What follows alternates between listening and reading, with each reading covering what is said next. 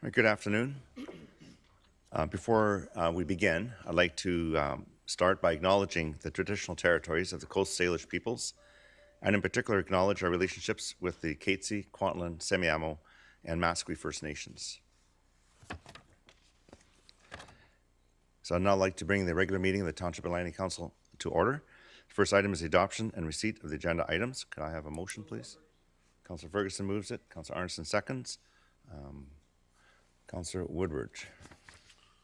Yeah, Mr. Mayor, do we know the status of Councillor Davis? Is he not going to be here today? I don't know. Don't know? Received. Okay. Yeah, thanks. I'd like to, before I move to the next one, I'd like to actually move N2 to be right after C2, so the delegates don't have to be here for the entire council meeting. Sure. Also. Okay, so it's moved and second. Yeah, we want them to stay for the whole council meeting. It's the most exciting thing that happens on Monday night. Okay, it's been moved by Councillor Woodward, second by Councillor Arnson for that amendment. All those in favor? Opposed?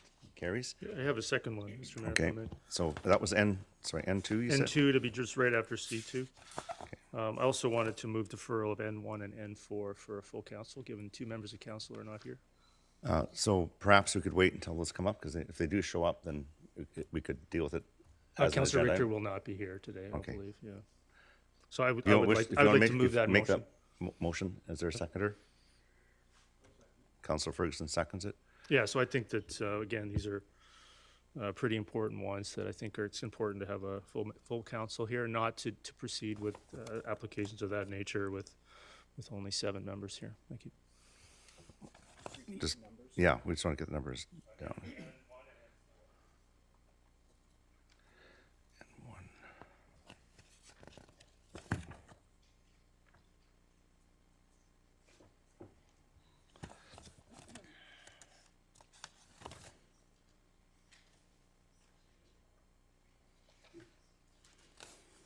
Okay, okay, I'll call the question on that. Oh, Councillor Long, go ahead on that. Well, thanks, Your Worship. Yeah, well, this came up last meeting, and of course, I think someone made the comment, gee, what happens if it could be deferred items from last meeting to this meeting because somebody was missing? And someone said, whoa, what happens if someone's missing the next meeting? And of course, on and on it goes. We have the business of the township to conduct, and we have quorum, and we should be proceeding. I mean, if we're going to defer those, I think we should defer the whole meeting because everything is important. Maybe more important to some than others, but to me, everything's important. Every little report is important. So if the rationale is that we have to have a full council before we consider business, we have to change a whole policy, and of course, that's not going to happen. So I can't support that, Your Worship. Thank you. Councillor Woodward? Yeah, I just wanted to clarify, the motion's not to defer the whole council meeting. The motion was to defer N1 and N4. So I'm not sure what Councillor Long's talking about. To me, those 2 are particularly stand out, especially the item in Gloucester, as pretty significant policy items and not particularly urgent in the sense that they have to go to the regional district anyway. So I think it is important for Councillor Davis and Councillor Richter to be here for that one. The other one in Fort Langley, I view that as equally important, a big decision. And to be frank, some referrals don't have a chance without them being present. And so I think it's important, rather than just seeing a bunch of reconsiderations get moved, that we take those N1 and N4 and separate them. And I think that's what consensus looks like. So that's getting a full discussion on the table and, not looking forward to getting these approved while 2 members of council aren't here. Thank you. Thank you. Well, because We'll go to vote and then council will decide. I think I have to address that because there's an error there. Okay, no, I'm going to go through this. We need to move on. This is just Your Worship, I didn't say defer the whole meeting. I said Okay, that would be that's right. ridiculous to do. That's right. We heard you, yeah. Okay. Councillor Arneson, okay, if we can just get to the vote. I mean, I think everybody's got their mind made up on this, one way or the other. Councillor Ferguson? Oh, that's fine. Okay, so on the amendment to defer N1 and N4 to the next meeting, or no, is it to the next meeting or a full meeting of council? Next meeting, okay. I'll call the question. All those in favor and opposed? So Councillor Whitmarsh, Mayor Froese, Councillor Kunst, Councillor Arnson, Councillor Long opposed, so that fails. So the motion is the agenda as amended, and the amendment, just to remind everybody, was to put N2 after the presentations, I believe. Call the question on the motion as amended. All those in favor and opposed? Carries unanimously. Thank you. Well, not for the generally for the agendas and minutes, I don't use the buttons. It's normally goes through pretty quick and easy. Adoption of the minutes. We've got minutes from regular council meeting of April 25th and the public hearing meeting of April 25th. Could I have a motion to adopt? Council Arneson, seconder. Council Whitmarsh. All those in favor? Opposed? And that carries. Thank you. All right. We have delegations. There are 3 delegations, and we'll remind the delegates that you have 5 minutes to present, and I'll certainly let you know when you get to the end of your 5 minutes. So the first delegation is the Fort Langley Lions Club. So if you want to come forward, thank you.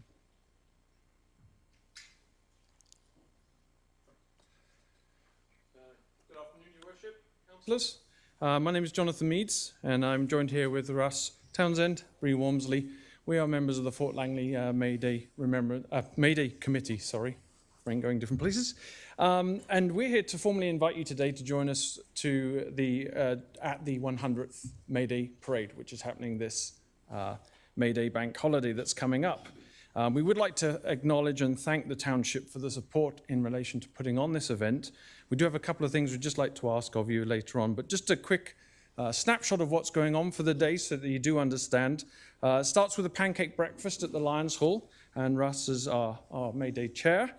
Bree, as I mentioned, our secretary, they're heavily involved with putting all this together. The parade itself, as usual, will start at 11 a.m. and will parade down Glover Road, 88th, up Trattle. And one of the unique things we've been able to secure to celebrate the 100th is, thanks to your support, Mayor, we applied to the Royal Canadian Air Force for a fly pass. They weren't able to secure the snowbirds, but we are going to have a helicopter fly down the route to conduct the opening, which is a little bit different. They are obviously followed by May Queen. We've also put together a program where we're going to have 100 cars, one for every year of the May Day. So literally from 1922 to this year, parading. There's pipe bands and everything from BMX to scouts, farm museum to country dancers, and obviously there's more. We're still getting more applications in. At the park, we're going to have our usual May Day, May Queen ceremony and maypole dancing, but we've also worked to put on some live music. We're using the Township Spirit stage, so thank you for that support.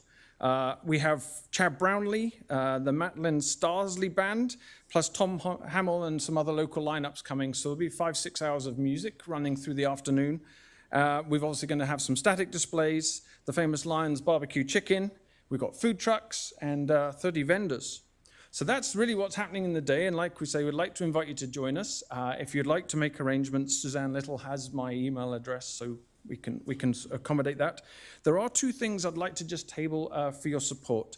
The first is on the Township pages, news and events page. We'd love to be able to get the May Day on there. I had a look last night and it wasn't on there, and I don't know how to do that. The second thing is we're wrestling with all the additional traffic lights in Fort Langley that have gone up, which are great, but it creates some logistical problems. And if we could ask for some additional help.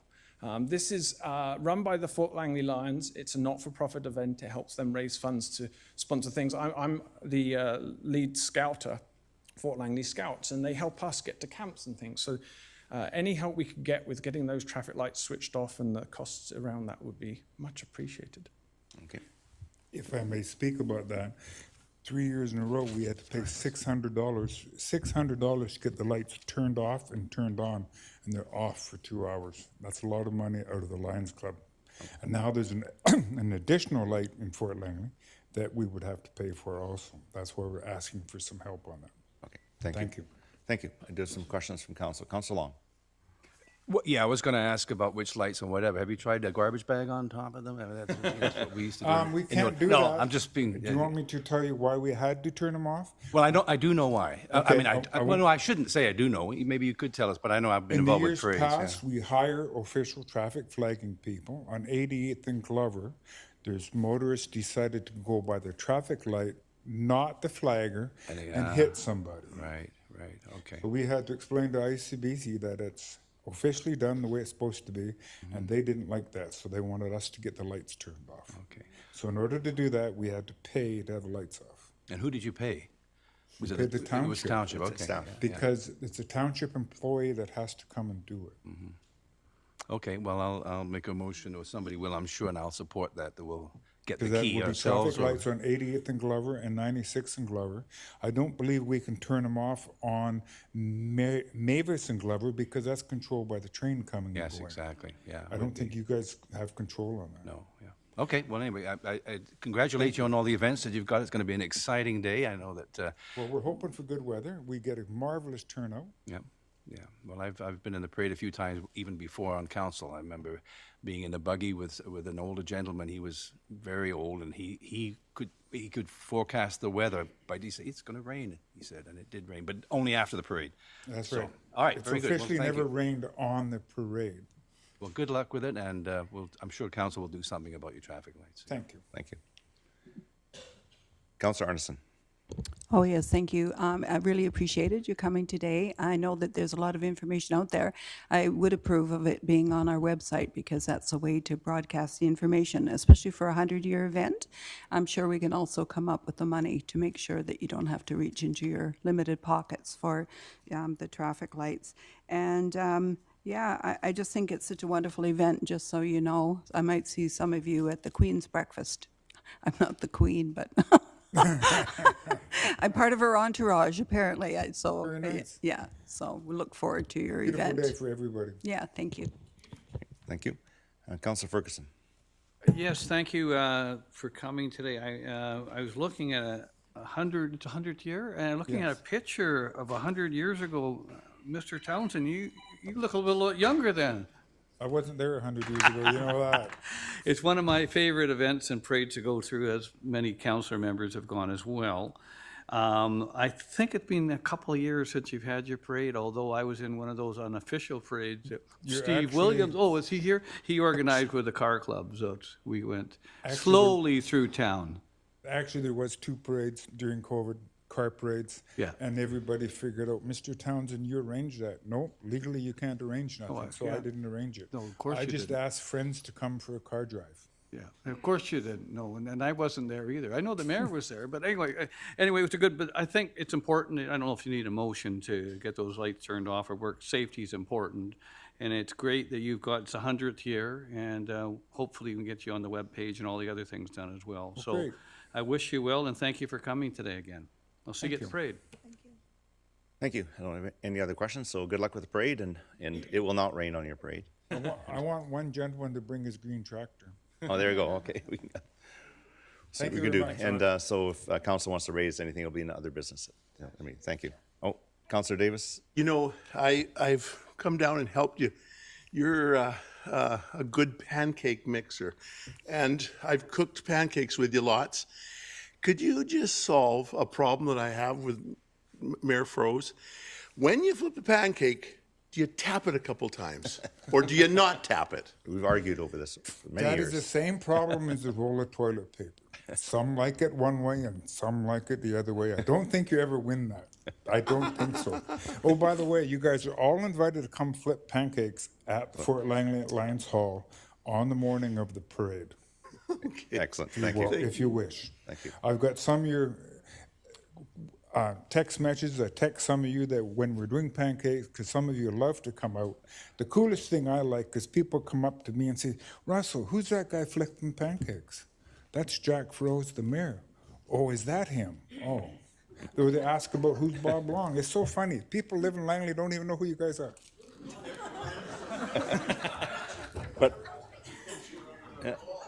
But they will know once they have one of Councillor Davis's pancakes. They'll remember him. They will. But he can only tap it 3 times, okay? All right. Thank you. Thanks a lot. Yeah. Thank you very much. Thank you. And good luck with it. Next delegation is Mr. Richard Gray.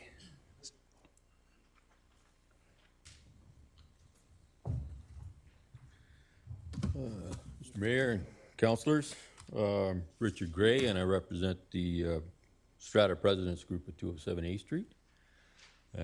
Here to speak to a motion brought forward by Councillor Ferguson N2. First off, thank you. I didn't know I was going to learn about pancakes today. Out of the blue. 207 A Street between 84th Ave and 82nd Ave is owned by 5 Strata corporations, 4 condominiums and a townhouse complex.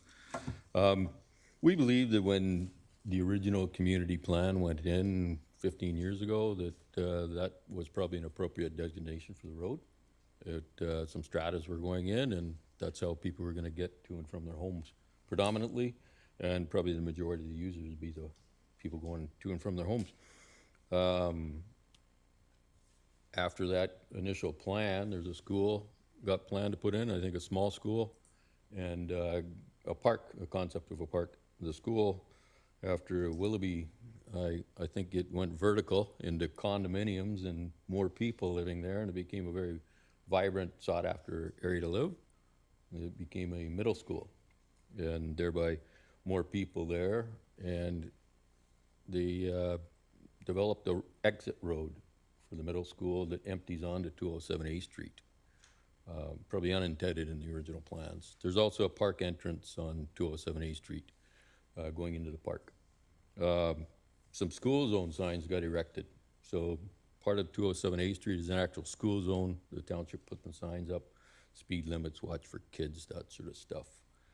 And there's a park zone with a sign, somebody chasing a ball across the street maybe, so watch for people chasing balls across the street. These things, believed, weren't intended originally in the original plan, and it just evolved over time. And I think it's one of those things that made it just an oversight or not really in the forefront of the township's mind that, hey, this is a Strata-owned road, and now the majority of the users of this road are non-Strata people. And, 600-700 people trying to get to and from a school, and having a school zone, and the safety of those people are entrusted to the Strata Corporation, the owners. And same with the users of the park. So we're here today just to kind of maybe shed some light on that if there was no school, no park there, I wouldn't be standing in front of you today. We'd be, happy taking care of the road. It's predominantly our use. But we're homeowners, and right now the township is entrusting us with the safety of all the kids going to that school and all the users of that park, and that's just not something that we're experts at. We're not road managers. We don't understand the ins and outs of school zones, and I believe that that's what we rely on our municipalities and townships to entrust them with those sort of safety aspects of roads. So that's kind of my presentation, if you will. As I said, we're not road managers, and we're not liability experts, and we don't really know how to ensure the safety of the users of the road, which are predominantly non-Strata residents now. Thank you. Yep. I do have a couple of questions from council, or a few councilors wish to ask. Councilor Whitmarsh. Yeah, thank you, Mr. Gray, for coming today and talking about 207A. I wonder if you could just talk just a little bit about the 207A in terms of what's there for pedestrians on that road, and if there's any form of traffic calming that's along 207A. Yeah, on 207A, there are a number of, you call them speed bumps. They're not the normal ones. They're wide speed bumps that are found in other areas around Willoughby, around schools mainly, and parks. We have a sidewalk that's part of our stratas on one side of the road, and then on the other side of the road, there's a chain link fence, and the other side of the fence is a gravel walking path that the park users and some of the school users would use to get to and from those areas. Right. Okay. So do people park along there? Like, do people come in and park and then go into the park area, but parking their vehicle on 207A, or? There are certain instances where people will park on the road and access the park, when they're getting busy with softball and soccer season and that sort of thing, and they'll people picking up and dropping off at the school. At certain times of the day, it's quite congested because those users will be waiting for the kids to come and go or whatever. It's sort of a shortcut. Instead of going in the big lineup, right. It goes around to the big lineup. They can sneak in on 207A and have your people you're picking up meet you over there, sort of thing. Right. So I wondered, just for clarity, if is your primary concern the liability of the road, and if something happens that you will have a liability issue, or is it related to cost of maintaining the road and the cost of it, or what? Sorry, maybe just highlight what are your sort of your key concerns, one or two or three of your primary concerns that you have. Great question. I don't want to downplay the cost, but the cost is not one of our number one concerns of it. The big concerns are the management and the safety of the users and the liability involved in that. So we got a lot of, like I say, we're probably the minority users of the road now. And people coming and going, kids coming and going to the school on their bikes, skateboards, walking, cars. The safety of those people and the park users. And so the liability and the management of that sort of system is well out of our scope of expertise. And it is definitely in the scope of expertise of the township, because that's what we've entrusted you to provide a safe community for us. Right, and just last question for me. Have you had conversations with staff at the township about these issues of liability and how to manage that better? Or have there been those kinds of conversations, or not to your knowledge? Or Not to my knowledge, but there may have been a few. I'm getting a couple of nods from my peers here. few nods? All right, that's good. Yeah. Thank you very Barry. much, appreciate it. Yeah. Thank you. Council Woodward. Yeah, thanks. Just waiting for my microphone to come on there. Yeah, thanks for coming. I think I've valued learning about it. You referred to it as 207A Street, even though in staff reports, I mean, it's identified as a Strata road, but it's signed 207A Street, is that correct? Yeah. Does anybody in your area refer to it as anything other than 207A Street? Yes. Yeah. That's the address of our. And so how much of the bypass traffic do you think you're seeing? Like, I'm not going to ask you for percentages in terms of this traffic study, but is one of the concerns that it's essentially used as a through collector from 82nd to 84th? Many people use it to transit from 82nd to 84th and vice versa.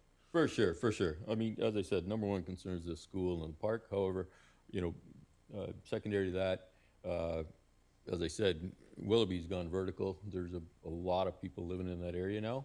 And so it has become sort of a mini artery, if you will, between sort of Walnut Grove, the Carval's Exchange, where the park and ride is, to get from there to kind of the main part of Willoughby, 80th and 208th, if you call it.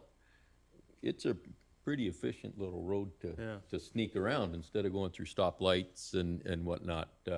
So it is become a bit of a, like I say, a mini artery, if you will. Okay, and the other thing here, in the delegation under C2 here, it says here, discuss the Township of Langley expropriating 207A Street, but you didn't touch on that in your presentation. Can you mention that, please? Sorry? Here in your delegation form, it says, to discuss with the Township of Langley expropriating 207A Street. Can you mention why expropriation is on the table? Well, I guess for the concerns, we're the, owners of the road, and we would like it to get expropriated back to the township so that. You mentioned it was 5 strata corporations here yes. today, right? So the expropriation would be the most efficient way to do it with 5 strata corporations. You face some complexities around the process of getting the membership to sign off on a sale of land. Is that correct? Yeah, for sure. So this is why it says expropriation of 207A Street as a process. Yes. And I believe that's inferred in the motion. So again, I appreciate you coming. I appreciate, what do I have here? I believe this is all the petitions you've submitted. Yeah, right? we've got quite a number of. So it seems to me it's not just the Strata board. It seems to be a pretty significant block of ownership is requesting that this be rectified. Is that correct? For sure. Thank you. Thank you. Council Long? Any questions? Yeah, thank you. Yeah, so I'm glad that question's been answered. But so are you going to gift it to the township, or you want us to buy it? Is that the idea? We'd like to gift it to you. Okay. I think that's the whole that's a little bit formality. better. Maybe if it But- requires a value, Yeah. we could So place a small value on it. I'm just puzzled a little bit. I think others had asked the question about the liability and so forth. So there isn't, I mean, that's a concern to you, but have you had some legal advice on it? If there were an incident, if somebody had an accident on the road, why would the Strata be responsible for that? If they're using the road And as you say, they're not, even if it was an owner that was coming into and they hit Yeah. the wall, I mean, isn't that an ICBC issue or police issue? Why would the Strata be that concerned about? I'm kind of curious. Well, again, we are not road experts, well beyond the scope of our home ownership group. The road needs to be, I assume, kept in safe condition. If there's ice on it or snow on it, need to have some sort of ice control or safety in that manner. I don't recall us having yet an issue of an accident on the road and us being involved in that sort of a process. However, as the township grows and the Willoughby area grows, there's more and more users of that road. And so that's the main concern, is the safety, kids going to school. And yes, we use the term liability because the township has put the liability of that road on us. I'm looking at Google Earth and I can see the raised platforms, which is what they're not quite speed bumps, they're Yeah. raised intersections Yeah. that show there. But what would you expect if this were to happen, if you gave the road to us and we took it over? What do you expect the township to do that you're not already doing? I mean, what if the township decided to widen it? That means you'll have more traffic going down it. Certainly that wouldn't be the desire of the Strata to increase the capacity of the road, would it? Not the desire. No. However, we understand that it's a, the community is growing, and if that's a requirement of a road, then that's the township makes the decisions in the best interest of the community, right? And so you're gonna widen a road, you're gonna put a roundabout where you believe one's needed, you're gonna put some lights and whatnot where they're needed. The road right now, we don't have a concern about the width of it. Our concern is the safety aspect and how to manage a school zone. I believe that is well out of the scope of any home ownership group. Well, I appreciate your delegation. I just want to let you know when it comes to discussion, I don't know, I'm not an expert either. Yeah. I'm in the same boat. I was a Strata chair for many years. So when we get into discussion, I think I'm going to have to ask for some advice from staff on that too, just so you have a heads up of where I'm heading with that. But thank you very much for coming. Yep, thanks. Thank you.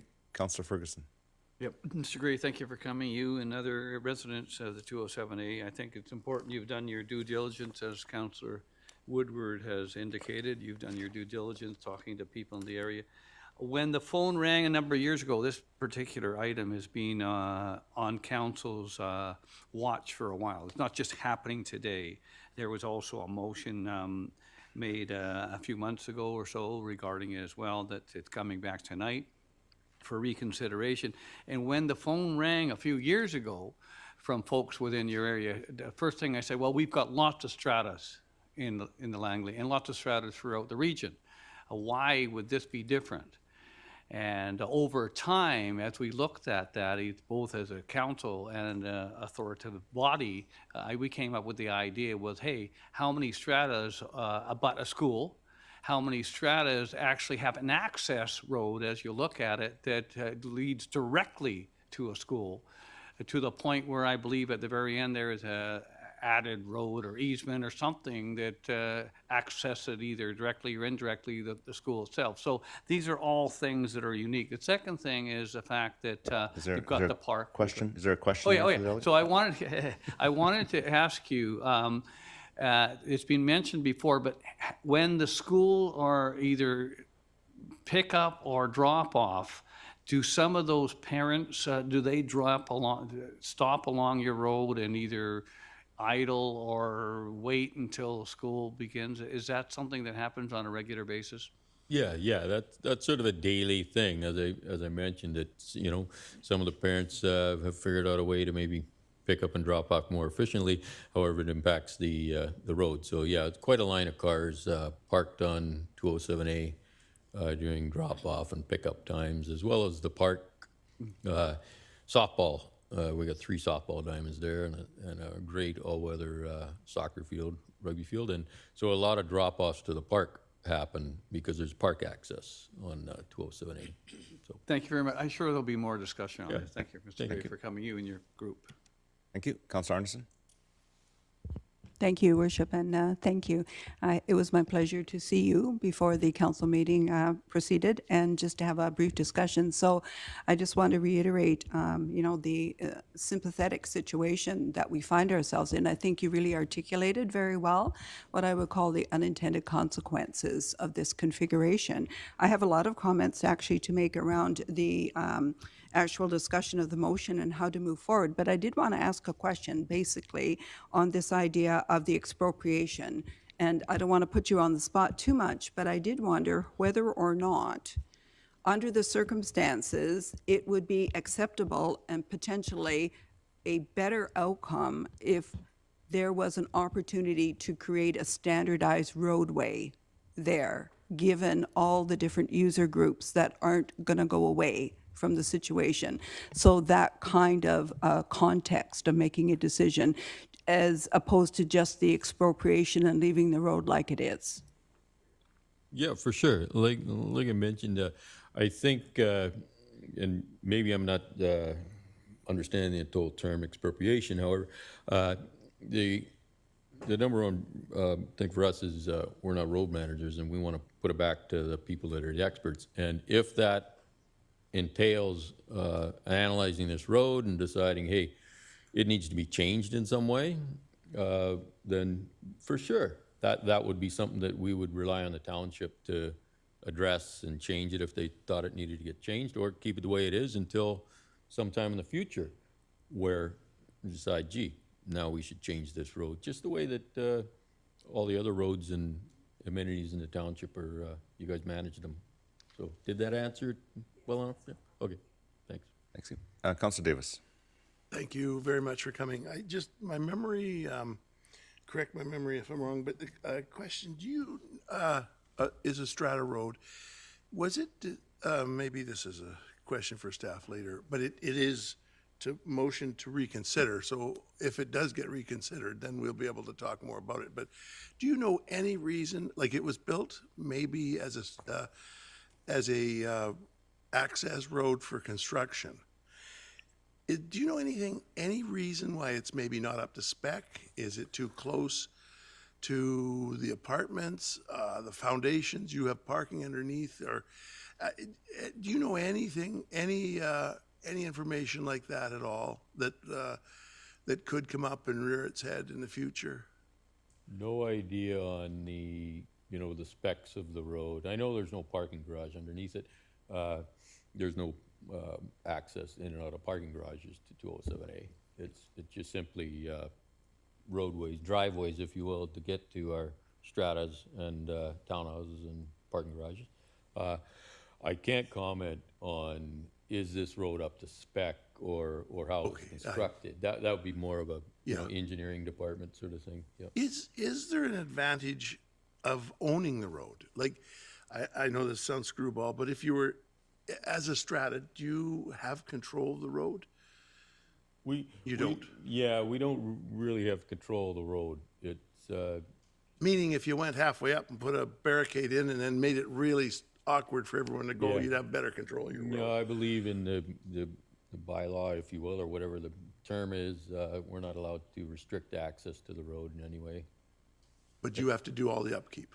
We upkeep and manage it, and when however limited in what we're putting stop signs up and crosswalks. Okay, thank you. Yeah. Councilor Long.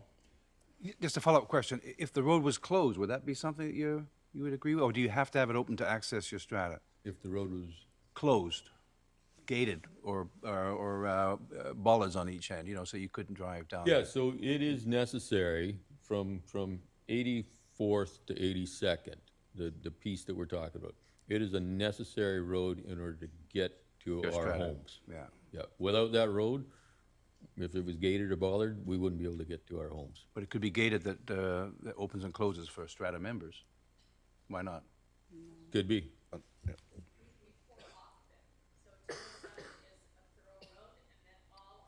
Yeah, no, but what I'm saying is you could, our Strata used to have a gate and you waved a dongle on it and opened for owners of the facility, but it wasn't. I think by all means, a gate could go at each end of it. However, I don't think in this particular case that would serve the community very well.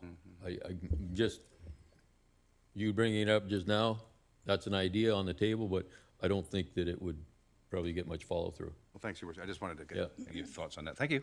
Thank you. I've got just want to clarify. So thank you very much for your delegation. And I know there's a motion coming, a reconsideration motion.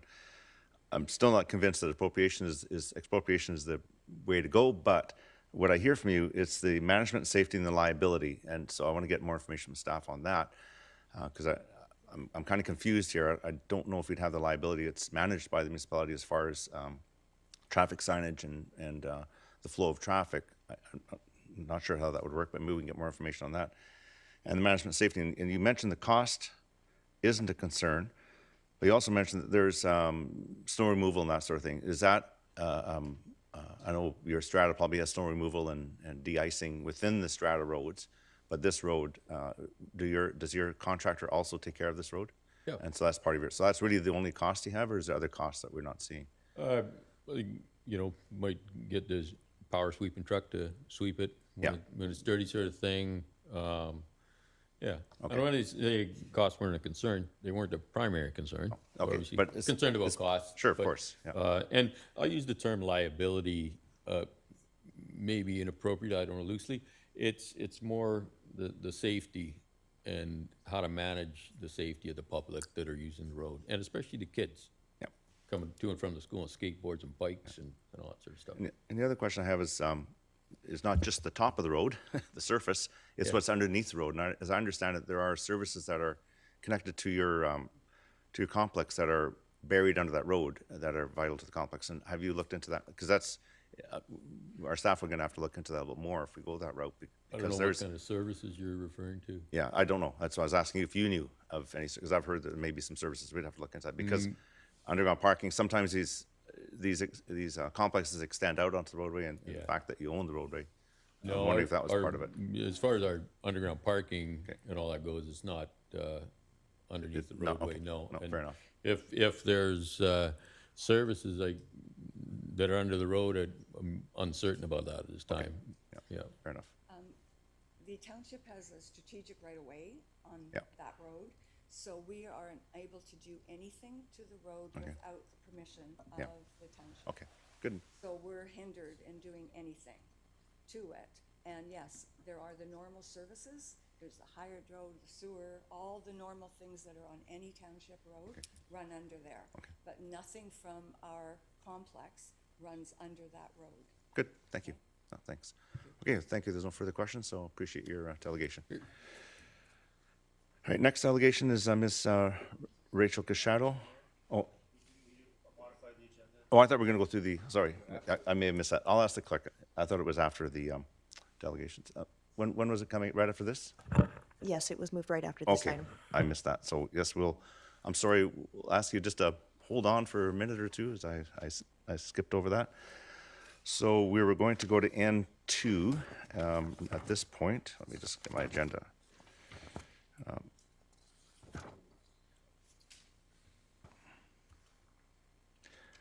Okay, so this would be a motion to reconsider by Councillor Ferguson. So I'll turn the mic on for Councillor Ferguson. But there's no debate, right? No, it's a first, so just for everyone's information, the first motion is a motion to reconsider. And if that motion is successful, then we go to the motion that is under reconsideration. That also has to be moved and seconded. So first, so it's a two-step process, and there's no debate on the motion to reconsider. So, Councillor Ferguson, you have the floor. Yeah, thank you, Mr. Mayor. I'd just like to move a motion of reconsideration, Strata Road 207 A Street, 82nd to 84th Avenue. So moved for reconsideration. Second, moved by Councillor Ferguson, second by Councillor Woodward. I'll go to the system here, and so I'll label the vote N2. Okay, so I call the question. I have a question. No, there's no debate on the No, it's not a reconsideration. debate, it's a question. Point of On order. process? Yeah. Okay, what's your Can it question? be amended? No. We're now just on the motion to reconsider, that's it. It has to be the way the motion is. Exactly, yeah. So there's no debate, it's just, okay, so I'll call the question, if those could vote. Okay, and if you could make a note, Councillor Richter is absent for this vote. I forgot to take it off So she'll show as a, okay, so carries with Councillor Arneson and Mayor Froese opposed, and Councillor Richter's absent, so close that. So now we're back to the main motion. So Councillor Ferguson, do you wish to move the motion? Okay, moved by Councillor Ferguson, second by Councillor Woodward. Now open for debate. Councillor Ferguson, you moved it. Do you wish to speak to it first?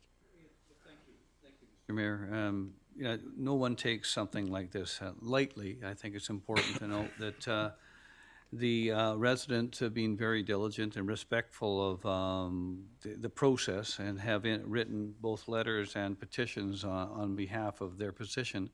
I think that there is an opportunity, and I've spoken to staff about it as well, for us to have a municipal standard strata type road where they wouldn't have to follow the same rules and conditions as a normal municipal road.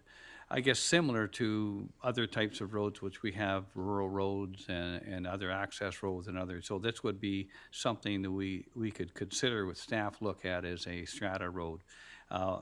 We as a council wouldn't normally be looking at something like this without a need, and the need is there based on liability, as others have said, based on who's responsible for if an incident would happen and who would be the individuals taken to task if indeed there was a traffic accident or a child hit or some other thing. It's in the notes from the petitioners or the folks from the 207A that they cannot make changes like putting up a gate or making directional changes, signs, other things, because it's in the actual strata bylaw registered with the township. So I think it's an opportunity, it's a unique opportunity, because I don't think it's something we should be doing on a regular basis, to look at this and put a kind of a strata type road managed and perhaps owned by the Township of Langley. So that's my position. Thank you, Mr. Mayor. Thank you. Councillor Long. Yeah, I don't understand what Councillor Ferguson is talking about, but I'm intrigued with it. I don't have that information that there's some other special designation we can give, but I had a difficult time voting for it because as the motion's worded, I don't really agree, because I think we have more questions than answers as a result of the delegation. And so I do agree. It's an extremely unique situation, and I would like to see this referred to staff to take the concerns that were raised by the delegation and bring it back to council, and we can have a full discussion on what some of the options can be. When you say you can't do something, Councillor Ferguson, well, we at this table, there are some things we can do, but I don't know exactly what they are, and maybe you don't exactly know now. But a referral to staff would be the appropriate thing. That I would support, and then it can come back with other suggestions from staff, considering the delegation gave some unique circumstances, and we all agree that there are unique circumstances, and then we can discuss the final solution at that point. Great, thank you. We'll go through the speakers list and then... Keep me on the yeah, and I'll put myself on also. Councillor Arneson. Thank you, Your Worship. Yeah, I resonate with some of those comments from my colleagues. In my opinion, I like the direction of the intention of the motion, but not necessarily this idea of expropriation in the absence of other information. So my feeling is that, this is not a particularly great way to develop this policy.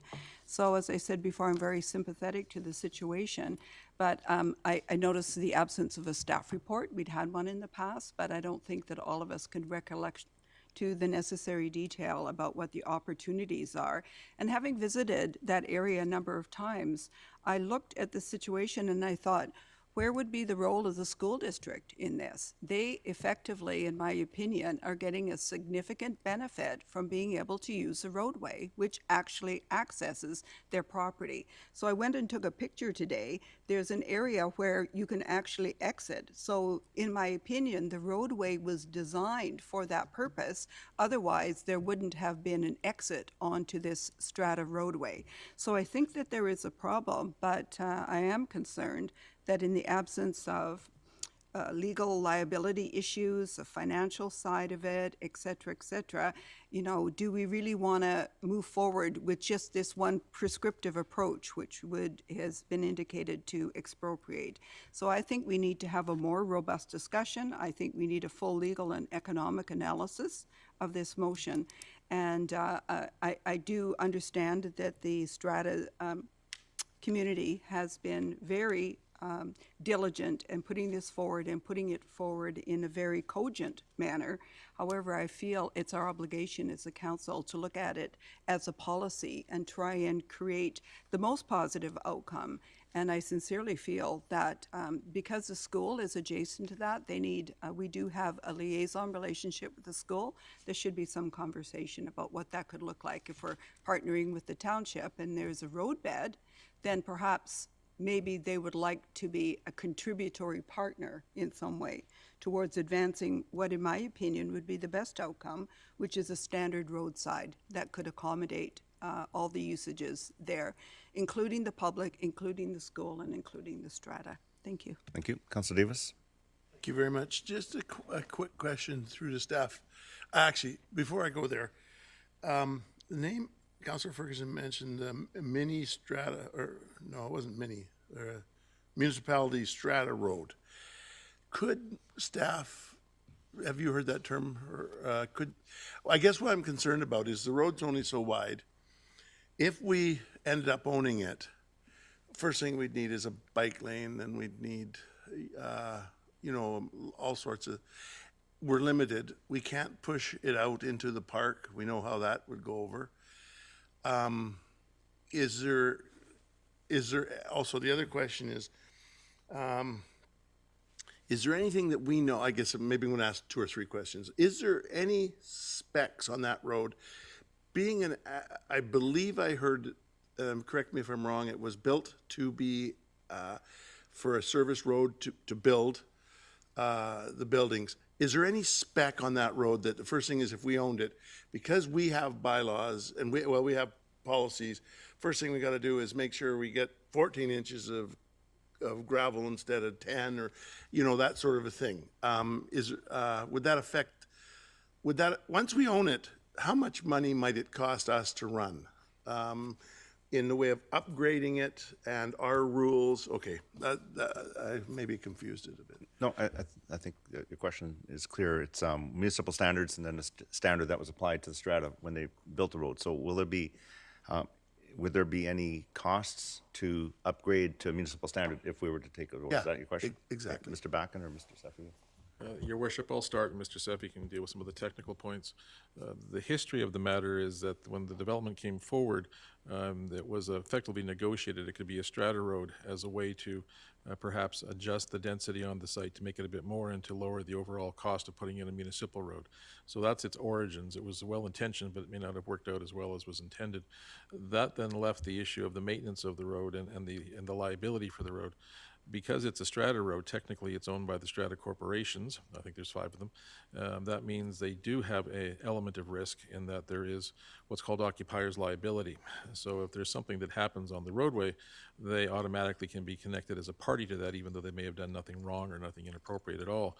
That would be reflected in their insurance costs, and it would be something that would be, again, one of the costs that's associated by the stratas. As it comes to the technical issues, then, what would the ongoing maintenance and operation costs be? Well, as I understand it, at this point, we're not actively maintaining the roads by such things as a painting or such things as a street cleaning or snow plowing or those sorts of things. So that would be picked up on an annualized basis, probably for this site and for the rest of the projects that may be on this alignment, because I think this extends over just the one property. So the actual implications of the road then are, as you mentioned, it's a strata road, which is different from a municipal road to the extent that generally the municipal roads would have, again, be wider, more sidewalks. We deal with the issue of parking, where strata roads traditionally are narrower. They have less amenities, but they provide the access ways. So a good example is by us here we have the power center with the Walmart. Those roads internally are strata roads. They do have sidewalks, but they're a bit narrower, they're a bit tighter. Strata's not quite right because it's not stratified, but those are internal roads to their development that we've actually had them put in, and they maintain them. That works well in the commercial setting, but perhaps not so well in the residential setting. Now, Mr. Seffi, as to the specifics then, as to I guess, both the maintenance costs and the capital costs and the standards in place, there was reference to creating a new standard, so you may want to touch upon the existing standard, the new standard, and the costs. Thank you, Your Worship. So I will make reference to those items that Mr. Backen would like me to address, but perhaps I can just also provide for Council's information a couple of pieces of information that might assist that were referenced by the delegate. Firstly, the designation of the adjacent site as an elementary school site. The Yorkshire Community Plan, neighborhood plan that was adopted by Council in 2001, not only shows a neighborhood park site, but also references a community park and a secondary school site in close proximity of the subject road.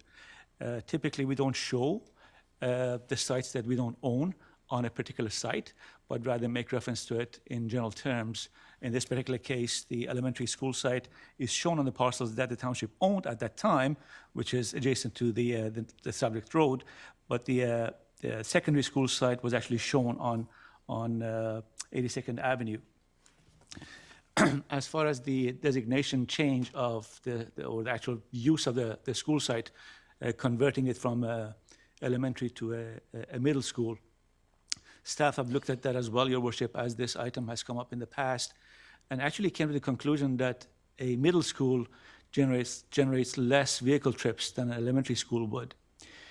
And then the other thing is that the standards, I guess, moving on to the standards question. Oh, also, I also wanted to mention the other point that was raised with regard to the school zone designation. That was never the case previously, but upon discussions, upon request of the Stratas, actually the township agreed to designate the area as a school zone. It wasn't one that we had proposed, but rather in response to the Stratas, the signs were put up. In terms of the standards of the road, Your Worship, as Mr. Backen referenced, there are two sort of two approaches or two ways of looking at the standards. One is in terms of the width, and then the other one is in terms of the depth, the construction, if you will. And I think that's the area that Councillor Davis in particular was more interested in. The construction depth of a municipal road is typically more, I guess, substantive and substantial than a private road. That's because we have standards that dictate the base, the sub-base, and the asphalt pavement, as opposed to private roads which are governed by the BC Building Code and need not have the substantial substructure that standards that municipalities need to comply with. As far as the width is concerned, again, as Mr. Backen referenced, our standards typically require a sidewalk. I understand that there's a sidewalk along this piece of road as well. It is not to the municipal standards in that it's not the 1.5 meters width, as well as lack of streetlights. There are no streetlights as far as I know. We did have some previous analysis on this, and as I recall, there are no streetlights, and also the lack of, I guess, a boulevard area.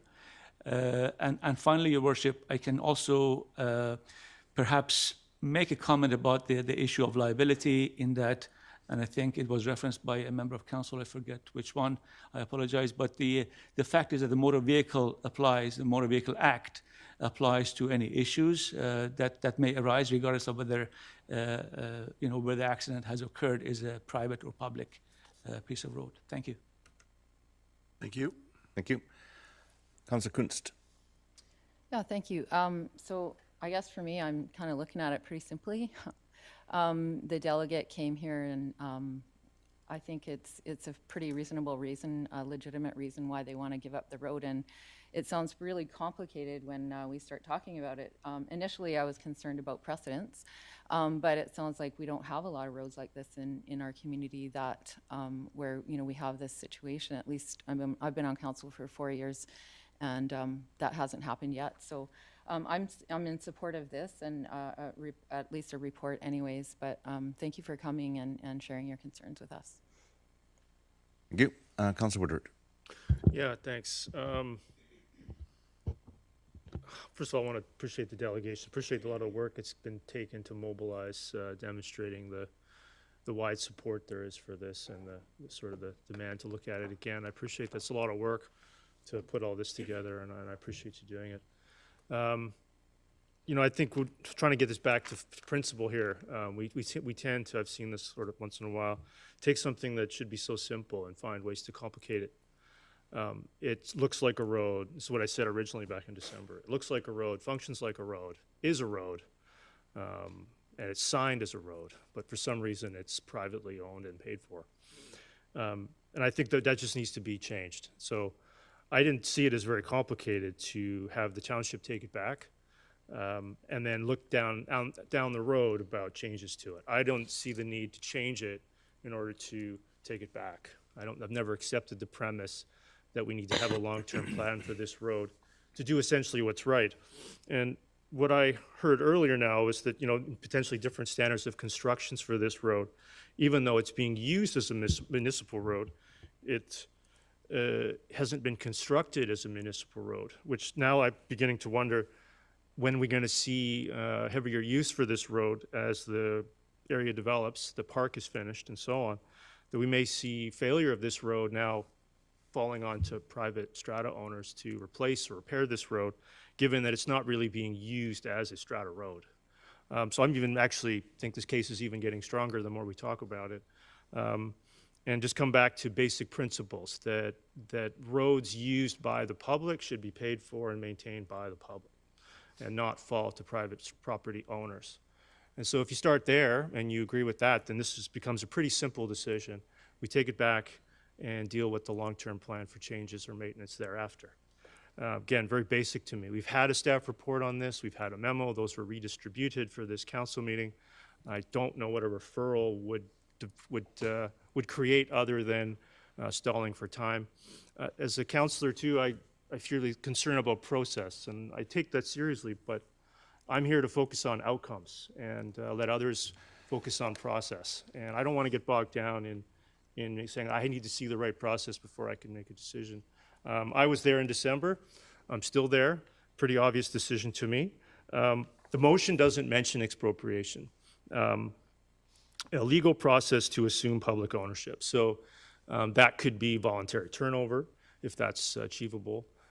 That could be expropriation for $1, if that's the most easiest mechanism to do it for 5 strata corporations, delays around AGMs and other legal issues. So that's why it's worded this way. Necessary legal process to assume public ownership. Whatever senior management and the strata corporation works out once council gives policy direction.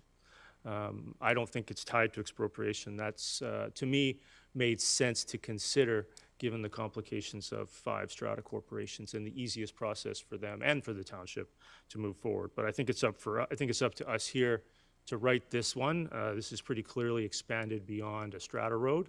It's a through road for your middle school. It's used as a public road, signed as a public road. It is a public road. Let's take it back and make it a public road. And I think we have all the information we need. Thanks. Thank you. Councillor Whitmarsh. Well, thank you very much, and your worship, for the opportunity to speak here. I appreciate the delegation coming today. Thank you very much, Mr. Gray, and all the others that are here from the strata, 5 different stratas representing that. I also appreciate the opportunity that I was able to have to meet with you a few weeks ago on this same topic, and was able to get some new information that was really helpful for me. It's clear to me now. It wasn't so clear to me before, but it's clear to me now that this road is used very heavily by the public. It's used very heavily by those that use the school and the park, and that it has become much more of just a regular strata road as we would normally see across our community. And so it's clear to me that we can't keep it going the same way that it is, that there needs to be some kind of adjustment or change. That's clear as we move forward.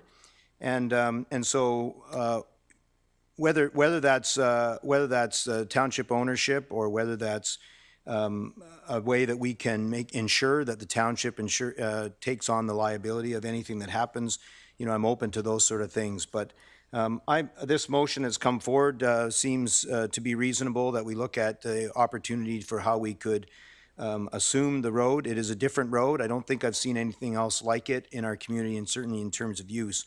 I did have a question, if you would, through your worship, to staff, to ask. And the question just was around, and I heard Mr. Safey talk about the substructure of the road and so on.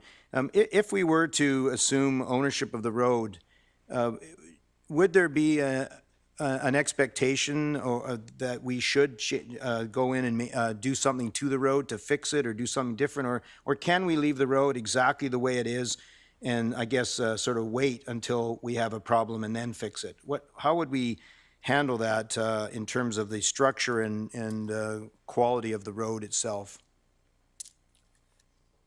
Mr. Backen or Steffi? Thank you, Your Worship. I wanted to show this slide to council just so we have all, I guess, the same picture in mind.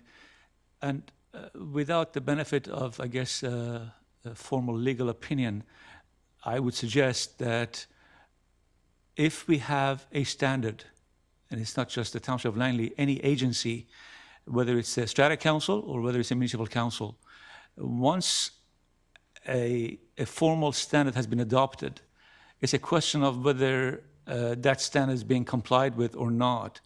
And if it's not, I would suggest that there is potentially a liability if there is an accident, potentially. So what I'm saying is, in this particular case, it looks like the sidewalk is there. I don't know how wide it is. Doesn't look like it has the typical boulevard space that we typically have on our streets, public streets.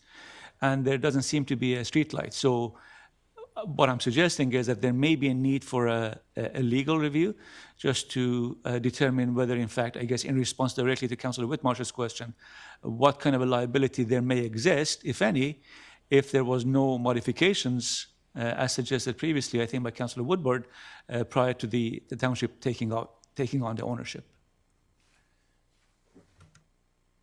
Thank you. Okay, so I'm just helpful, and I'm just wondering, just to add then to that, and Mr. Safey, is that if we needed to seek a legal opinion, would it be advisable for us to seek a legal opinion prior to initiating, completing the necessary legal process, or does staff feel that this motion contains in the motion the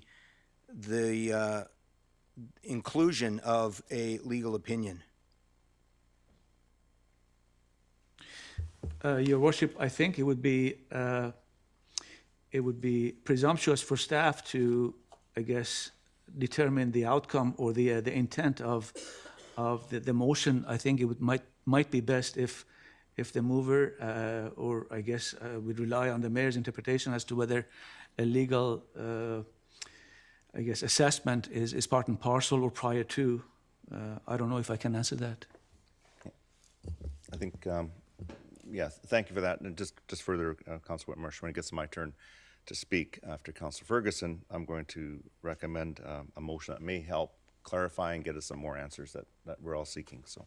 Okay, well, I think that would be helpful. I'm not sure your motion, but I think it would be helpful because, I agree that I think getting some sort of legal opinion on this would be really helpful, but maybe it can be done at the same time as part of going through the legal process that this particular motion talks about. So I'm in support of moving forward. I'm in support of making things different and moving forward in a better way. I don't know if this motion fully gets at what we need to get at, but I am supportive of moving forward. Thank you. And Your Worship, just to interject, I agree with what Mr. Seffi said, because the term used in the motion is to initiate and complete the necessary legal process. That process, to be effective, may necessitate the creation of a new standard, and it's the issue of whether or not we can create the new standard that would have to be analyzed legally. We can see that the road is not the same as a municipal road, so therefore a new standard would have to be created if we were to have a road that was substandard and there was to be some issues with it that could bring liability. So we'd have to actually embark upon a new standard, which There are probably ways to accomplish that, but we'd have to actually explore and analyze that, and that's likely contained in the phrase necessary legal process. Thank you. Councillor Ferguson. Yeah, I think those are good points. I think that's, we're back to the beginning when I did discuss the idea of staff looking at a new standards, as we have standards for rural roads, we have standards for highways, we have standards for arterial roads, and the list goes on. It would be something, a standard for a strata road. And looking at the same picture or a similar picture that Mr. Safey put up, I see that the road is looked after quite well, looks like, and that's just one point. I'm glad Councillor Woodward brought up the fact that the motion made on December 13th, 2021 did not include the word expropriation came from the residents. It wasn't part of the motion.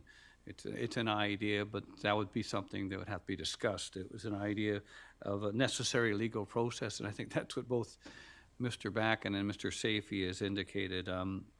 I also wanted to indicate to my colleagues on council that as much as many of the things that are discussed today were available upon the presentation in December, we didn't get it, number one, referred back to staff. We didn't ask for a legal opinion. We didn't do anything. It was just defeated. So we didn't move at all. So I'm glad to hear the discussion today. I'm glad that the resident did an excellent presentation. We're able to explain council. I'm sure maybe it's Christmas time and council was busy with other matters, but it didn't move anywhere. So I'm glad that we're getting some action now. I think the residents are waiting for some action. I don't know if the word's simple. Nothing's really simple, but certainly something that demands some resolution is important. And I think that's the reason why I brought it back, and I hope we can proceed with something. Thank you. Thank you. All right, thank you for that. So, Mr. Backen, I'm going to propose a referral motion. And hearing what council has to say and the delegation has to say, I'm looking at the motion in front of me, and I think it's too narrow. It just automatically assumes public ownership, and this isn't simple. I think we can all agree that maybe some think it's simple, but it's not. There certainly are a lot of concerns that are raised, and what I heard was liability, was safety, cost was in there, of course, but perhaps, and Mr. Backen, if you could help me with this, a referral to staff to address the concerns of the 5 stratas and to work with them to a solution that is beneficial to all parties, including the Township of Langley, and that may include the proposal of township ownership. I see this as one that there may be a way that to get us out of the mud than having, we all of a sudden have to own it, and now we're looking at standards and that sort of thing, but if we can address the concerns and satisfy the concerns that the strata councils have in the safety, the cost, and the liabilities, perhaps there's a solution that wouldn't require the ownership of it, but also leaving the door open to that. So, Mr. Backen, is that something that would help staff to come back with something that maybe would give council more to work with, and also allow staff to work with the strata councils? I prefer that the strata councils are involved because that's really who we're going to be dealing with ultimately, and I think a heavy-handed approach of just expropriation, which isn't in this motion, but that may be an ultimate solution, but not one that I'd like to go down the road at this point. So, Your Worship, if I understand correctly, you're contemplating a referral to address the concerns of the 5 straddle councils as to liability, safety, and cost that may include township ownership, but to provide options so that those concerns may be addressed. Yeah. So I see there's others want to speak for a second time. I'll leave it up to council if you want to go through a second time, or do you want to get this on the floor to see if the referral works and speak to the referral? I'll second it. Okay, I'm going to move the referral, and Councillor Long seconds it. So we'll go through speakers list on referral. I think you've already heard me. Councillor Long? Yeah, well, I'm glad that we're at that because we've actually spent quite a bit of time discussing something that isn't really in the motion. The motion that was presented before simply said, take it over by the township, doesn't solve the issues. And I think what I learned today, and I think has been alluded to, is that this is just the beginning of the situation. When the park gets expanded, when other things happen in the area, that road's going to become more and more popular. So there has to be a solution that's going to address that. And it may be, like I said, closing it off and making it pedestrian. But this allows staff to come back with some ideas, because the staff report we got on the last motion, and the reason I didn't support the last motion, all it talked about was changing ownership, which doesn't solve the problem. In fact, it could make it a lot worse, because if the township made it a full-blown road down there, you'd have a freeway in front of your homes. I don't know if that's what you were after, so I would doubt that that would be the case. So I'll support the referral and ask staff to be creative, to look into all kinds of solutions, including potentially making it a pedestrian path in certain areas. Maybe it's from the other side, it's got a gate, I don't know. But staff can come back with some solutions from all that we've heard from the delegate and have a win-win for all of us, huh? Always trying. Councillor Davis. Thank you. I'll be real brief. I'm not trying to stall this out. I'm going to support the motion. It's not that I want to stall this out and make this complicated, but I feel we need to know what we're getting into. And all of a sudden now we've got 5 strata, we've got staff. You know, this is the first time you've come. I don't even know if a fire truck can get in there and turn right. Like, we need to know, you know, like, not that you'd want to get well, whatever. So first, there's lots of things we need to do, and I don't want to bog it down, but we need to know where we're getting into. If it's simple or complicated and we're going to go for it, well, we still need to know what we're going to get into. And so that's why I'm supporting it. I'm not trying to seem like I'm trying to complicate it over. Thank you. Councillor Whitmarsh. Yeah, thank you. I certainly will be supporting this referral. However, I think it's important that we still obtain the legal opinion on what would happen if we did take over, if there was public ownership. I think that should be obtained at the same time, because I think that'll also help to inform us. So I'd rather get that information up front. What are the legal issues with taking over from a public perspective? And I think we should do that. So whether that needs to be in the motion or whether that's assumed that it'll automatically happen, I'm not sure. Yeah, I'll check with Mr. Backen. I believe when we refer to staff, the staff can use available resources, including legal opinion. So, Mr. Backen, do you like that included in the referral motion, or is there not? Your Worship, my interpretation, it is already included because there's reference to liability, which would include some of the legal implications of that. So that would have to be part of the analysis we came back with. Great, thank you. I think it's... So that would include the standard of the roads, the different kind of standards, and all those kinds of questions. Yeah, the staff would have to get some information. By referring to staff, we are, by the motion. As long as we do that, that's good with me. Okay. Thank you. Great, thanks. Councillor Woodward. Let me push the button. There we go. Yeah, thanks. I'm going to maybe come back to this at the end. I think, I'll keep reiterating, I think that when we don't want to do something, we find ways to complicate it. But I think we're making progress here versus where it was yesterday. It's back on the table. It's alive again. I am a bit nervous that the conversation around public ownership won't be taken as seriously as some of the other key points. So I have some reservations about that. I'm also, a bit concerned if it's a substandard design for the township to take back, then it seems to be a substandard design for that location. So I'm a bit confused here. Like, we're okay with it being substandard as long as we don't own it. So I also wouldn't mind a legal opinion on 208 Street potentially. But I'll certainly consider that. Because I'm a bit confused here, just again, about why we get bogged down in some of these processes in terms of a very basic problem that we could solve. And if then we look at if it is substandard for that location, if it does need to be potentially reviewed because of the park expansion and park completion, that we would then put that in the budget process like any other road expansion. Again, we just seem to find ways to avoid decision-making. That's what it feels like here. But I think that this is great progress from where it was yesterday. And I'll certainly be following up on a regular basis to find out where the process is at. And I do support the referral for that reason. Thanks. Thank you. Thank you. Just to clarify, there's 2 standards. I don't know which one's sub. We're talking 2 different standards. Councillor Arneson. Oh, sorry. I'm so used to not pushing those buttons. I've got to get retrained again. 2 years of COVID. Thank you, Worship. I'm going to join my colleagues in asking for this to be referred so we could get some more details. For me, I don't see it as being extraordinarily simple, because I think if it was simple, we would have just gone ahead and done what seemed to be reasonable and a common sense approach. But it seems to me one of the things that's missing from this whole proposition is, in fact, now that we know with projections about usage, I don't think we can just stand on the fact that we can leave the road as it is. I think that would be inappropriate. So I think what we need to do I personally would want to have a very holistic and very prescriptive advantage from staff explaining, based on the modeling of how many people are going to use that road, maybe some different options that we could consider. Because I don't see there's a lot of merit in just saying, okay, here's a solution, let's do that in an incremental way, without really understanding what the best possible outcome would be. So I'm hoping that the staff report, yes, we've seen staff reports before, but I think this is a more nuanced discussion that we're having about it. So I'm happy to have that discussion.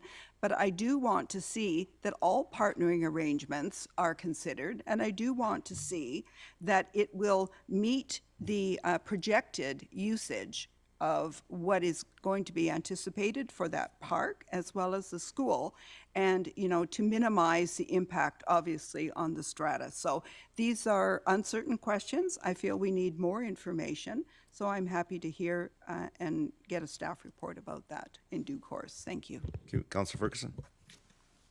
Mr. Mayor, I'm number one glad that council, in their wisdom, was able to accept the reconsideration motion. Second thing, I'm somewhat happy that council was able to sit down and discuss some of the matters. That's a second thing. Those are two wins. The third thing, now we have at least council discussing the next steps. Those are all positive things. I don't want to see this buried or left on the sidelines, because myself or other council members may bring it back to push the process along. Thank you. Thank you. Councillor Long. I'm glad to see the referral because the motion does not address the problem. Simply changing ownership isn't going to solve what's going to come down the road here, so to speak.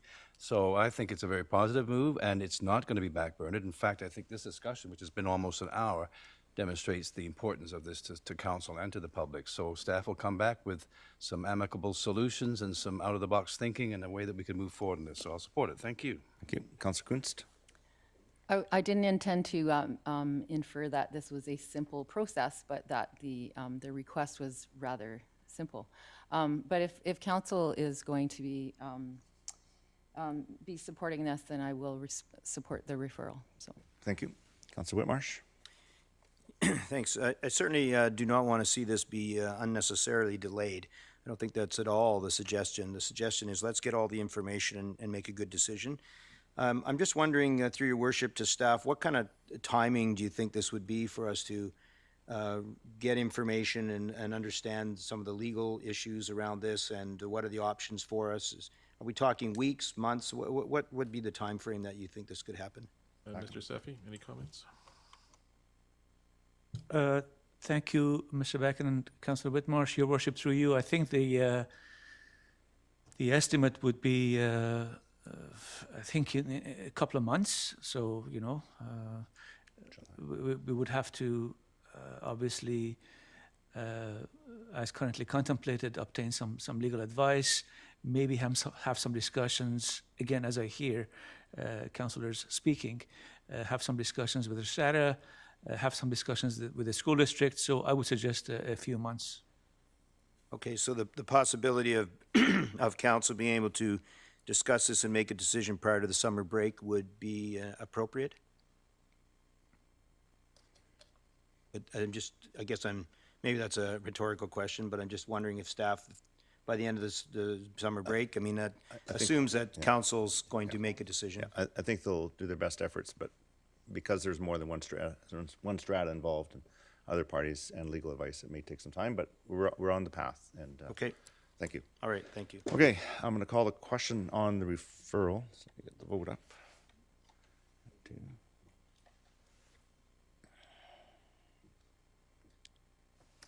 And that carries unanimously. Thank you. Now, don't go away. There's a great meeting coming up. We still have to hear from I know. No, we don't want to. I want to ensure that they want to stay. The mayor's report. All right. Okay. Thank you. Yeah. Okay. We're back to our delegations, and Ms. Cachado, I'll just let you. Your mic is on.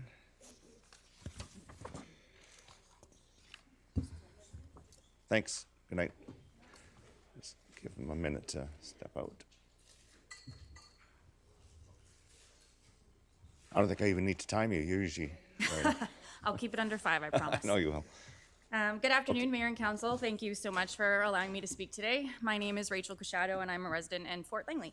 On April 14th, there was a letter sent out to all of the local businesses in the commercial core of Fort Langley regarding the Fort Langley Pedestrian Pilot Plaza. We've engaged with many local businesses, and in fact, I have a number of petition pages today that were signed by local business owners and residents who are not in support of the removal of 9 or more proposed parking stalls on the west side of Glover Road between the Rainbow Crosswalk and Mavis Avenue. If this council doesn't provide clear direction on this proposal will proceed against the wishes of the very people that it affects the most. I'm asking that you listen to the taxpayers and what the business owners want. This council voted, in fact, to increase parking requirements in Fort Langley on November 22nd, 2021. There has been an overwhelming response from the community with major frustrations that, once again, Fort Langley is being told what will happen as opposed to asking us what our needs are. Similar to the removal of the Fort Langley outdoor pool, where public input was completely disregarded, we were given 2 options: to remove upwards of 9 public 2-hour parking stalls, but we're not given the option to just say no.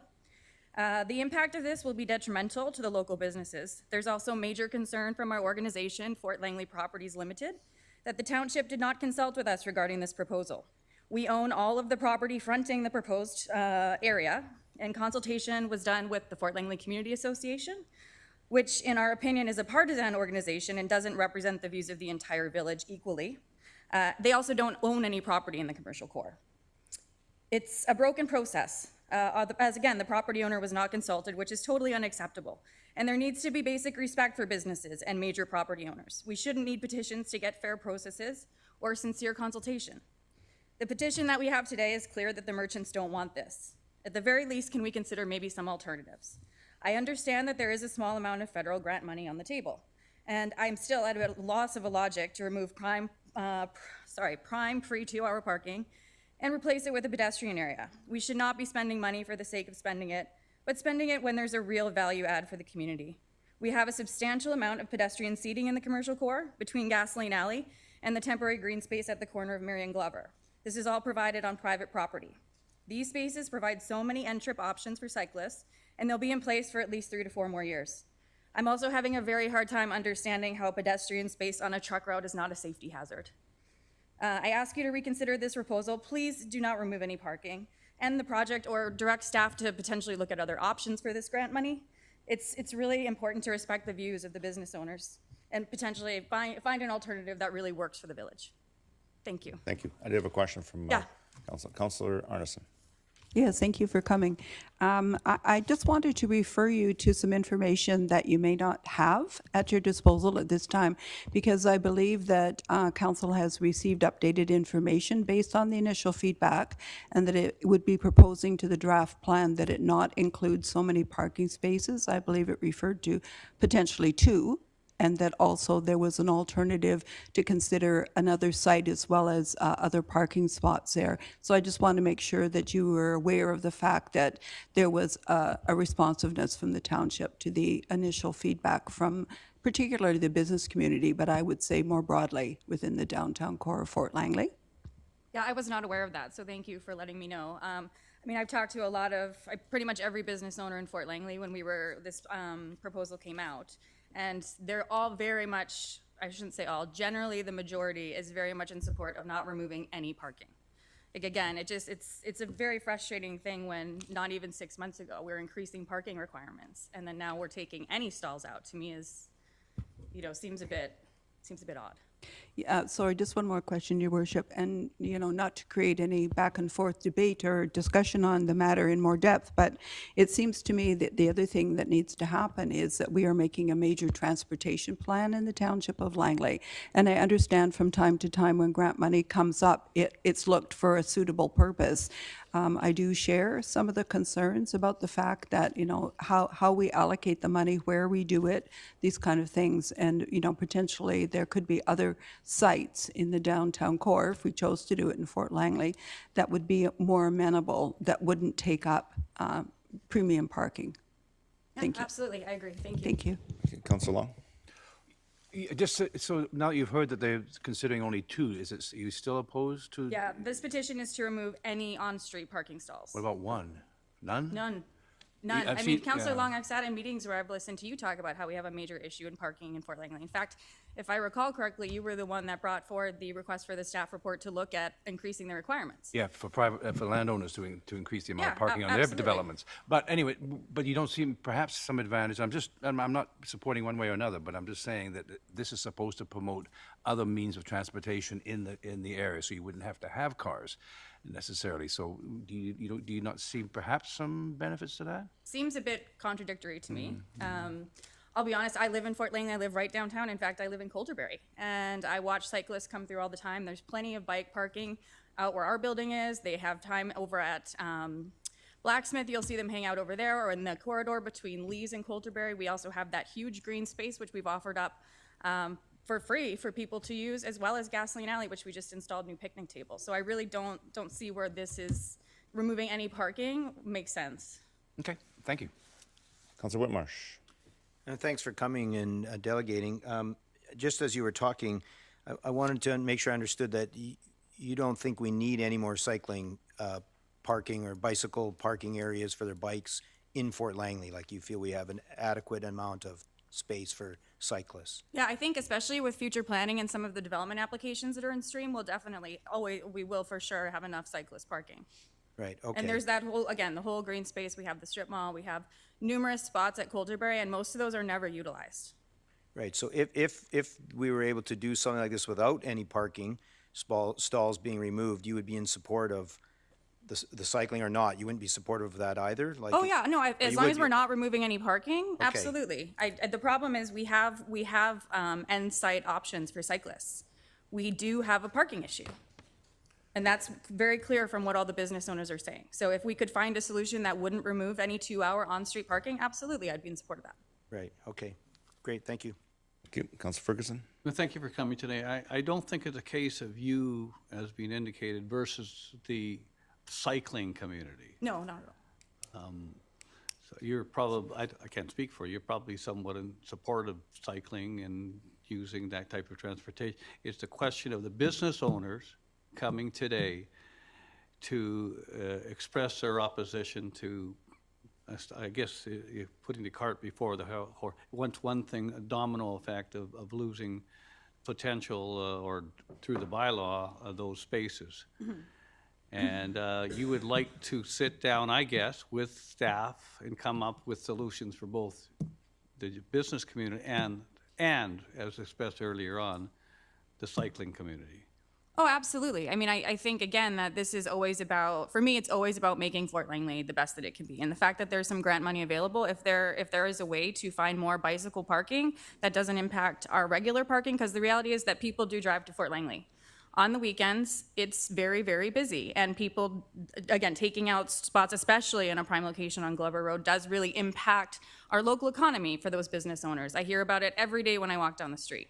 So if there is a way to work together to find a place to put this bicycle parking, absolutely, I'm in support of that. Thank you. Thank you. Thank you. And no Thank further you. questions. Thank you. Okay, now we move on to presentations. D1 is Community Forest Management Strategy, and we have Amber Stewart here, the co-chair of the Tree Protection Advisory Committee, and Amelia Nidoba. And your worship, we're just getting Councillor Woodward. Yeah, we gotta wait for Councillor Woodward. Just let them get organized, and then we'll.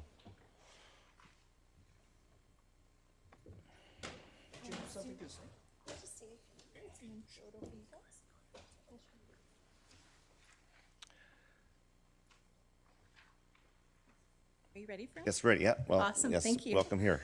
Good afternoon, Mayor, Council, everyone in attendance. My name is Amber Stewart, and I am the community co-chair of what has become known as TPAC, the Tree Protection Advisory Committee.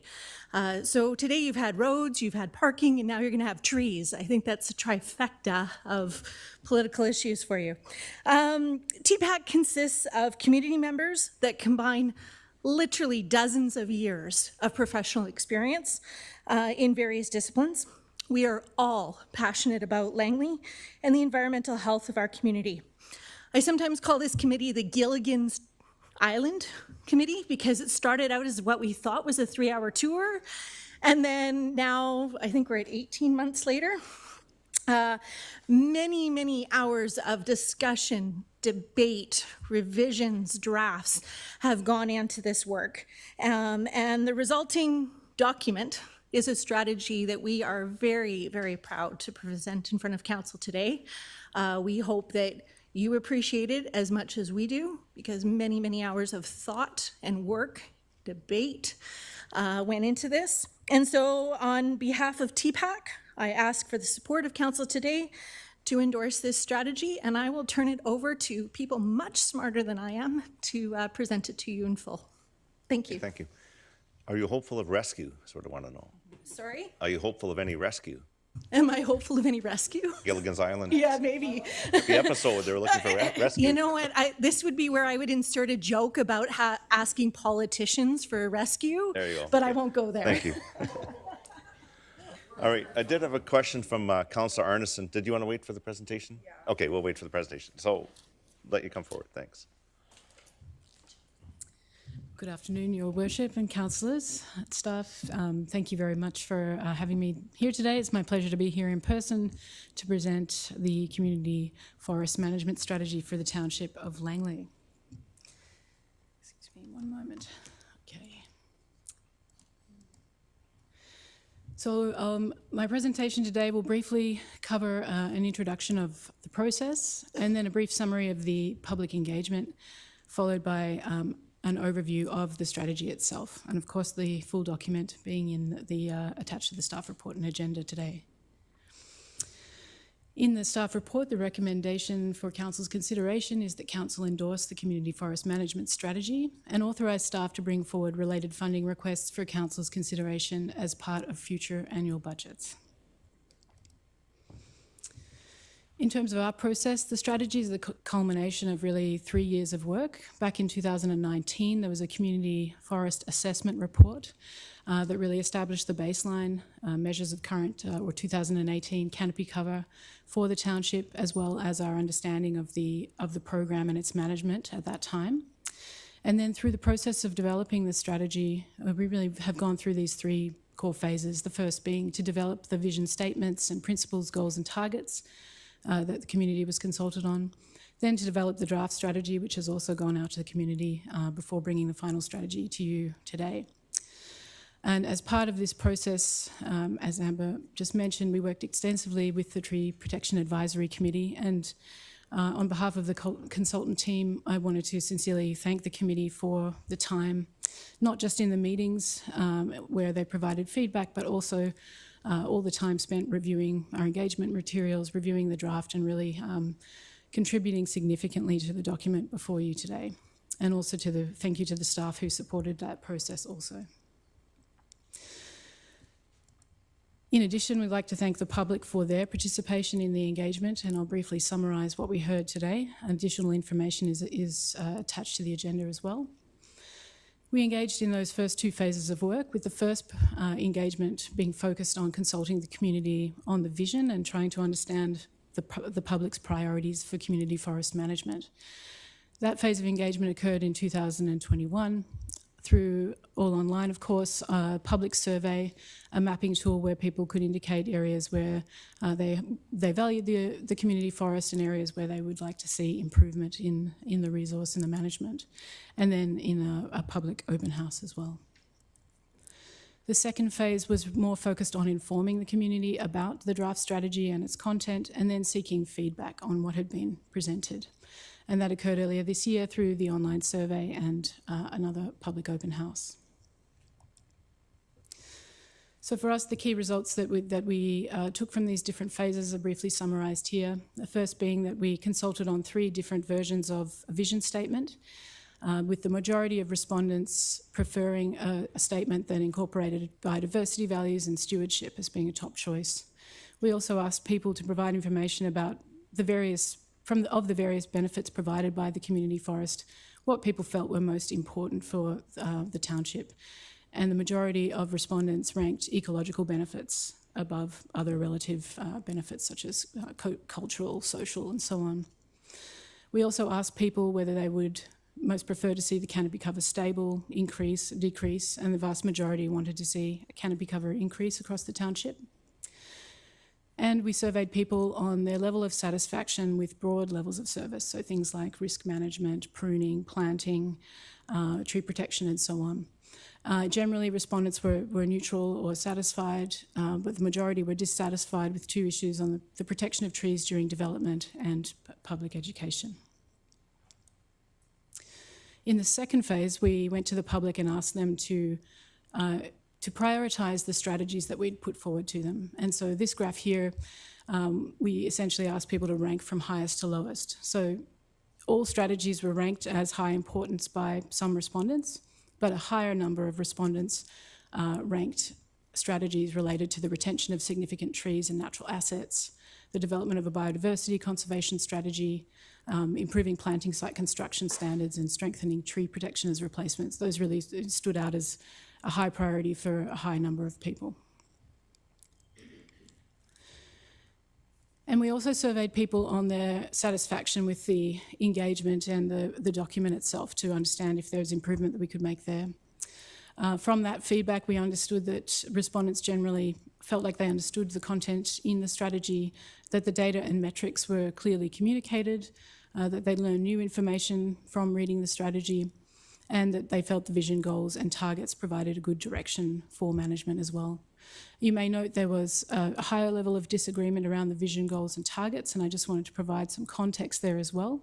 So while we did have majority support and agreement for those, there was additional, people would have liked to see the canopy cover target in particular as higher. So that's really what that higher number of disagreement reflects. But overall, good support for the strategy itself.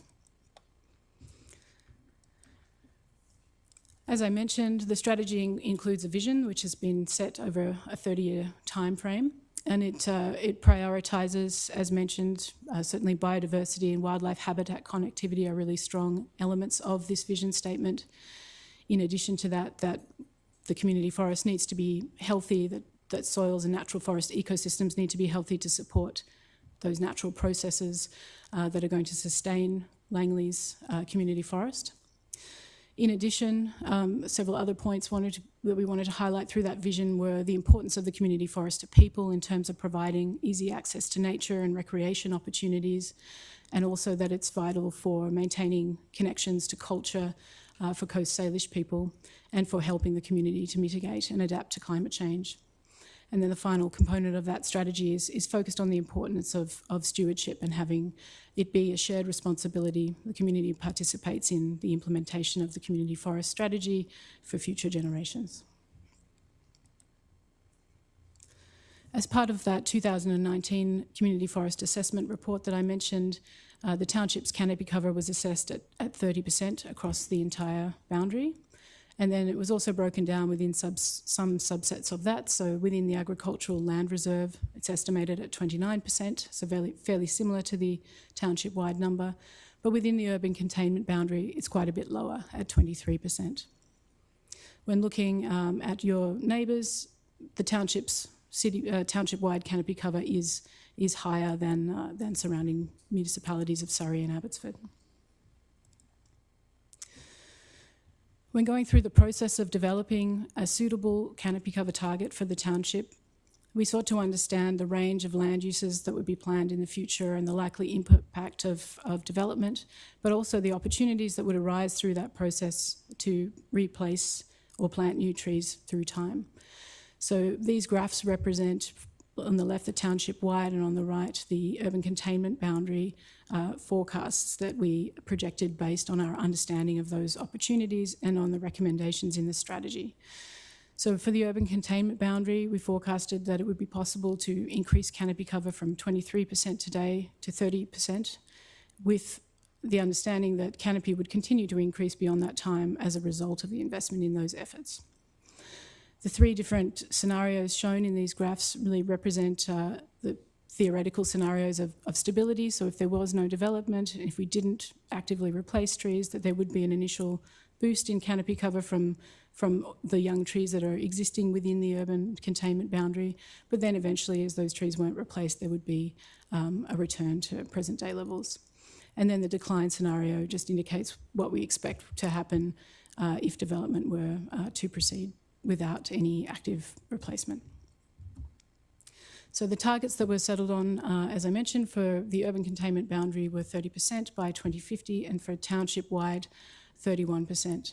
You'll note that township-wide, that increase is a fairly small number, and really what that reflects is just that most of the strategies, efforts and policies apply within the urban containment boundary where the majority of the population lives, and there's just such a vast area of agricultural and rural land outside that boundary, so the increases that we're seeing are not translating to a township-wide increase. As part of developing the strategy, we also sought to analyse the priority issues that are facing the community forests in order to respond to these challenges through actions. Priority issues listed here, just with some relevant sort of examples of how the strategies apply, but certainly human-caused climate change being a significant challenge. We also wanted to address the issue of equity in terms of the distributional equity, acknowledging that climate change and urban heat in particular don't affect all segments of the population in the same way, and therefore having canopy distributed where it's needed as being something that we needed to address. Biodiversity and its enhancement and protection are also a significant aspect of work that needs to be undertaken through the strategy, along with addressing issues of forest health due to challenges, again, of climate change, likelihood of increased storm damage to community forest, increased pest and disease, drought, things that are going to really challenge the health of trees moving forward. In addition, ongoing development and urbanisation and the need to respond and make sure that planting sites are created that are going to sustain trees over a long period of time and maximise their life expectancy. Stewardship to help support. Again, much of the tree canopy occurs on private land and therefore has to be a shared responsibility to achieve the outcomes of the strategy, particularly related to canopy growth. Reconciliation being an ongoing process and one which requires more work to understand how the strategy can contribute to that process and how the community forest can contribute to reconciliation. And then finally, program levels of service. So the need to both establish and clearly define what the levels of service are expected for the community forest, and then to be able to apply the funding required to sustain those assets on township property. So the strategy is structured around these 5 goals. That's the strategic framework under which the strategies and then actions are organised. The first goal being to plan for a connected and climate resilient network of trees and natural assets. The second being focused on growth and growing the community forest equitably and sustainably by planting more trees. The third being focused on protection, protecting the community forest to retain more trees and natural assets during development. The fourth being management and managing trees to maintain a safer and healthier community forest. And finally, to engage citizens to increase participation in community forest stewardship. Briefly summarise the strategies under each of these goals. So in terms of planning, what we were really focusing on there was establishing those canopy cover targets throughout policy, on sharing the accountability and success for community forest management, noting that community forest management requires interdisciplinary cooperation that affects many departments within the township, so that this strategy really reflects that ownership. The need to integrate green infrastructure into corporate asset management in order to properly fund and maintain it, and the need to develop a biodiversity conservation strategy, which was a high priority for the community. In terms of planting, the strategies focus on prioritising that planting equitably for climate mitigation and adaptation, on planting more robust trees, so these are trees that will be of a species and of a health that means they'll be resilient to the challenges that are facing them as we have a warmer and drier climate in the summer, and to improve planting site construction standards for streetscapes and development, also aligned with ensuring trees have good growing environments for resilience. In terms of protection, the strategies were focused on strengthening tree protection and replacement standards, and on retaining more significant trees and natural assets, but more effectively and successfully during development. In terms of management, the focus was on establishing and funding those levels of service, and on proactively improving the resilience and the climate hazard response planning for the community forest assets. And then finally, to develop tree risk management policy and procedures. And in terms of engagement, the focus was on developing and implementing a communications and stewardship plan, which would help to guide how the strategy was rolled out. And then to partner broadly on community forest strategy implementation with a range of different stewardship groups and organisations and local First Nations. And then to provide incentives as well to help encourage the planting and tree care on private land, given that it's a significant component of increasing tree planting across the township. We also wanted to attach some metrics to these so that progress on implementation could be measured and assessed moving forward. As mentioned, the canopy cover targets are a significant part of that. We used methodology by American Forests to assess tree equity, and that methodology brings forward a score. So we assessed that for across the township's dissemination areas by census area and identified some locations where those by increasing canopy cover in those areas as a priority, tree equity could be improved. We also set diversity targets and pruning targets, and this is focused on the urban tree population, so the trees that are planted in streets and landscape parks and that are managed more intensively. Things like young tree pruning and proactive pruning really reduce the level of damage anticipated from storm events because trees are in a structurally more sound state and a healthier state and are better able to withstand those. So we'd anticipate it would reduce the level of damage from storm events. There's also a target to restore 1 hectare of habitat on township property each year and to inspect tree risk annually within trails as well.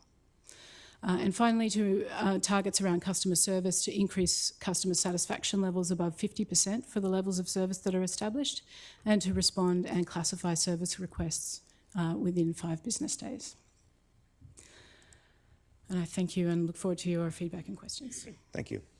Thank you for the presentation. Councillor Arneson.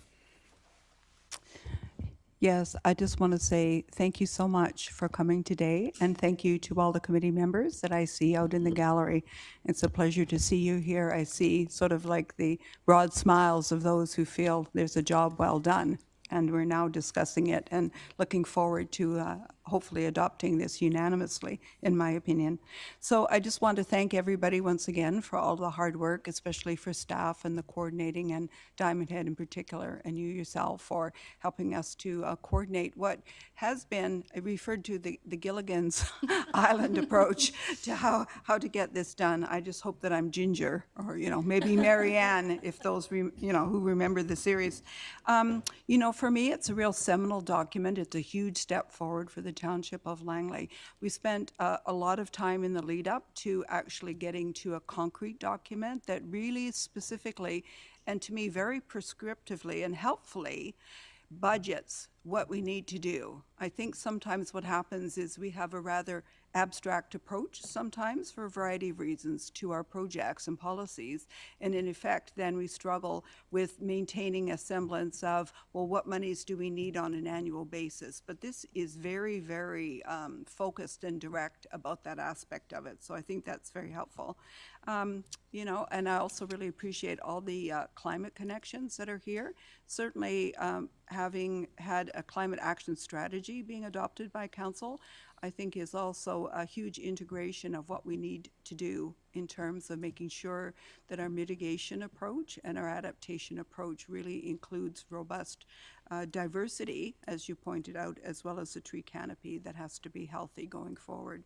So I look forward to continuing this conversation and my council colleague comments, and thank you all once again for the excellent job. Thank you. Councillor Whitmarsh. Thank you. Thanks so much for coming and talking about the community forest management strategy. And, I just want to certainly thank the TPAC committee for all of the hard work they've done on this. I've been at every meeting, and it's been the most, I would say, involved committee that I've ever been a part of, whether in politics or not. This committee was incredibly dedicated. The members did a lot of work between meetings, and I'm just so pleased for the work of the committee, particularly for our two chairs who are actually here, Ms. Gray and Ms. Stewart, who have chaired this TPAC through the process, and it's just been amazing. I also want to thank staff. Some of them are here today that have spent an incredible amount of time and effort on this. I can tell by just tired eyes and just knowing that we have spent a lot of time, and they've responded to every one of the committee members' concerns and questions, and it's been really great. And of course, to Diamond Head, really thank you for your work on this strategy. This strategy is as Councillor Arneson suggested, a seminal type document for us in the community. There's a lot of work that's gone into this. It's very detailed. It's very meaty. It's a very meaty document, and I'm really pleased with it. One comment that I would make, and then I did have a question, maybe to ask. Actually, no, it's a question to staff later, so maybe I'll ask that later. But the comment that I would make just around this, that some people have suggested that moving the overall canopy target, tree canopy target from 30 to 31 doesn't seem that exciting percent. But I think we have to put it into context. The context for me was, one is that the ALR lands we don't really regulate, and we don't have any ability to regulate the tree canopy in the ALR. So we're really only talking about the urban containment boundary and that area that we can manage. And currently it sits at 23%. And we're talking about raising that up from 23% to 30% tree canopy. That's an increase of 25% tree canopy over the next number of years. And when you consider that during that same time, we're going to experience people moving to our community, needing homes and needing places to live. Roughly over the next 20 years or so, we're talking roughly 100,000 people moving here. So what we're talking about is setting a target that while we're going to add 100,000 people to our community and more homes, we're going to increase by 25% the tree canopy in the urban containment boundary. That is a massive goal. There is nothing short of exciting about that particular goal. And by doing that, we actually increase to 31% the overall urban containment boundary at the same time as providing homes for 100,000 people and residents. That's incredible. So this is a strong plan, and it's a bold plan. And I'm really excited about what it's going to bring for our community. So I hope that Council, I'm sure they have questions, but I hope that in the end Council endorses this and we move forward and start working on increasing that tree canopy to our community. Thank you. Thank you. I guess there was a question in that, was there? No, it was not. It was a comment too. Okay. Thank you. Maybe we can keep it to questions on the report. Councillor Kunst. Yeah, I just wanted to say thank you as well to all the people who were part of this committee, even to my council colleagues that were diligent in their attendance at that, and I look forward to supporting this. I did have a question, and it was your third target here, increase tree equity scores to 87. Could you expand on that a little bit, and maybe for other people who are not tree experts like myself, what that means? Certainly, through your worship. Thank you for the question. It's a very good one. So the tree equity score methodology factors in demographic values to create an index, essentially. So it's things like low income, proportion of elderly people in the community, racial minorities, demographic factors that have been shown to increase vulnerability to heat-related, particularly mortality and illness. So that's one aspect of the priority index, and it also takes into account urban heat. So using land surface temperature, it looks at the relative hotspots within the township and then increases the priority in those areas as well. And the second part of it is looking at the tree canopy and the canopy gap. So the tree canopy in terms of what is there now, and then the gap in relation to the target that we've set. So then that score is really a mathematically calculated reflection of how many of those factors it hits. And so the number itself doesn't mean much, but what we did was look at what the average was for the whole township, and then anything below that average we sought to increase to that same average, which was 87. So what is the score now? So the township-wide average is 87. Oh, okay. So there are just some areas, some dissemination areas, which are blocks that are smaller. Okay, thank you. Thank you. Councillor Davis. It's ironic, Today I just received this mass timber, a top choice for ag. So we can save the trees and learn how to build them out of wood. Anyhow, I have a couple questions, maybe just a quick comment. My dad used to tell me there was more trees in the Township of Langley 60, 70, 80, no, less trees 60, 70 or 80 years ago. And could you go to your slide where canopy cover targets?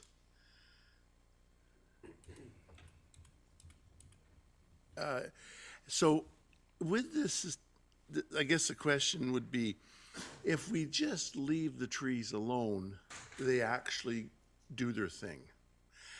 But is this, it says here, like if we township or urban containment, it's going to decline. And we got 2018 and 2050. I'm just, and we want to put a hectare per year in the hectare was like 3.5 acres, or hectares 2.5 acres, I forget, but a hectare.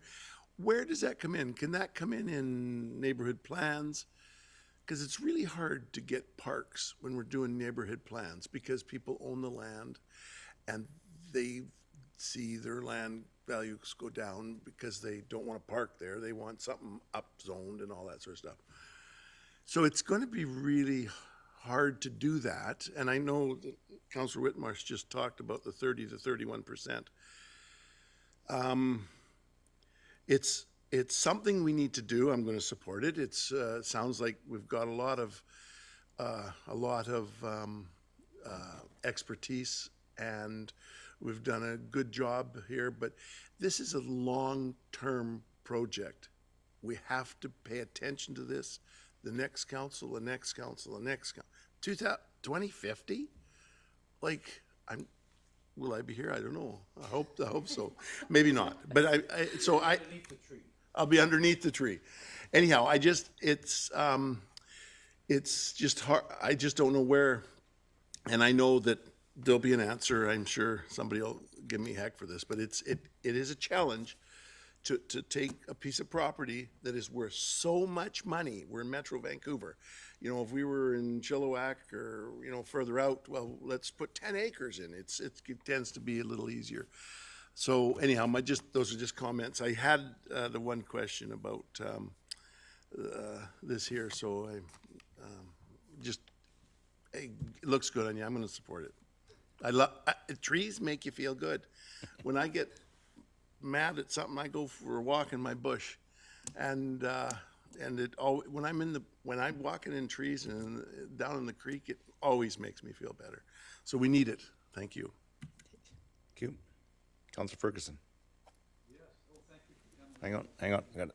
There we go. Yeah, thank you for coming, you and your team and the task force and our staff. I mean, it's a lot of work. I mean, I live in Brookswood, and like Councillor Davis, you know, we're down at all the parks, including the regional park, Campbell Valley. We spend a lot of time down there.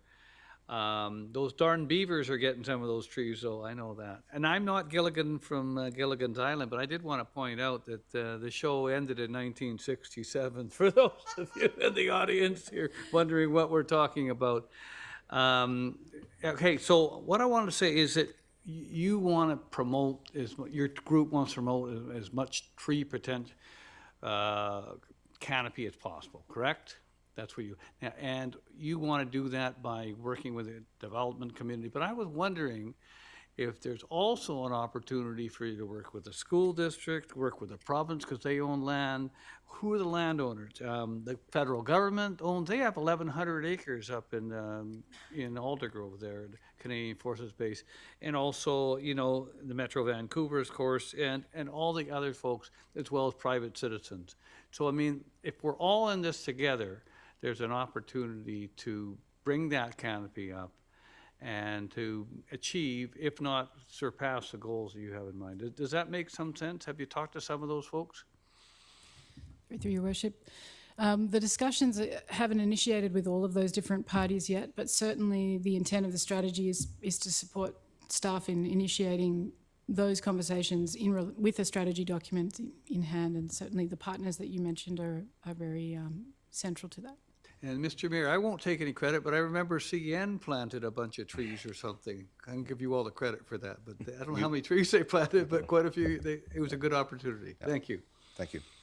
All right, thank you. I don't see any other questions, so thank you for in providing us that synopsis of the report. A lot of hard work's gone into it, and we appreciate it. Thank you.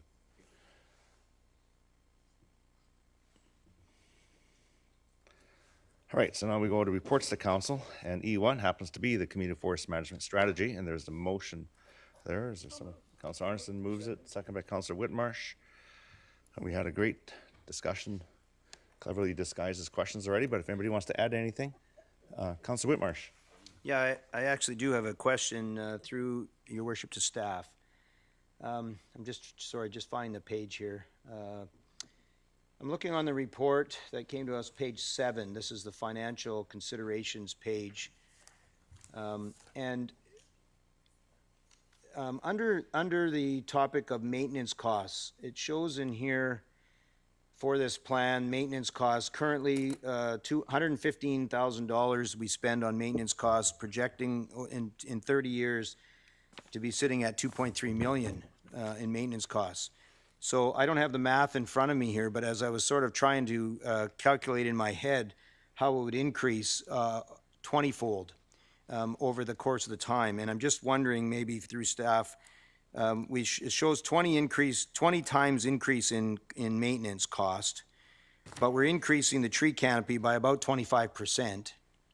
Counting in is obviously inflationary costs. So I did some rough calculations, and I'm sure it's all wrong, but of about 5% per year of inflation. It showed to me, and including 25% increase in tree canopy, that we would be somewhere more around $400,000 in annual cost from 115. So I'm just wondering how we get to 2.3 million. So the math is just, maybe once I see the math, it'll go, of course. But it seems like a big increase to maintain a 25% increase in tree canopy to go up by 20 times. So maybe someone could help with that. Mr. Sefi? Thank you, Your Worship. I'll take a stab, and Mr. Chu will correct me if I'm wrong. Your Worship, as Council is aware, it's quite a challenge these days to estimate something for next year, let alone 30 years from now. So this is a very high-level estimate, and I know that staff has done their best to try and outline for Council the potential likely costs based on the increase in the canopy cover. And I don't know if we can add anything to that. Looks like the consultant can.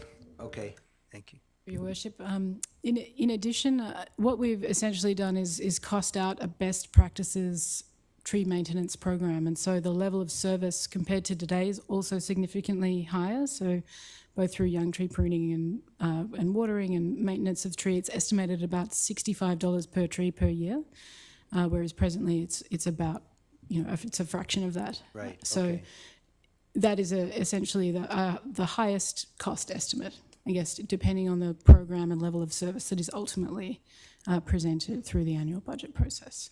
Okay, that's helpful. I'm not so much questioning it because I don't have the numbers. I'm just more trying to get clarity on what goes into this and what's different about what we currently do to what we expect with a 25% increase in tree canopy. But standard of care is also something that I didn't think much about. So thank you for that. Thank you. That's all for me. Good, thank you. Yeah, and I think as this motion also has to go towards the budget process, there's certainly councils will have the opportunity to adjust and get more information from staff as time goes by. So I don't see any further questions or debate. I will now call the question on E1.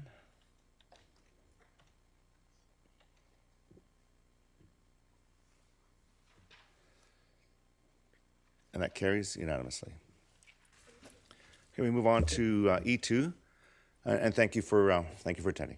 We move on to E2, liquor license amendment application number 58, Smuggler's Trail Cask Works. There's a motion to endorse. Could I move it? Councillor Davis moves it. Councillor Whitmarsh seconds it. Any discussion? See none. I will call the vote on E2. Carries unanimously. Move on to E3, and this is telecommunication tower application number 5, Cypress Land Services.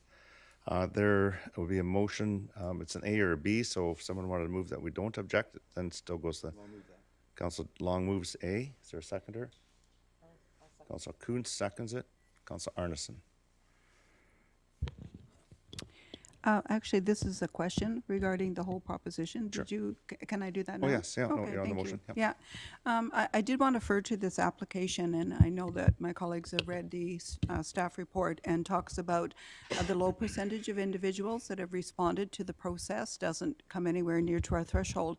But my question actually is with respect to one of the comments that was made by a relatively near neighbor who had some concerns with respect to the development of such a large structure near their existing business. So I did wonder, through your worship to staff, are they required to do any kind of geological studies? And is there liability insurance that's available if there's, I'll call it excessive vibration that might accompany this kind of large installation? Thank you. Mr. Sefi? Your worship, they are not required to undertake any analyses or obtain any particular type of insurance coverage, liability coverage that the township requires. That said, I think considering the potential impact, I suspect that most responsible landowners would make sure that they undertake due diligence and based on past practice, based on our knowledge, this is not something that's being driven by the landowner, but rather by a telecommunication company, carrier, which likely has significant experience in undertaking such installations. Your worship, let's one more. Yeah, go ahead. Yeah, thank you. I did also have a question regarding, and it occurred to me, but it also was put forward by somebody who was responding to this proposal going forward from the community. And the question was whether or not it had ever been conceived as an opportunity to put this on the Northwest Langley wastewater plant site, which is in near proximity. So I wondered if we had received, through your worship, anything from the proponent to consider that, or if that's an opportunity that we generally consider in order to create a passive income for ourselves if something is coming forward in that manner in the community that could benefit the Township of Langley financially. Thank you. Thank you. Mr. Secretary, I think maybe also clarify, I think that property that you referred to is owned by Metro Vancouver. So, but still it would be benefit to taxpayers. Yeah, thanks. Mr. Sefi?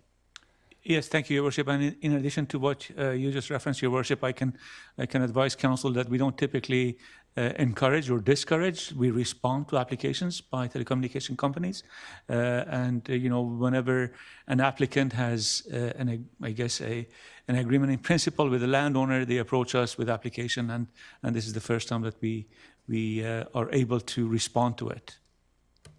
Thank you. Council Long.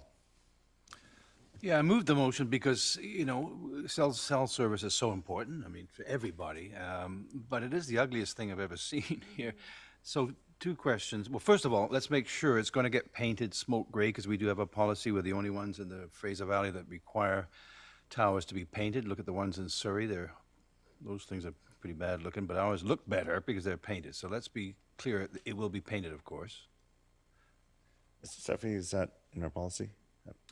Your Worship, it is in our policy, but as Council is aware, and perhaps this is where Councillor Long's questions or comments are coming from, we have not necessarily always been able to ensure that it happens. That's based on the fact that we don't have any authority to require a building permit for such installations. And often, even though we encourage them, some carriers, and because of the federal jurisdiction, they go ahead and install, and then we need to respond to it or retroactively request that the painting occurs, but that's contained in our policy.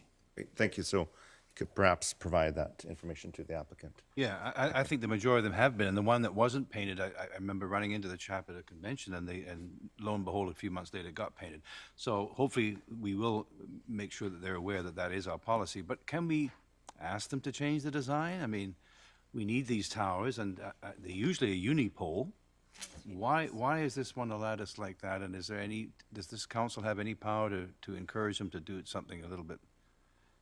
I mean, it's pretty, I don't know if you can have a slide about it. Well, there, yeah. It doesn't look as bad there as it does in the artist rendering. Mr. Sefi? Your worship, I guess, I apologize for using this term, but beauty is in the eye of the beholder. This we don't have any control over. I suggest it is likely because of the fact that we insist on what we call co-locating by various carriers, because we don't want, the different carriers coming forward and asking for a separate pole at different locations. So I presume the intent with the more substantive structure is to be able to adequately accommodate other carriers' equipment. Well, my final question, Your Worship, can we make an amendment? The motion is that we don't object, but can we put comment in there that we feel that the design could be made more attractive? I don't know if that's the correct word, or that they would consider other designs, because the comments, and they only 2 or 3 comments or 4 comments, all tweak on that too. Ugly, ugly, ugly. Mr. Sefi, I don't know, actually, I kind of like this one, but Mr. You like Malkin? it? Yeah, I do. Okay. Your Worship, I guess just to clarify, the policy we have and that we provide to the parties does reference a smoke gray. Our success in the past, in terms of anything beyond the color, has been extremely limited. The carriers are very concerned about having any creative designs that might add to their overall cost. So as it stands now, I believe the motion would result in us providing them with a copy of our policy and a request that they do so. If we wanted to go to something more extravagant, for example, to make it look like a tree, which would be a wonderful enhancement, there's less likelihood of that being successful because of the history and the cost that they would then have to, I guess, deal with in this location and other locations, i.e. the precedent that they're setting. Well, I mean, I think it's at least I've made the comment. If they're out there listening, if they got their cell phones on, maybe they could do something to make it a little prettier. Thank you. Great, thanks. All right, I'll call the question on E3.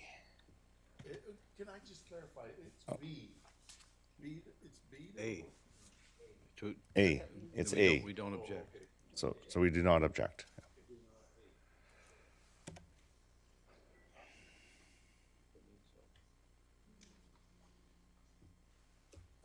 Carries with Councillor Davis opposed.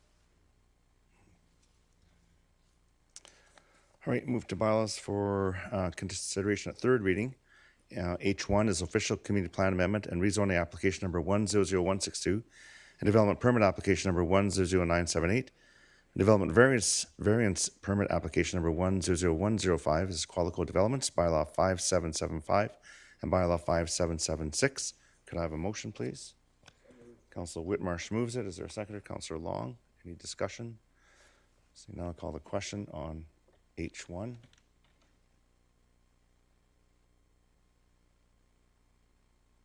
It carries with Councillor Arneson opposed. Move to H2. This is rezoning application number 100563 and development permit application number 101072. Bylaw number 5758. Could I have a motion, please? Councillor Davis moves it. Is there a seconder? Councillor Ferguson. Call the question on H2. And it carries with Councillor Arneson opposed. Now we move on to bylaws for final adoption.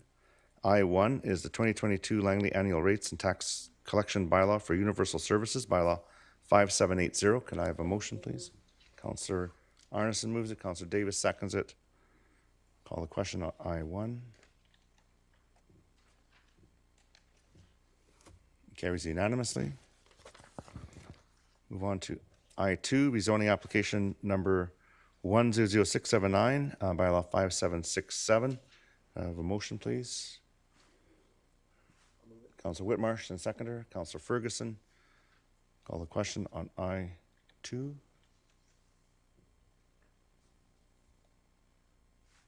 Councillor Ferguson, you wish to vote? No. Okay, thank you. Carries. Councillor Arneson opposed. Move on to I3. There are 2 bylaws and a development permit. So I'll start with the bylaws. This is official community plan amendment and rezoning application number 100196. And we'll start with bylaw 5755 and bylaw 5756. Can I have a motion, please?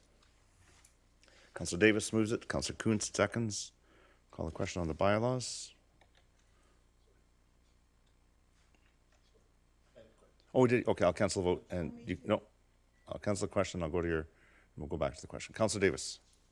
It says that we're to increase the permitted height from 2 to 3 stories for a portion of the units. Does it have? I didn't. It showed the 2 blocks in the report. Does it have a portion number? Like, is there a percent? Mr. Seffi. Your Worship, I'm going to look for it. I'm sure there is, but because it's for final reading, I wasn't expecting detailed questions. Maybe I can find that and share that with Councillor Davis at some point. That'd be great. Thanks. Yeah. Is that Okay. with you? Councillor Davis. Yeah, thanks. Councillor Arneson. Yes, thank you, Worship. So I do recognize that according to the staff report, this is a relatively modest amendment. However, I'm wondering, through your Worship to staff, if there could be some comment as to whether or not there was any economic or cash in lieu benefit to the Township of Langley for this transpiring. Is there a community above and beyond the community amenity charge that we can get? And also my secondary question is about what possibility can we get for some kind of green infrastructure or a green roof on any portion of this property? Thank you. Mr. Seffi.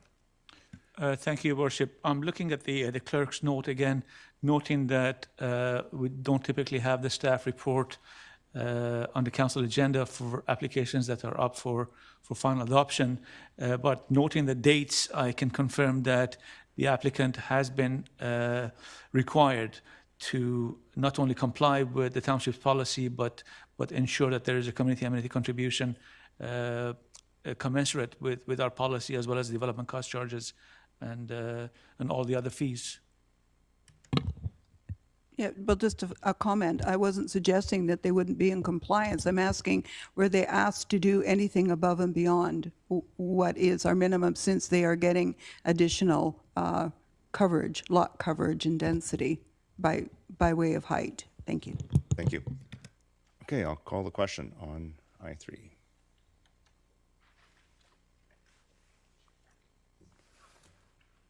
It carries with Councillor Arneson opposed. We move on to I4. This is rezoning application number 100528. The DPs. Oh, sorry, I missed the DPs. You're right. On the DPs, on I3, the development permit, there's 101169. Could I have a motion, please? Councillor Long, second by Councillor Davis. I'll call the question on the development permit. Carries with Councillor Arneson opposed.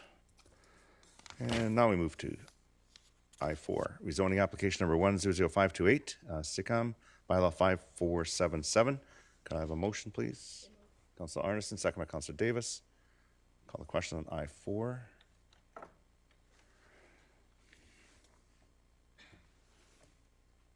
Carries unanimously. And we move to I5, official community plan amendment and rezoning application number 100207 and development permit application number 101106, street side developments. Bylaw 5702 and 5703. We'll start with the 2 bylaws. A motion, please. Councillor Davis moves it, second by Councillor Kuntz. On the bylaws, I'll call the question. Carries. Councillor Arneson opposed. And move on to the development permit 101106. Could I have a motion, please? Councillor Ferguson, seconder. Councillor Long. Call the question on the development permit. Carries with Councillor Arneson opposed. And that takes us to correspondence. We're finished with the bylaws. Number 1 is a request. Well, first of all, I'm going to ask for a motion to receive both, and then I'll go back to number 1. There's a motion. Councillor Davis on receipt. Councillor Kuntz on receipt. Call a question on J1 and 2. Hang on. It's coming up. There we go. J. Carries unanimously. There is also a request on a LAPS doing a presentation to council. Moved by Councillor Whitmar, second by Councillor Long. Call the question on that. J1. Carries unanimously. Minutes of committees. K1 is Recreation, Culture, and Parks Advisory Committee, Seniors Advisory Committee, Tree Protection Advisory Committee, Agriculture Advisory, and Economic Enhancement Committee. Can I have a motion to receive those minutes? Councillor Kuntz, second. Councillor Davis. No discussion. Call a question on K1. Carries unanimously. K2 is a Seniors Advisory Committee recommended motion. And this moved by Councillor Ferguson. Is there a seconder? I'll second. Second by Councillor Kunst. Councillor Ferguson. Yeah, if I may, through the chair, currently to staff, currently we have a percentage for adaptable units in, I guess, is it all of our developments, or is it a mixture between apartment, townhouse, and other developments, if I may, through the chair? Ms. Safi? Thank you, Your Worship. Yes, we do have a requirement currently for multifamily developments, all townhouses and apartments. So, Mr. Mayor, I think the Seniors Committee had a discussion and said what would be the possibility of exploring this further with a higher percentage. They looked at a number of numbers, but they wanted to leave it up to staff to explore the possibility of having a higher percentage of adaptable units in new apartment developments, and with the opportunity also to explore other opportunities, and that's to address the needs of people with vision impairments, hearing loss, and dementia. So that was something we discussed at the Seniors Committee. Okay. So this is basically we report back from That's staff correct. at some point. That's correct, Mr. Mayor. Yeah, thank you. Councillor Arneson. Thank you, Worship. I don't wish to upset the apple cart, and just by way of saying that I was not able to attend that meeting and to participate in the discussion. So I'm really supportive of the overall intention of the actual motion. But I would personally say, as somebody who's been on the Seniors Advisory Committee for many years, and given the fact that we're an age-friendly community in particular, that I wanted to make an amendment to the motion to add stronger language to it. So I'm wondering if now is an opportunity to do that before council votes. Certainly, perhaps you could maybe let staff know what it is, and it might be something, because it's really a report coming back to council that they could include. Okay. Yeah, I think it just is stronger language, so I could read it out. Council directs staff to undertake a focused needs analysis arising from our aging population statistics, and to further undertake a review of neighboring municipalities and best management practices in order to define the appropriate percentage of adaptable units within all new housing developments in the township with a specific emphasis on apartments. Mr. Backen, would require amendment, or is that could that be included in this motion? Unfortunately, I believe that would be a completely new motion. It is not simply a change of wording, it is a change of emotion. Yeah, okay. Well, I don't want to vote against it, but I don't feel this is going to get us where we need to be. Thank you. Okay, thank you. Councillor Long? Yeah, well, the motion suggested by the committee is very generous in that it really doesn't name any numbers, and it doesn't do that. So I would hope that we refer this to staff, and they've heard some of the concerns here, and they should be looking at best practices all around. I mean, there's they call it adaptable housing. I've never liked that. I've always thought that it should be a universal design anyway, where hallways are slightly larger. We don't have humps and bumps everywhere, and I don't know who decided, except I was an electrician's apprentice, and they said just use the hammer to put the receptacle, 12 inches off the ground, and it should maybe be a little higher, because that's more adaptable, more accessible. So I would just like to see staff come back with some recommendations and some best practices from the region, because that's what I believe is what the committee's asking for. Thank you. And maybe it will increase, maybe it won't, and maybe there'll be some suggestions from staff, maybe they won't.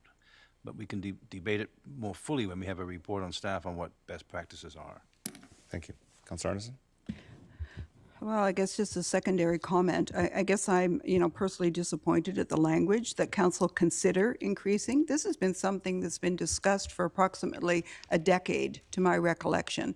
We have a housing action plan that's been amended and updated. We have provincial legislation coming forward that's going to mandate some further accessibility in our developments. So I don't know why we're dragging our heels, and I see this as an opportunity to advance something more expeditiously, as opposed to just saying, well, let's just consider this. I'm not saying I know what the number is, but a number of studies and reports have indicated what is a reasonable amount. And what we're doing in the township, in my opinion, is not a reasonable number. And I just also would like to refer to the safer standard as opposed to adaptable housing, because that is a very specific criteria that is not expensive to implement. So it doesn't mean full-out accessibility with the size for turning around of a wheelchair, et cetera, which, you know, limits potentially some interest, but retrofits are much cheaper once that standard has been implemented. Thank you. Thank you. Councillor Ferguson? Well, I wish that I could take ownership of this motion. I cannot, and every council member here knows that we don't vote at committee meetings. So this motion was brought forward by volunteers, residents of the community that serve on the Seniors Advisory Committee. They are not experts or degrees in law. They came up with an idea after much discussion. This was an idea. Sorry to hear the word disappointment. I'm not disappointed. I think this can be sent forward to our staff to look at, and staff can decide, and if it comes back and we need to make more changes at the council table, that we can do that. So that's where it is right now, a motion from the Seniors Advisory Committee by volunteers. Thank you. Thank you. Okay, I'll call the question. Point of order. Oh, what's your point of order? What's your point of order? This would automatically be referred to staff. It is, yeah, it is a staff. Yeah, it is. Okay, I'm going to call the question on K2. Sounds like a mountain. Well, Carries unanimously. All right, now we move on to the mayor and council report. We still have a crowd here. It's good. Good afternoon, everyone. Welcome here. Start off with just mentioning that some of our council members attended conferences in the last couple of weeks. I guess we're getting back into conference season and getting back to face-to-face, where we have opportunities to learn from each other. First of all, Councillor Ferguson attended the First Nations Major Projects Coalition Toward Net Zero by 2050 conference on April 25th and 26th. And secondly, from April 26th to 28th, Councillor Long attended the Canadian Housing and Renewal Association's National Congress on Housing and Homelessness. on my TV. From Zoom. Finally, from May 4th to 6th, Councillors Ferguson, Kuntz, Long, and Richter attended the Lower Mainland Local Government Association Annual Conference. On April 26th, Acting Mayor David Davis attended the Langley Lodge Volunteer Recognition Dinner, where 5 of the Langley Lodge's members received recognition for the receipt of the Sovereign's Medal for Volunteers back in 2020. The medal recognizes the exceptional volunteer achievements of Canadians and pays tribute for the dedication and commitment of volunteers.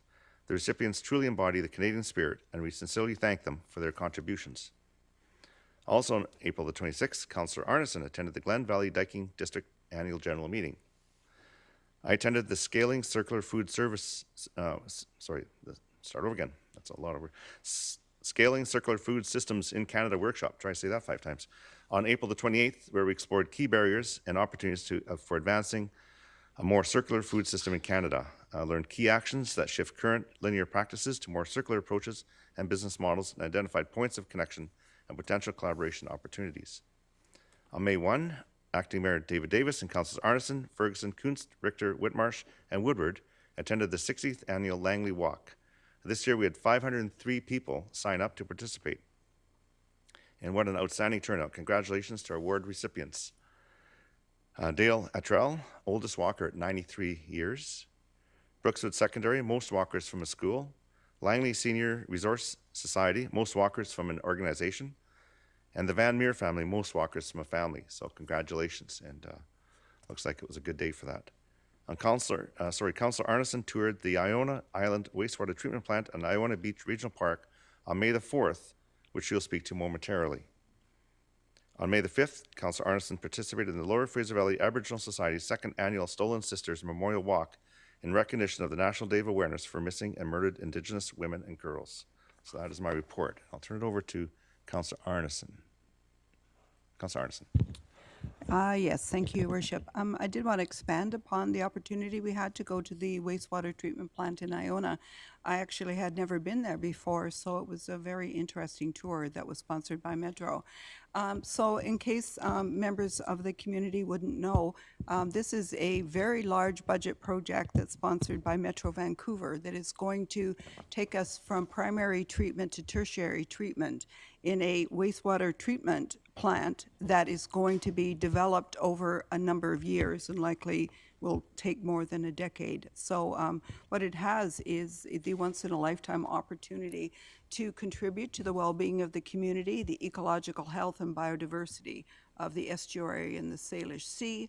Some of the components that are going to be implemented into the plan, in addition to the tertiary treatment, up-to-date seismic standards, accounts for future sea level rise, incorporates emerging resource energy recovery strategies, which is interesting, you know, through the processing of the actual waste solids, along with greenhouse gas and odor reductions.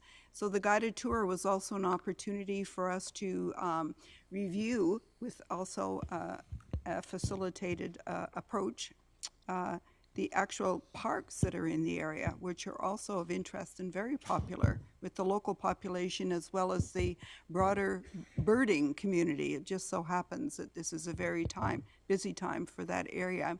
So there's sand dunes, and it's a critical feeding grounds for thousands of migrating birds. So, and just finally, last but not least, these works are being undertaken in cooperation with a number of First Nation communities, including and most particularly the Musqueam First Nation, whose territory exists across from the estuary from the existing site. So thank you. Thank you. I know it's quite an amazing site. I've never been there. I haven't had the opportunity, but it's certainly seen a lot of presentations at Metro, and it's going to be very, I wouldn't say costly, but it's going to cost a lot of money to redo that. And 10 billion, yeah, it's big numbers. Yeah. All right. Thank you for that. So now I'm going to move on to items from. Take a recess at all? If you want to take a little break, we can take a break. Certainly take a 5-minute. Okay. I did want to say something in regard to the 2050. Okay. Go ahead. Just yeah. Go ahead. Quickly say that the 2050 the native major projects. And that was a very well-attended conference. And it's important, I keep emphasizing it, and we hear it every day, having that partnership with the folks from the Native community and Indigenous community.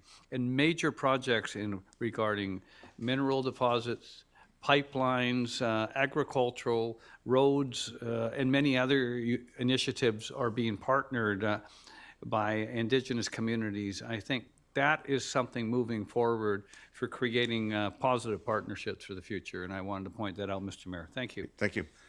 Okay, thank you for that. We'll take a 5-minute break, and we'll be back to.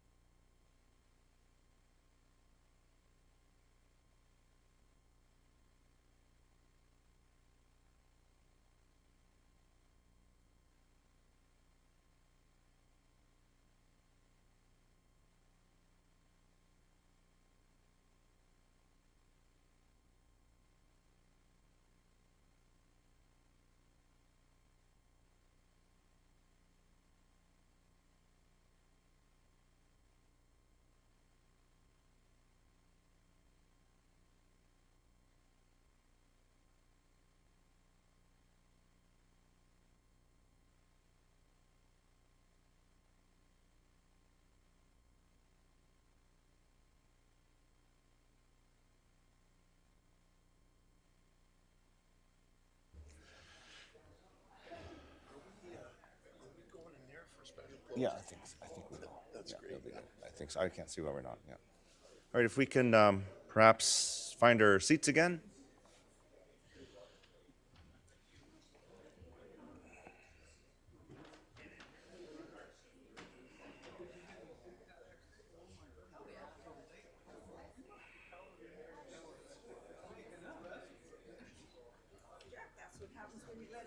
Oh, I know. It's never a good idea. Never get him back. He's just up there. Oh, much Kunststücke.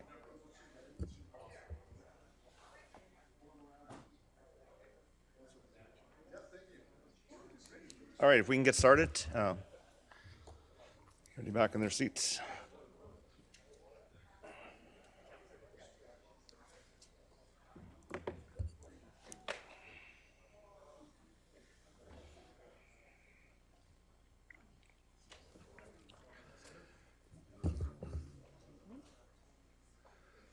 Okay, so now we'll reconvene the meeting, and the next item on the agenda is N1, and it is a official community plan amendment and rezoning application number 10209, Con West, bylaws 5706 and 5707.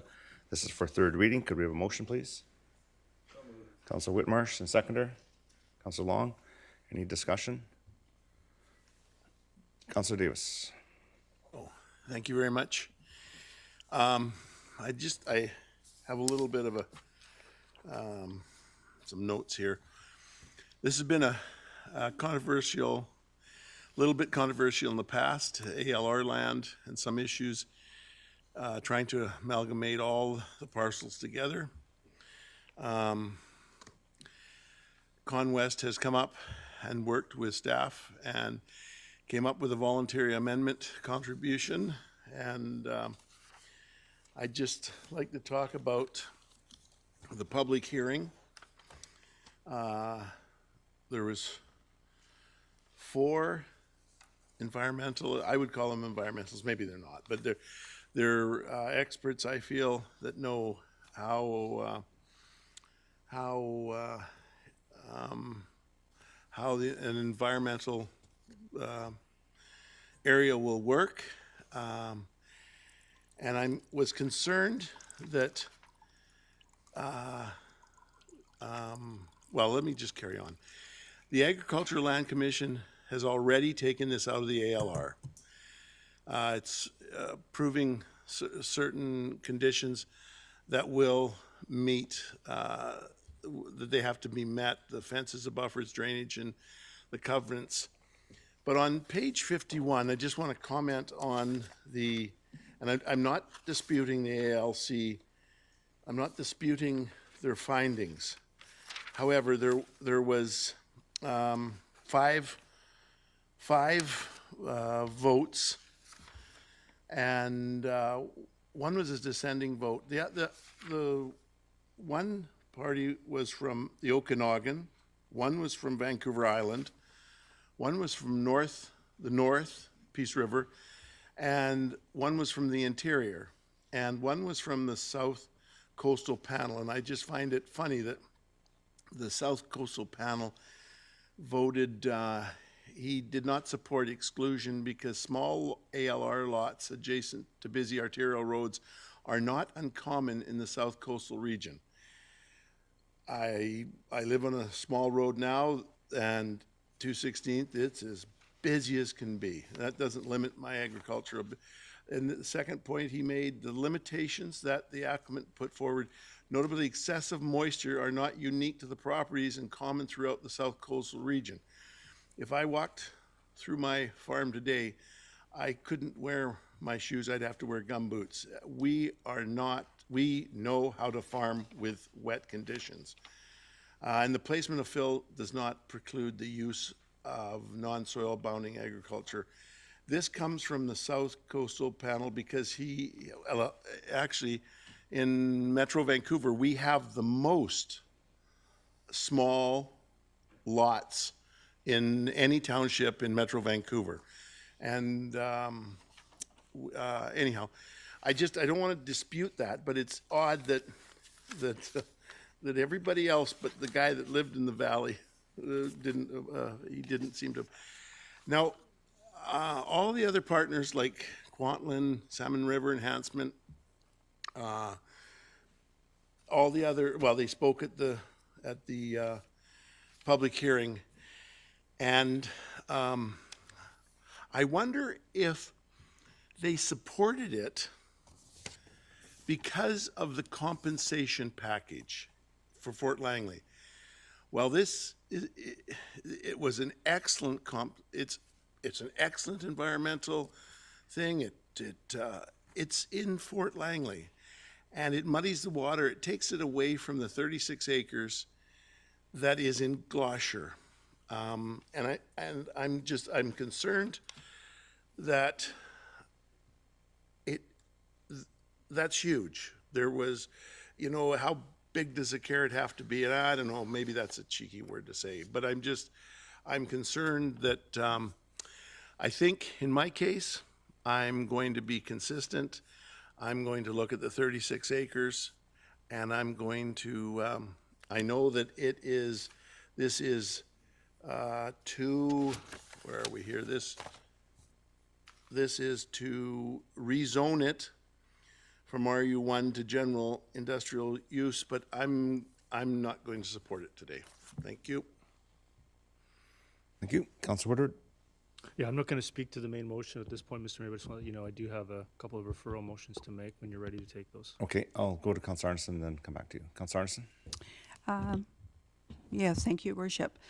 Yeah, this has been a controversial kind of opportunity in the Township of Langley. So I have actually quite a few comments that are prepared. I just wanted to respond to Councillor Davis's comments. I respect the fact that we can all look at what the Agricultural Land Commission as a higher jurisdiction says about what we should or should not do. However, we do have to defer to their opinion. It is not the Township of Langley that is taking this land out of the ALR. We already have that decision that's been made. And so if you wanted, I guess, to appeal the decision, then that would be your prerogative. But I don't notice anybody lining up actually to do that. So what we have is, we have lands that are being made available through this opportunity. The other comment, I think it needs some clarification.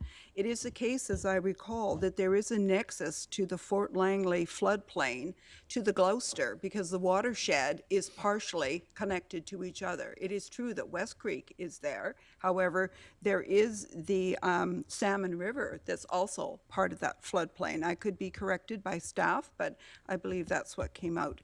So rather than debating the merits of whether or not land should be taken out of the LR, I thought it would be helpful to talk about how this actual proposal is in alliance and is congruent with a lot of our policies in the Township of Langley. So I'll talk about the rehabilitation and enhancement at the 96th Avenue site. So the proposed farm and educational component at 96th Avenue property is in alignment with the Township of Langley Agricultural Viability Strategy, which was endorsed by Council in 2013. Most particularly, the policy and actions outlined at 2.1.3 of that document support partnerships with other organizations and agencies and working together to enhance agricultural production in the township and the region. Then we have Initiative 212, which promotes the importance of education and training for the growth and development of the agricultural sector, including additional education for training for local farmers and others interested in agriculture. And this policy, in my opinion, also benefits agriculture most broadly, because what we have currently is a number of vested interests who are advancing certain opportunities within the township, but many of them are siloed and they don't actually coordinate their efforts. So here, in addition to Indigenous groups, we have researchers and farmers, and this is what we really need in order to foster agricultural sustainability. That's what we've agreed to in 2013. And then I want to talk about the Salmon River wetland enhancement. Well, some people may find this a bridge too far, but in fact, what I propose is this ecological enhancement is an opportunity we will never get under any other circumstance, save development, which is coming forward and is offering this as a voluntary contribution. So I would point out to our unanimous support for climate change mitigation, the impacts of stormwater with respect to the Salmon River lowlands. I suspect that we all recall what happened in the fall of last year in November when we had an atmospheric storm. Why wouldn't we want to have a wetland opportunity to help to buffer some of those effects? So in addition to that, I don't think we've really had an adequate opportunity to talk about the natural assets that are incorporated into all of this. I remembered our last meeting or meeting prior, we are mandated to have an asset management program, but we don't include our environmental assets at this point. So I would say that there's a strong alliance between when you use the climate lens, which we are actually required to do as a council. In adopting the climate emergency strategy, we have to adopt a climate lens to look at our projects, our policies, and what our direction should be. This also includes a biodiversity conservation strategy, and this was emphasized today when we all endorsed the tree canopy strategy going forward. So we have fish habitat, impacts of climate change, enhancements to the actual habitat, informing further research with respect to mitigation of the secondary effects of flooding based on the increased frequency, duration, and magnitude of precipitation events, which we all know we will be experiencing because sadly, climate change is amongst us. And my final comment is the fact that there's been a lot of conversation about how do we assess what the magnitude of economics is involved in this actual amenity. I don't think we know. I don't think anybody knows what it is, but we should know because it's wrong not to know. What we need to know is how does this promote all of our climate action activities? So in the lack of economic analysis, I find it's fairly easy to say, well, we're not getting enough money for this, but how did you know? How would you know? Because we're not giving it an economic amount that's attached to this. We have to start doing that.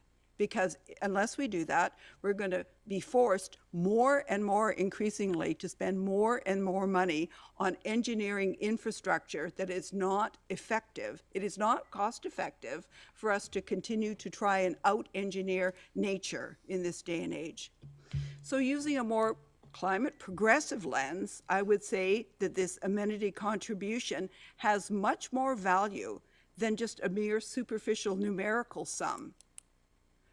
Are we receiving enough?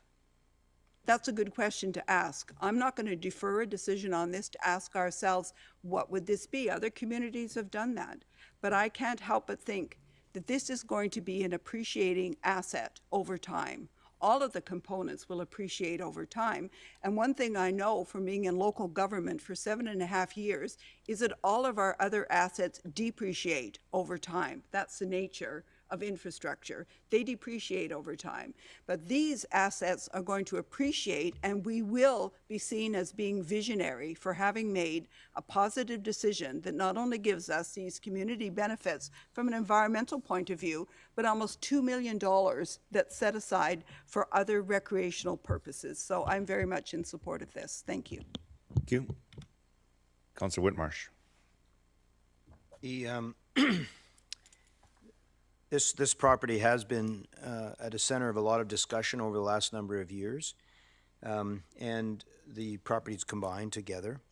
And you know, for me, the issue is not about whether or not we support ALR land being excluded and taken out of the ALR and turned into other kinds of land, in this case industrial. That decision's been made by the ALC, by those who actually have the authority to make that decision. Whether land is in or out of the ALR is not a decision that this council makes. That's a decision that's made by the ALC. But here we have this opportunity for us, and what do we do? Well, for me, in addition to many of the comments that have been made with regarding climate and the community benefit package that's coming forward in this application, to me the other significant benefit is industrial lands. And we have to create an opportunity for this community to have more local jobs, more people that are able to work in this community, not having to drive outside of this community to get employment. This is an opportunity to create employment lands that are really critical to our community. We don't have enough employment lands in the Township of Langley. We need to create more opportunities for local jobs. That allows people to stay in this community, to work in this community, but to have more time to play in this community with their families. And so for me, this is a significant benefit. Not only is the community benefit package very good, and it really will benefit us from an environmental perspective, but it also creates an opportunity to create those local jobs. So I am fully supportive of this. I think it's good overall for Langley. And while it may be complicated and challenging, and it's a rare occasion to have this happen, it is an opportunity for us to take advantage of it, and I will certainly be supporting it. Thank you. Councillor Kunst? Yeah, I'm supportive for all the reasons that everyone else has talked about. I'm excited about the salmon habitat. I just think that's a really unique way to, maybe it's not exactly everything that people would want, but I'm really looking forward to seeing how that's gonna, look in Fort Langley, and looking forward to going there with kids and schools, and so I think that's a real added benefit for our community, as well as was mentioned, industrial land. And I've got 4 kids. They're all in their 30s almost, and they're working. And to be able to work in their community, I have one kid driving 45 minutes each way, and I'm excited that maybe we can add a little bit more of that into our community for our residents. So thank you very much. I am in support. Thank you. Councillor Long? Yeah, thanks. Well, these lands are, as you can see, there was a previous map that showed that it's contiguous with the Gloucester Estates plan already. I think the shift from rural lands to industrial lands is probably going to be embraced by Metro and the RGS, because it calls specifically for an increase in employment lands and industrial lands. It's been pointed out very clearly that there's not enough supply, and employment lands create jobs create wealth and prosperity for our citizens. It's very, very important. If we could just get transit up there, that'd be good. So yeah, I supported it in 2009, and I support it today. It's consistent with our overall community plan, and it's a shame it's taken us this long, but I guess we've got some benefits from it, because the community amenity that's been put forward by the proponent is very generous to the township, whereas most communities, I don't think, consider that from industrial lands, because they're employment lands to begin with. But anyways, so I see this as a real win-win for the township and for the region, and I do support it, Your Worship. Thank you. Councillor Woodward? Yeah, I just have a referral motion, which I guess I'll have to argue very strenuously and convincingly to get the votes for it. I'd like to refer it back to staff for a proper plan for CAC contributions contemplating all of the Gloucester industrial estates, including the former golf course lands. Thank you. Is there a seconder? Councillor Davis seconds it. Councillor Woodward? Yeah, I'd like to speak to it very briefly. So, this one, I'm going to speak to some of these points assuming the referrals fail. But I think that one of the flaws of this has been not considering Gloucester industrial estates as a whole. And that's not what's happening here. I remember getting actually a great tour of some wetlands inside the Gloucester industrial estates, and being talked to for quite a lengthy time about the cautiousness that we should take with rezoning and removing farmland and expanding industrial estates and affecting wetlands in the area. And I'm a bit surprised that that logic doesn't seem to apply to this one. And so I think it's proper to take a look at Gloucester industrial estates and expansion as a whole in regards to being fair to one proponent versus another who hasn't pursued a rezoning such as this. And some of those conversations that occurred, maybe they should have, given how easy it seems to be to buy these approvals. So I think it's appropriate to look at Gloucester industrial estates and the golf course lands as a whole for all the objectives that some of my colleagues have mentioned. So that's the logic for this referral. Thank you. Great, thank you. Okay, on the referral, I'll call the question. Sorry, you want to speak? I thought it was, see it. Councillor Davis. I'm going to support this referral because I think that I'm one of the points I didn't bring up, but I am worried about the golf course lands. Because as you can see on this map, if the ALR, and I know they made their decision, maybe I'm sitting in the wrong chair here, but if everything is supposed to be continuous boundary, like why not make that a square?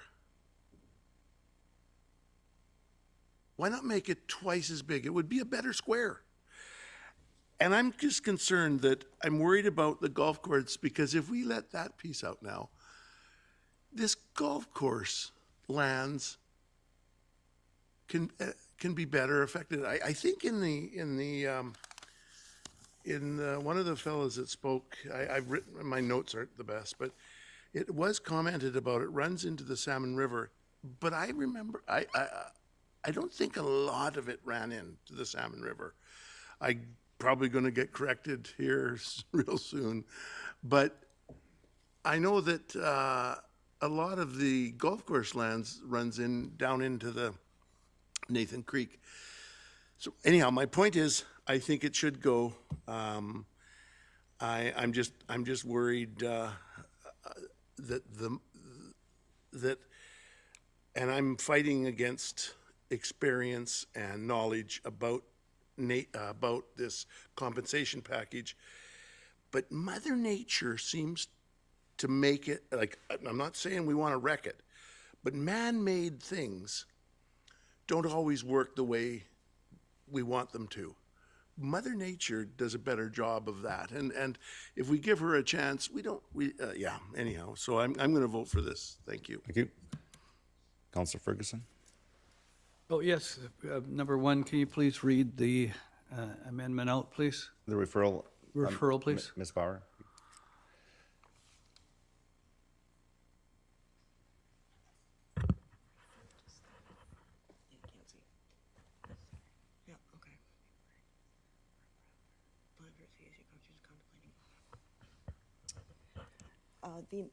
There we go. The amendment reads that the item be referred to staff for a proper plan for CAC contributions contemplating all former Gloucester land, including the golf course land. Okay. Oh. Okay,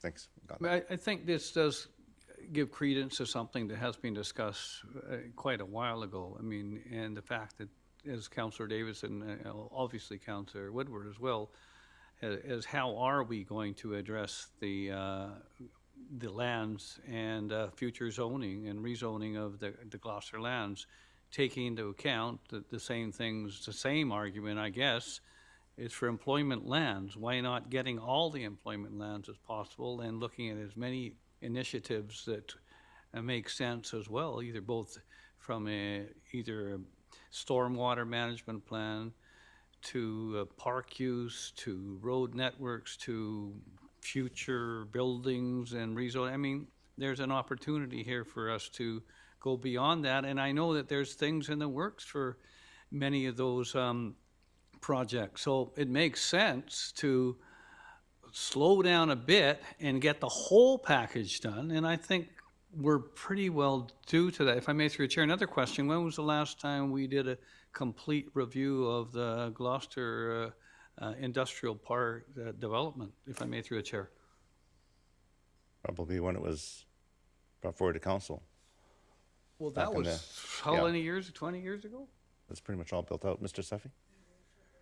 Your Worship, if I understand the question correctly, there has not been an update of the Gloucester industrial plan since its adoption.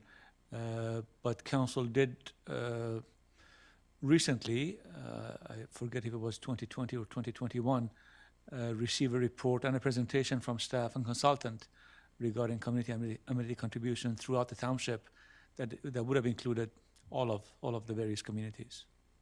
Yeah, thank you very much. I appreciate that, Mr. And I believe that indeed there is some credence and some value in doing this, and I think it's a win-win. So I'm going to support it. Thank you. Thank you, Councillor Whitmarsh.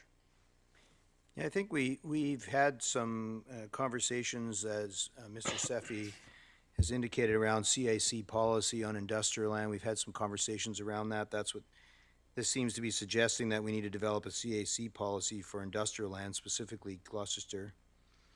I don't think it should be connected to this particular application.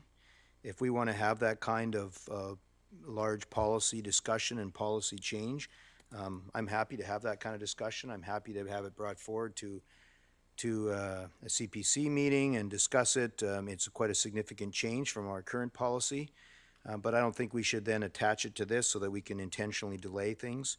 I think we should move forward with this application, and if the mover would like to continue to have that discussion, I'm more than happy to be part of that, but I wouldn't support the referral today. Thank you. Councillor Arneson?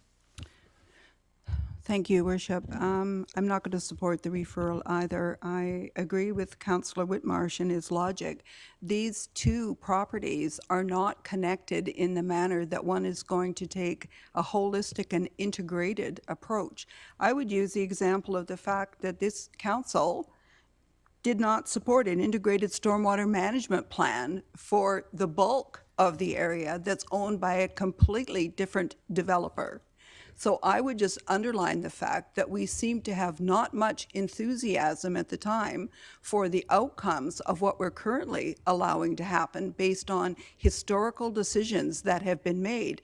And so I guess now at the 11th hour, there's some enthusiasm for looking into the golf course lands. Well, the golf course lands will come to the Township of Langley or not, depending on whether or not they meet a number of criteria which are frankly beyond the decision-making of the Township of Langley, in my opinion, such as fisheries, such as the covenant, such as many other things.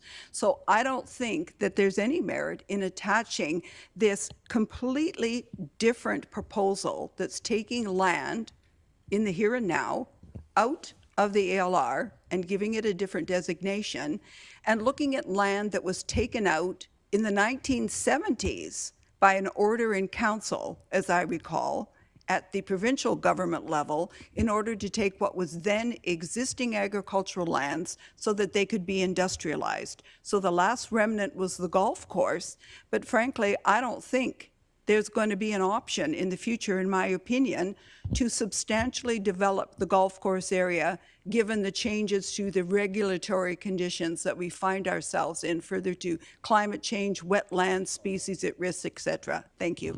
Thank you. Councillor Woodward? Yeah, I just want to respond to some of that. So I think that there's some confusion with what we're trying to do here. So I'm just been had the same sort of policy in pushing cannabis. I really want to treat all proponents fairly and the same, and get the sense that we don't always do that. So here we are. We've got again an unprecedented removal of land from the ALR, as I see it, by court order. A request to rezone it, a request to change the boundary of Gloucester Industrial Estate, and a request now to move on and endorse changing the urban containment boundary for basically nothing in return, which I'll speak to, I think, at the end. And I think what this is trying to do is trying to say, well, that if we're going to start rezoning lands for Gloucester Industrial Estates for all the logic that was presented for this one, I think it's appropriate to do it for all of Gloucester Industrial Estates. I didn't see any concern for industrial land 3 years ago. I didn't see any concern for industrial land 2 years ago. I didn't see any concern for industrial land a year ago. I didn't see concern for industrial land until Con West came forward. So I think that what I'm trying to do is treat all proponents with the same situation in Gloucester. Actually, someone who's inside Gloucester can't move forward, but this person can. And I think that what I'm trying to do, with the support of a couple of members of council, and a fourth probably that isn't here, is trying to come up with a framework that is fair to everyone that owns land in industrial. Like, not only fair, so to speak, within quotation marks, people that don't even own land inside Gloucester Industrial Estates, without a process to see how that makes sense for the taxpayer, how that makes sense for other landowners, let alone how it makes sense for taxpayers who want to work here. I think that can all be achieved, but I think a lot more can be achieved as well. And I think it's important to look at all of Gloucester Industrial Estates and all proponents that would love to be in this situation. And that's what I'm trying to be: fair, reasonable, and not a one-off negotiation. Thank you.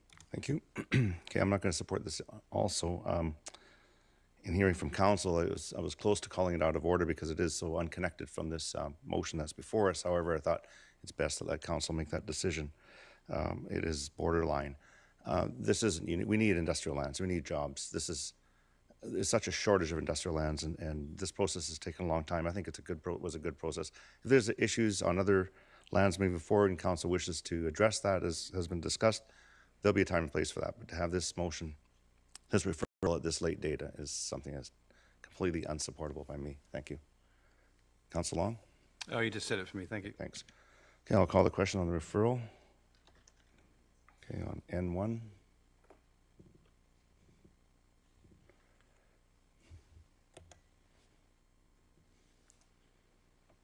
And the referral is defeated. Councillor Whitmarsh, Councillor Kuntz, Mayor Froese, Councillor Long, Councillor Arneson opposed. We're back to the main motion. And on the main motion, Councillor Woodward, I see your name was still there on the main motion.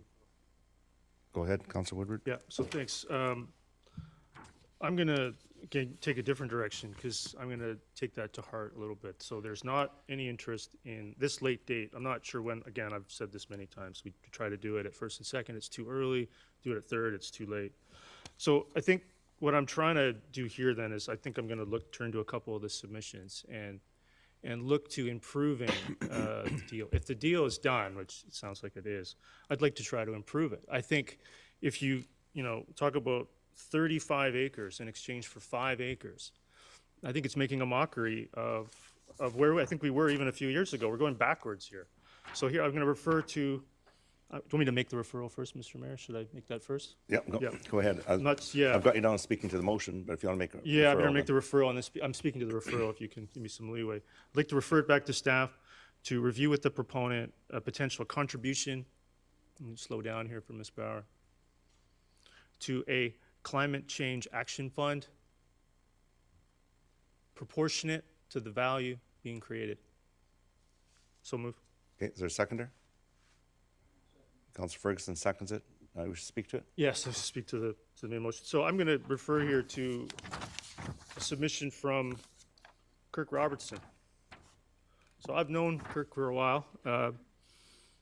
Haven't agreed with him very much, and there's something interesting going on when I'm agreeing with him. It is true that the proponent has developed a plan to provide environmental compensation off-site. Proper environmental offsets often require that the restored areas be a multiple of the area lost. Further study is required to determine if the compensation offered is adequate. I agree. Proper environmental offsets often require that the restored areas be a multiple of the area lost. So this to me was a submission that really resonated with me. And I respect Kirk Robertson a lot for making this submission. And I think I've learned from the notice of motion that I attempted, out came the legal letters, which were nonsense, of course. Out came a number of other things. But what I learned from that is let's not try to peg a number. Let's not necessarily try to prescribe something, which apparently was too early in the process to consider it. I think it's appropriate that really the compensation package is woefully inadequate for what's occurring. 35 acres of rural land being put inside the urban boundary, the Gloucester Industrial Estates, and off to Metro Vancouver in exchange for 5 acres of wetlands and a few $1 million. Industrial land is currently, I saw that in Vancouver Sun a few weeks ago, at about $7 million an acre now. Rents hitting upwards of $20 a foot. So I think you can all do the math. And we're getting in exchange a few acres of wetlands and a couple $1 million. It's woefully inadequate. I think it is a huge disservice to the taxpayer. And I think what we're doing is essentially subsidizing development in a way I haven't seen while having been in the audience and at council, where a lot of the things that we need to do will be offset onto property taxes because we don't stand up and get a good deal for taxpayers. And that's what's happening here. And the referral is very vague. It's trying to give a lot of leeway for some negotiation and try to make the deal a little bit better, which is all I've been trying to do the whole time.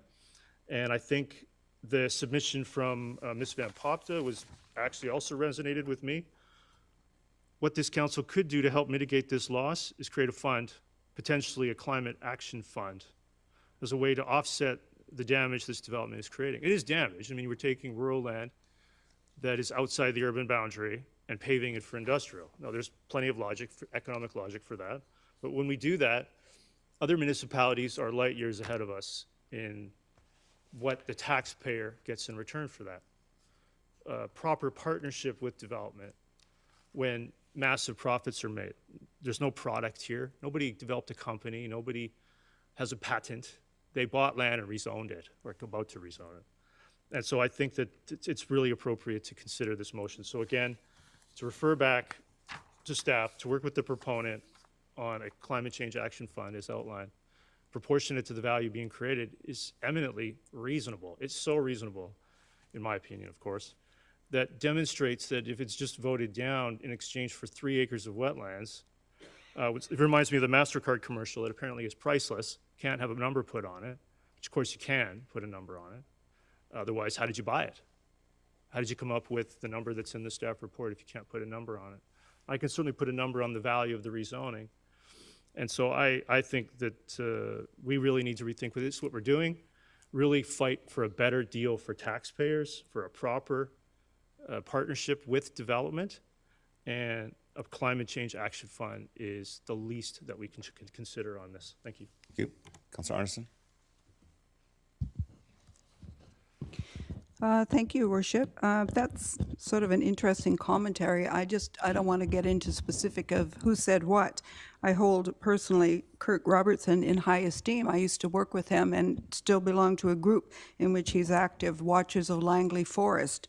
But I don't understand how it is that through all the information that we received through our process, that he is now quoting something that I have never seen, talking about this multiplier effect. And I am supposed to take this into account as if there's some kind of formula that's in existence to say that if you are converting some lands to a different purpose for environmental purposes, that there has to be this multiplication factor. So I can't endorse this because I don't know what that number is. And if somebody shows me a scholarly article that's been reviewed and people have used it in case studies, and they're going to tell me that this is in effect the kind of standard we should set, I'm the last person that thinks that we should have substandard policies in the Township of Langley.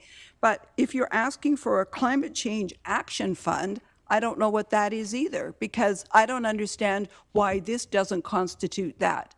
In our last budget discussions, we had individuals who totally were against developing anything further than a 3% increase, even though it meant that we could not advance certain very critical ecological functions that are related to climate change.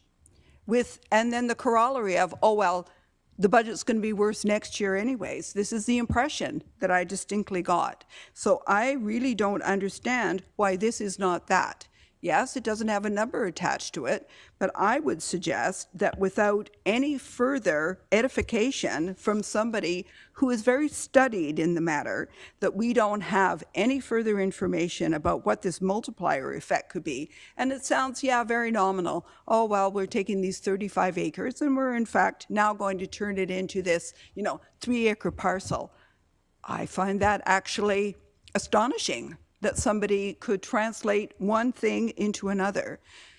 This is not something that we should consider as some transactional interest in which we're not looking at what the inherent benefit is.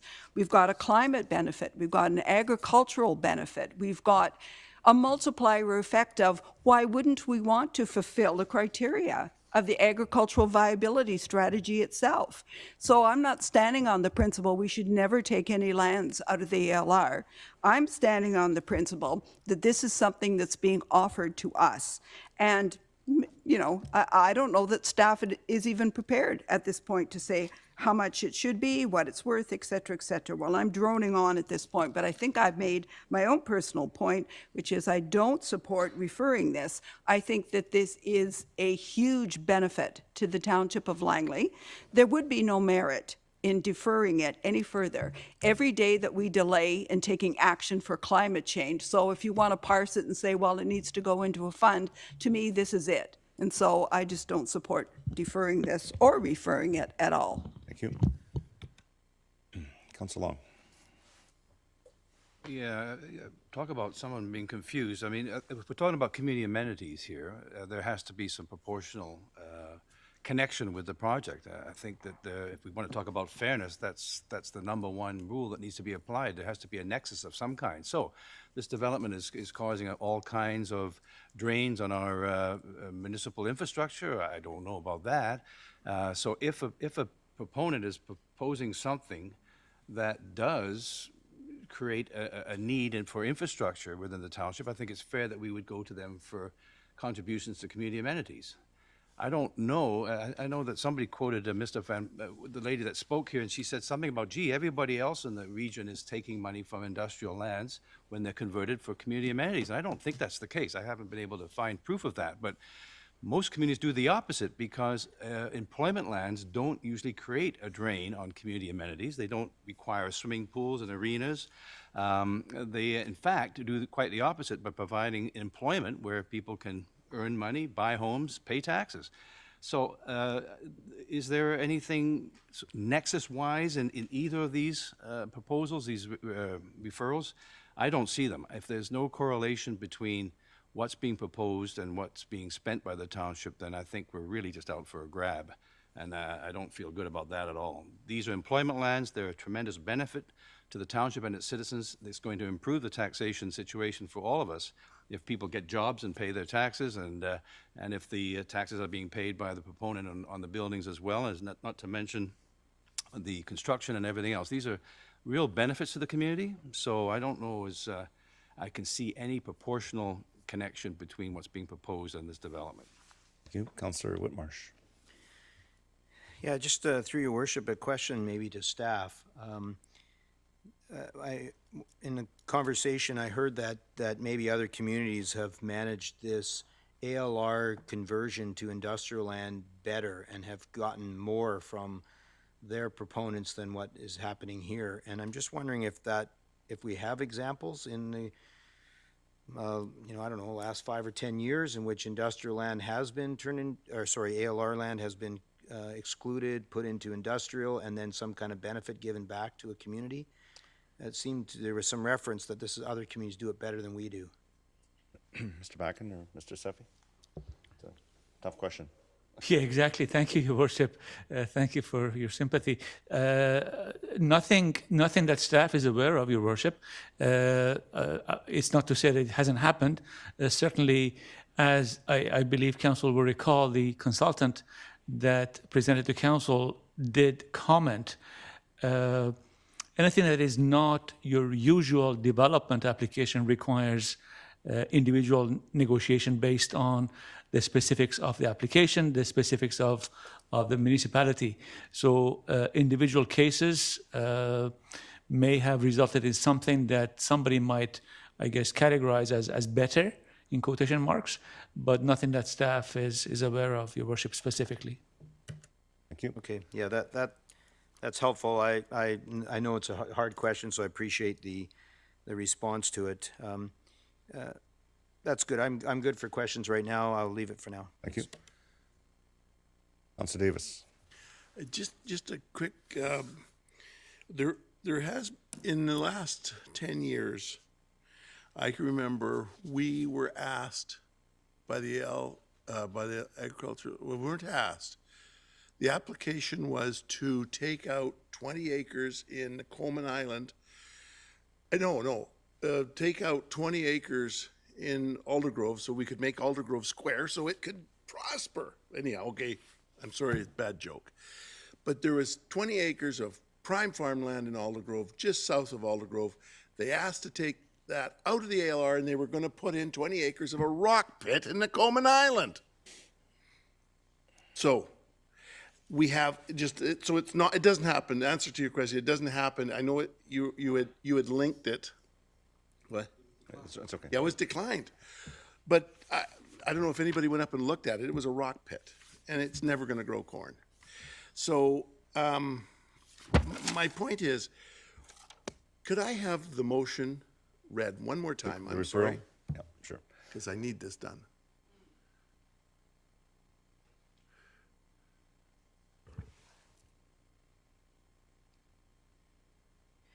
The motion reads that the motion be referred to staff to review with proponent a potential contribution to a climate change action fund proportionate to the value being created. Okay, I sit in the Milner Valley. The fires affected my production of agriculture. The heat wave killed my reproduction in my cows. The floods took away feed from my farm. In the last two, if this is connected with climate change, fuel costs are making me think differently of how I'm going to produce milk as a producer, and it doesn't matter if I'm producing anything. The grain cost with this war, and I know the war is not linked with, and I'm getting off subject, Bobble, you'll stop me if you, but fuel, feed, it just hasn't. I heard this morning that in South Africa there's another, and I'm getting way too wide. Okay, I'll pull that back. But climate change is going to become real. So maybe we need to seriously. And I've heard Councillor Arneson talk about climate change. And maybe it's time to do something like this so that we can, because we can't grow enough food to produce what we need. And I know Canada's a big place, but in the Township of Langley, we can't grow enough food in containers. It's a great concept, but we can't do it. We need, there's 36 acres up there that could grow something. And I'm not suggesting, I get it. Industrial lands need to be, we need more of them because, as pointed out, look at the benefit it is. But I'm asked as a farmer to dial it up and get technology and pull a little harder to get food to make a buck. Can we not put 2 stories on 1 acre in This is on the referral. Oh, yeah, okay. But that's what I support, because I know it seems kind of wonky, but, well, no, it doesn't seem wonky. But we need to, if we were to get more money, put it into climate change, because 3 or 4 or 5 acres is a great compensation package, but maybe we're cutting our nose off to spite our face. Thank you. Thank you. Councillor Ferguson.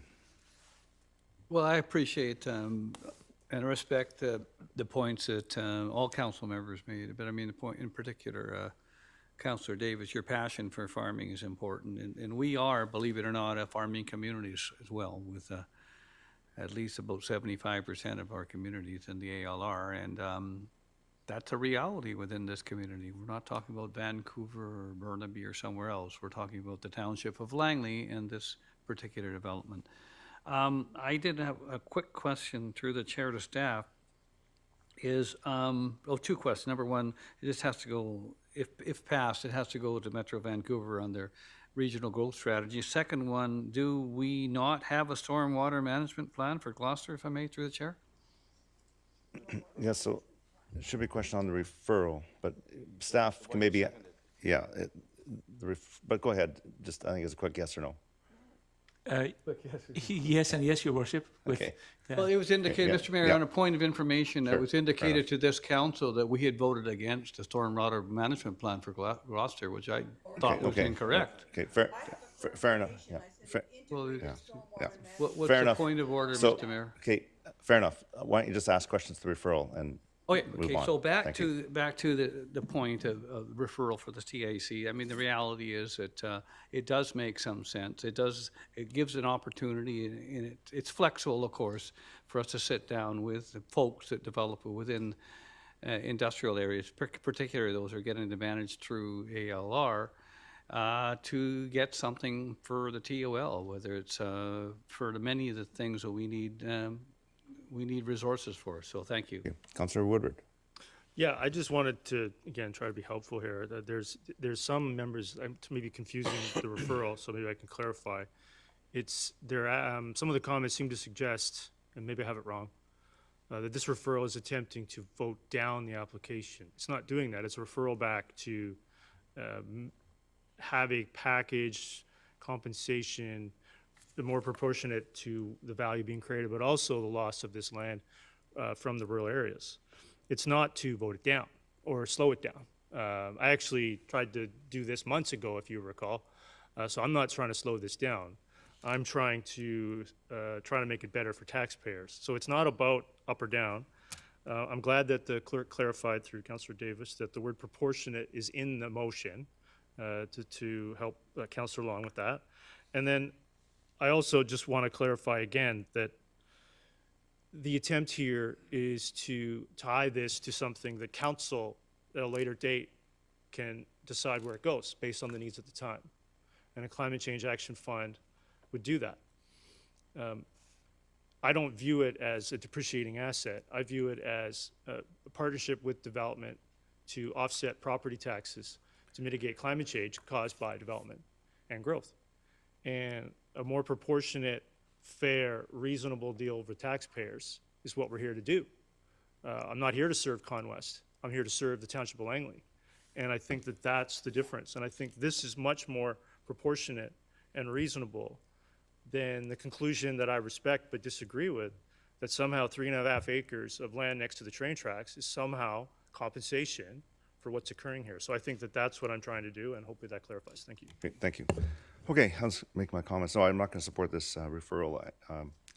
I'm here to serve the Township of Langley residents and people who are be getting future jobs there. I think staff have worked very hard with the proponent for amenities, and I appreciate those amenities. I think this amenity goes too far, but by voting against this, it doesn't mean I'm against doing a better job to mitigate climate change. That has nothing to do with this motion at all, as far as I'm concerned. It's just trying to dig a little deeper, and these lands provide jobs, provide huge tax base for Township of Langley. They support our residents and jobs. I used to drive through this area, dragging a manure spreader from my dad's farm to my farm, and I borrowed it, and there was no Gloucester there.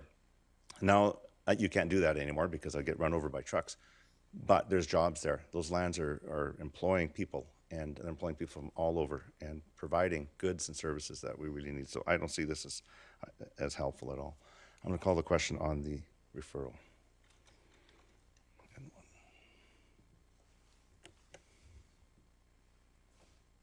The referral fails. Councillor Whitmarsh, Councillor Kuntz, Mayor Froese, Councillor Long, Councillor Arneson opposed. We'll move on to the main motion.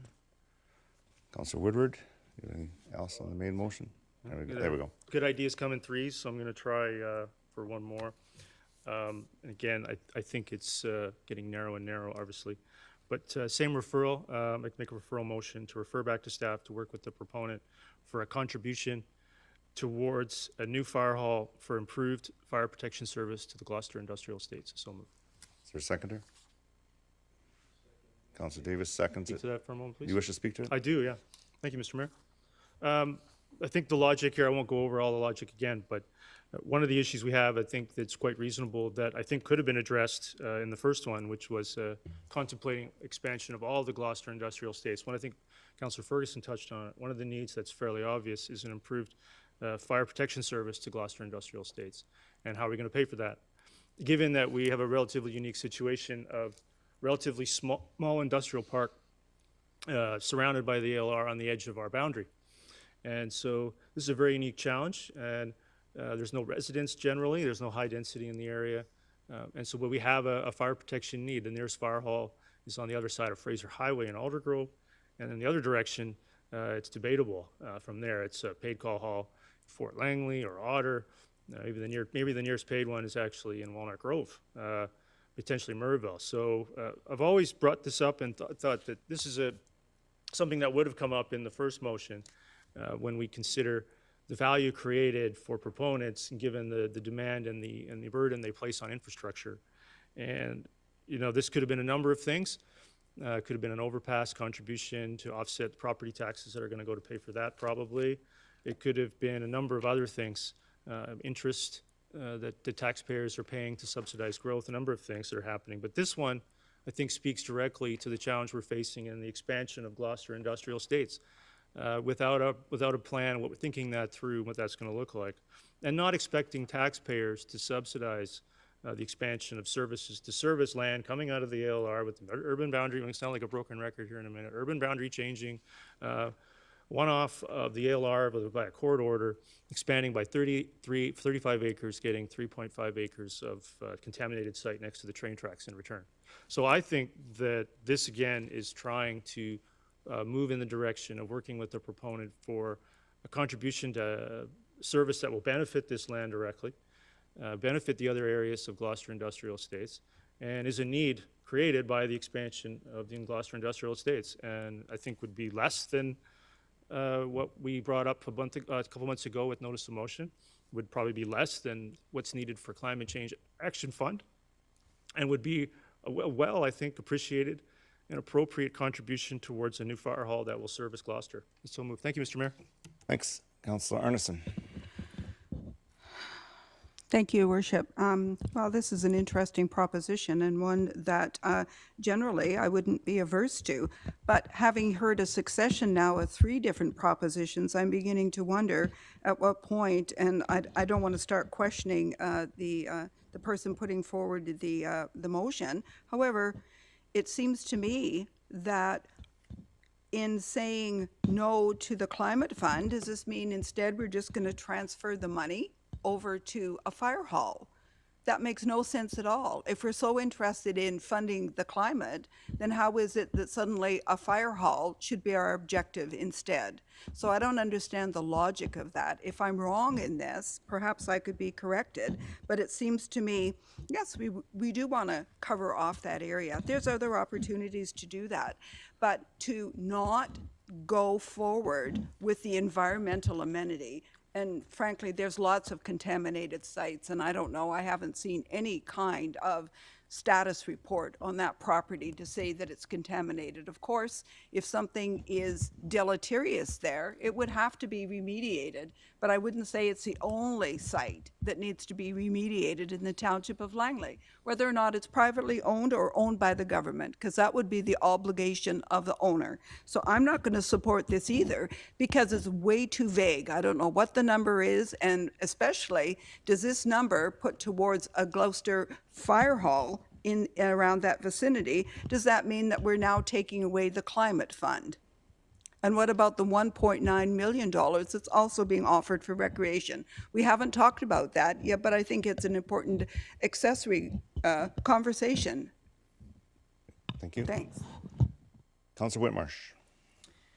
Yeah, I think it's clear that we have lots of needs in our community, lots of things that we could invest in, lots of ways to improve our community, and there's no doubt that we need to do our best to enhance the facilities and equipment that the fire department has in our community. There's no doubt that we want to do that. I think this council has demonstrated support of that. Certainly I've expressed the support of all of those things, and we're in the process of doing feasibility studies in the area of fire. So, but what I find interesting is that we have, a proposal about a climate action fund, which seemed to be the first choice, and so that didn't pass, and so now we're on to a second choice. Speak to the referral. And so I am, and so I would rather us continue to support climate action and invest in the environmental project that's already determined here, and that is the #1 choice for me on this particular application. And we will look at fire, which is also a #1 choice for me at another way and another time. But in this case, I support what we're doing right now as a council and staying with the environmental plan that we have. Thank you. Councillor Long. So 7 minutes from the Aldergrove Fire Hall to this location, so I don't think it's that terribly far off. DCCs will be paid on this. I'm just asking staff to nod and confirm there'll be DCCs payable. There are taxes payable that will help to fund fire halls. We have to be going down that road of building more fire halls anyway. Again, I guess I go back to this nexus concept. How do you tie this with what's being proposed? And I don't see a connection. It's only 7 minutes away to the Aldergrove Fire Hall. It'd be nice if it was closer, but I think it'll be okay. Thank you. Councillor Ferguson. Yeah, I think that this, if I got this correct, if I may, through the chair to the clerk, this is an amendment to the main motion. And if passed, this would be an addition to the existing corollaries in the main motion, if I may, through the chair to the clerk? Madam Chair. It's a referral, I believe. Through the chair, this is actually a referral, so this would send it back to staff to review before coming back to council. But it's still a referral to the main motion. Yes, yes. It would refer the whole motion back. That's right, the whole, so I mean, I heard comments from others saying, what about recreation, what about climate change? That all goes back to staff, so I think it's an addition to, it makes sense, and some folks at this table don't believe we need any more fire hall, which is fine, that's their prerogative. And some folks figure we don't need any more other actions regarding cost drivers. And that's it. Thanks. Wait for the main motion. We need 30 more fire halls. Councillor Woodward. Yeah, I think that, thanks, Councillor Ferguson, for that. I appreciate highlighting that. I was just about to do that back to staff, but I think that's been clarified. There seems to be comments suggesting that somehow it's either or. That's not what any of the referrals were attempting to do. I've actually kind of moved on from the idea that's been negotiated by some, certainly not with me, but by some, to do that. There's been no suggestion in any of these referrals that was being replaced. I've seen this as an addition to, proportionate to the value being created, because the current amenity contribution, if you can call it that, is completely and utterly disproportionate to the value being created. So, and to speak to that, I would have preferred that everybody had voted for the Climate Change Action Fund, but you didn't. You voted it down. So now I'm trying to figure out something that maybe that can be supported as the amounts get smaller and the benefits maybe become more restrictive. The issue of 7 minutes to Aldergrove, that's not the information I've heard or been given. But also we have the issue, of course, of multiple fires at the same time. If the Aldergrove response is into Salmon River somewhere and there's a fire at Gloucester, I think everybody knows I'm referring to the potential fire hall at 232nd, which is intended to serve Gloucester. So I don't know I have to say that. So I think it is important, and it is directly tied to an expansion of the Gloucester Industrial Estates. This isn't land inside the community plan. This is land on the outside, and we're expanding Gloucester Industrial Estates. This is increasing the burden on the municipality in exchange. And we do not change mill rates here, so there is no additional taxation whatsoever. I have to keep saying this over and over again, so I'll say it again. There is no additional property tax revenue unless you modify mill rates, which we do not. So this will benefit, then the DCC revenue is for servicing the site itself, and we'll go into the DCC program township-wide, as any development does. But specific to expanding Gloucester, I thought these were good ideas. If other people don't think they're good ideas or that they should be paid for from other sources, I don't know what other sources there are going to be.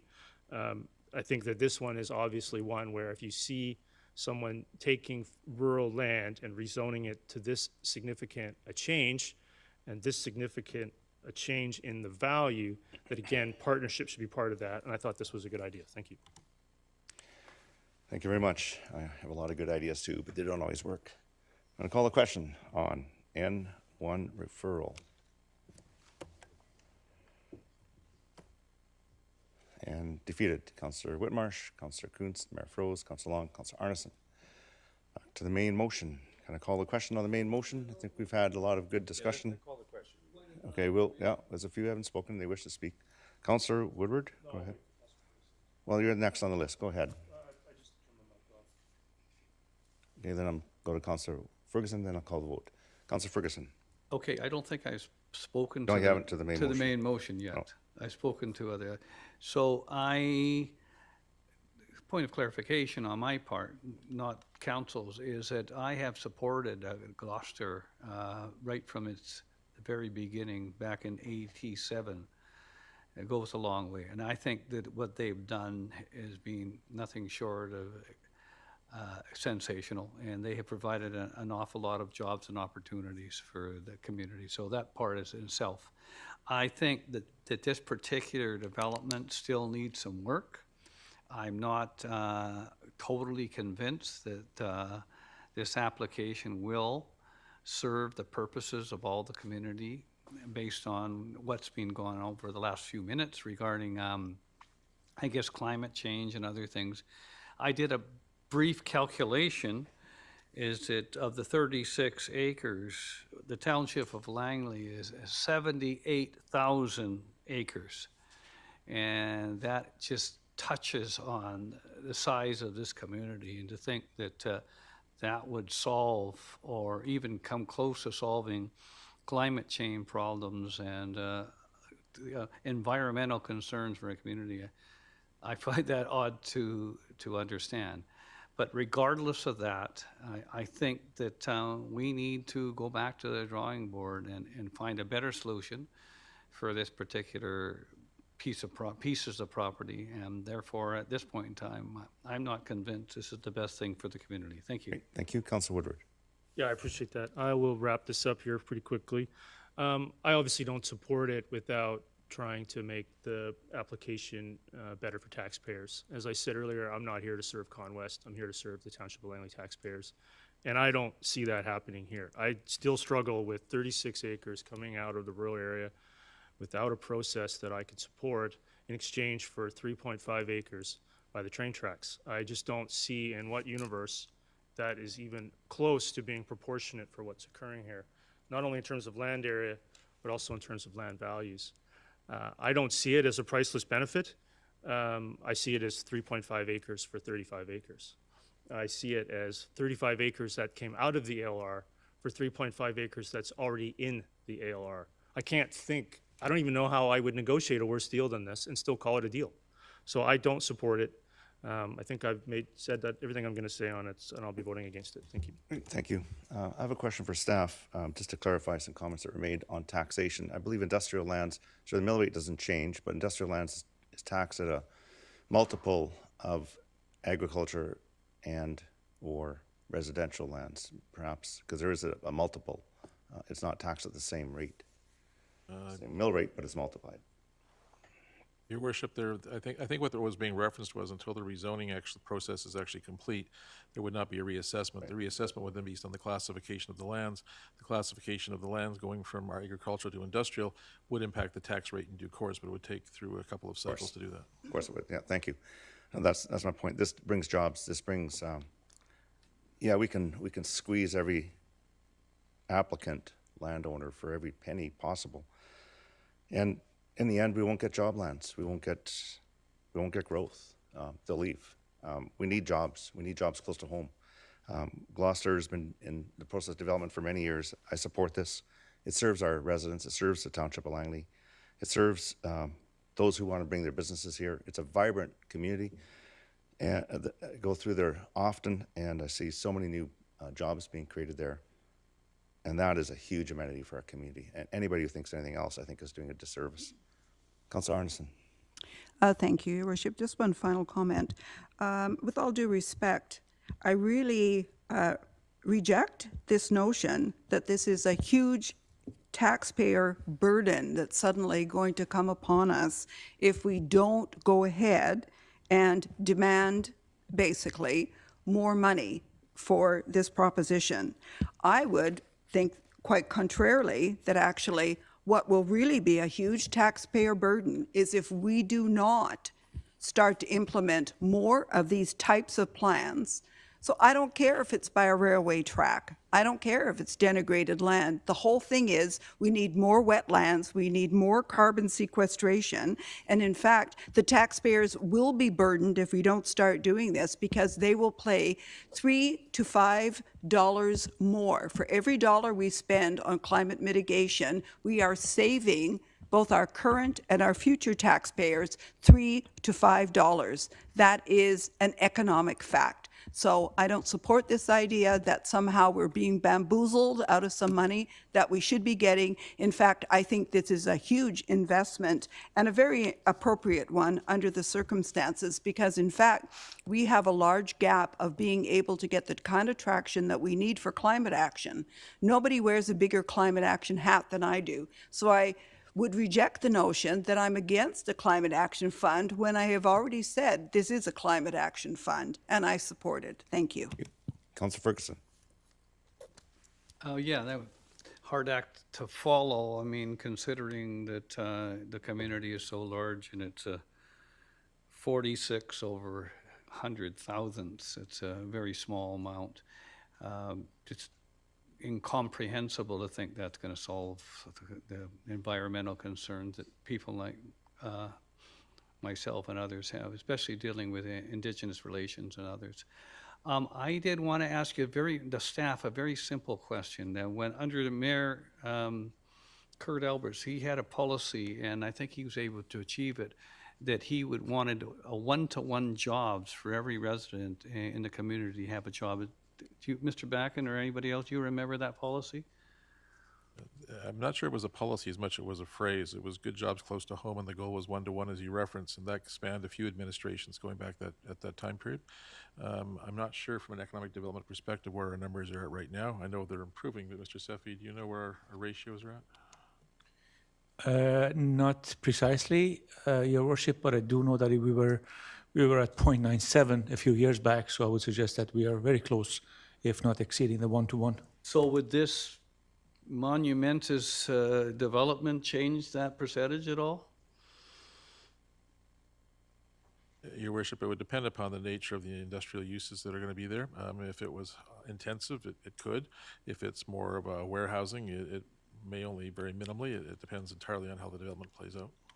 So I guess if you have 100 jobs for a community of our size, it would be minuscule the amount of jobs to be provided. I mean, there's been a lot of debate about that, and I just like to use some arithmetic figures to say that we're already achieved quite a bit as it is, and this would be just a minuscule amount of jobs. That's right, unless it's yours. Okay, I'm going to call the question on N1.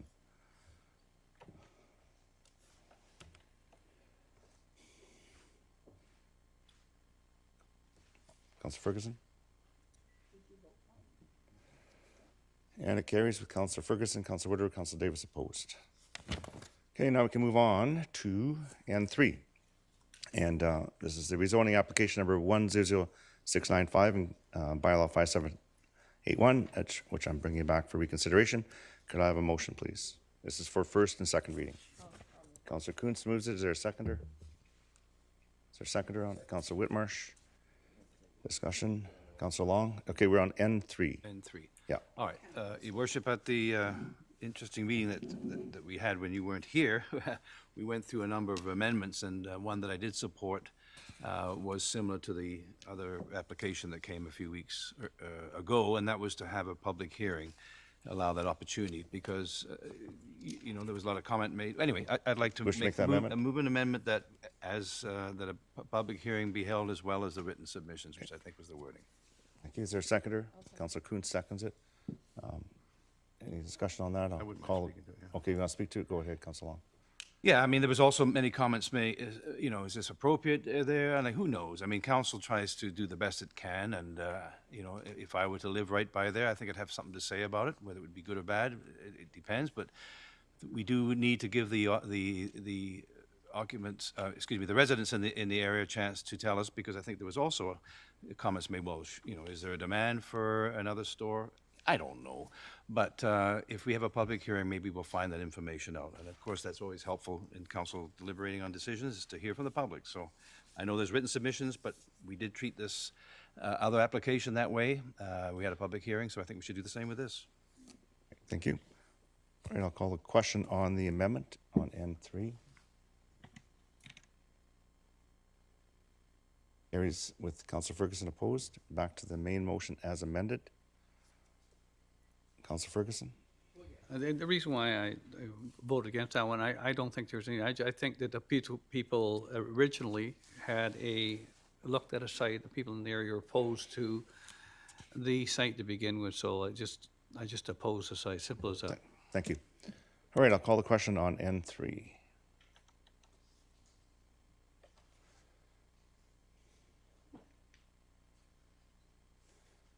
And it's defeated on a tie vote. Councillor Ferguson, Councillor Arneson, Councillor Woodward, Councillor Davis opposed.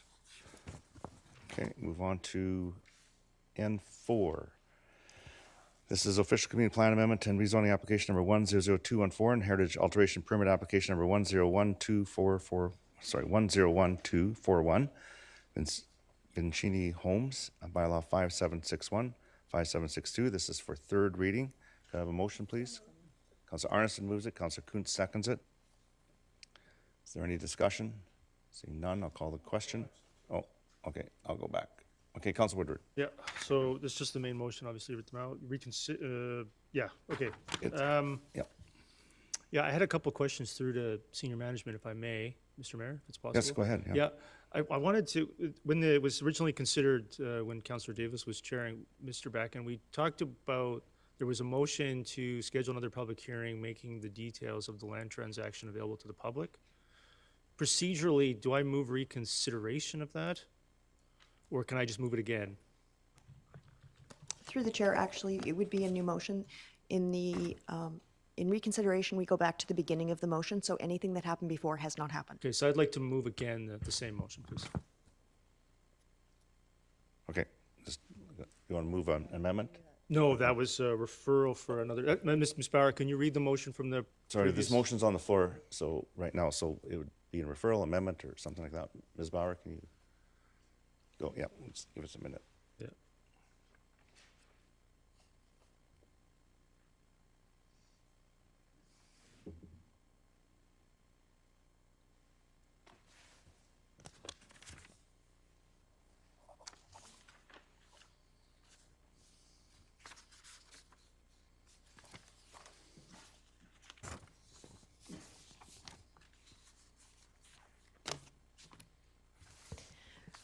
The motion is in the last set of minutes. The official community plan amendment and rezoning application number 100214 and heritage alteration permit application 101241 be referred to staff for an additional public hearing. Is that the motion you're referring to? Yeah, and then I think there was a component of that motion which was to, Mr. Backen, if you want to make sure the wording is correct, regarding the disclosure of the land deal details to the public. That would be the amendment. Staff provide further information to the public regarding the rationale and details of the land transaction. Yeah, I'd like to, I can move both of those together, perhaps. So would they be moved as one motion Yeah, as a referral? That's correct. Thank you. Oh, sorry, if you can just help me out here. So the motion's on the floor. We've got one amendment on there already. So this is a further. It's a referral motion. Oh, no, it's a No, it's a- referral it's a motion. referral motion. Okay. Okay, I'm catching up here. Yeah. Referral motion, read it out again? Ms. Bauer, I think and it's then better, I'll look for because second. it's a repeat attempt. Yeah, okay. So the referral motion would stand that the official community plan amendment and rezoning application number 100214 and heritage application permit number 101241, Township of Langley, Vincini Homes, Fort Langley, LP 9100 Block King Street be referred to for additional public hearing. The following, we add the following clause, that the referral be amended to receive written submissions only. Further, that the staff be provided, that staff provide further information on the public regarding the rationale and details of a land transaction. So going through the minutes, I believe the motion was then divided. Scroll down a little bit. Amendment 1 was defeated on a tie, so that would take out the written submission only. And Amendment 2 was defeated on a tie as well. So the first clause and then the following clause would be. Yeah, so I can just try to clarify. I would like to move a referral for a subsequent public hearing with the relevant details of the land transaction disclosed to the public prior to. The rest of it is not necessarily that material. So Okay. it's just those two components. I'd like to move that referral, please. Okay, thank you. Great.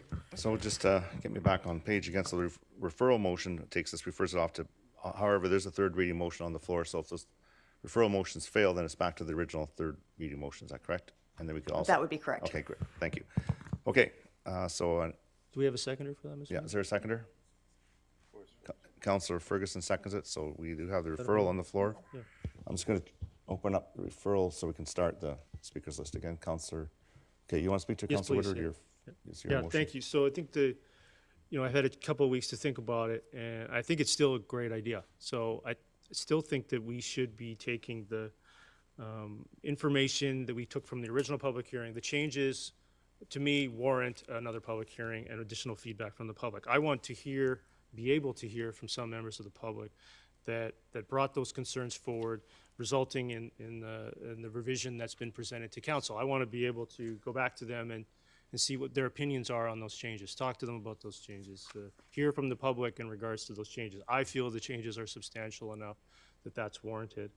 Also, as I brought up at the last council meeting, I've heard from, I think, too many that they didn't fully realize that this is publicly owned land. Now, we can criticize them for that or tell them that they should have known, or it's their fault that they didn't know, but that's not going to be my position. My position being that I think that we need to correct that, make it very clear. And I think it's important to see the land transaction as part of a public hearing process. I think that we do a little bit too much governing in regards to public-owned land in special close. And I would like to be able to get some feedback on whether they feel that this land transaction is in the best interest of taxpayers and the residents of Fort Langley. And that's the intent. I want to get the feedback. I want to have that dialogue with the public. And I think the public hearing at least demonstrated to me that there's more conversation needed. Thank you. Thank you. Councillor Long?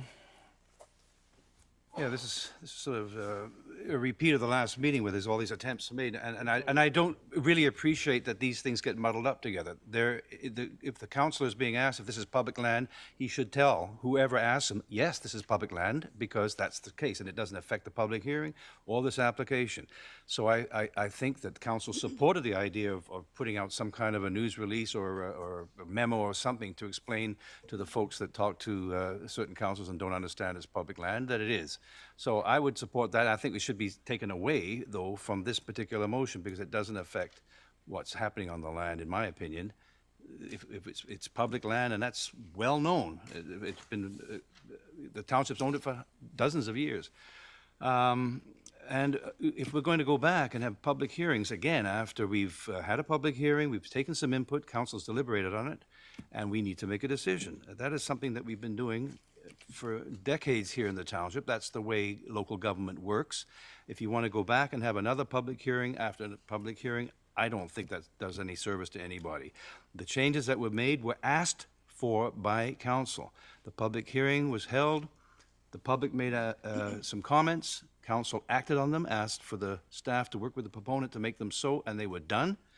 And now we have it in front of us for third reading. If we're going to go back and do it again and again and again, I think that actually is very inappropriate. It's not a good way to govern, and it's not something I would support. But I would like to say, Your Worship, this getting muddled up now with this press release, let's separate that.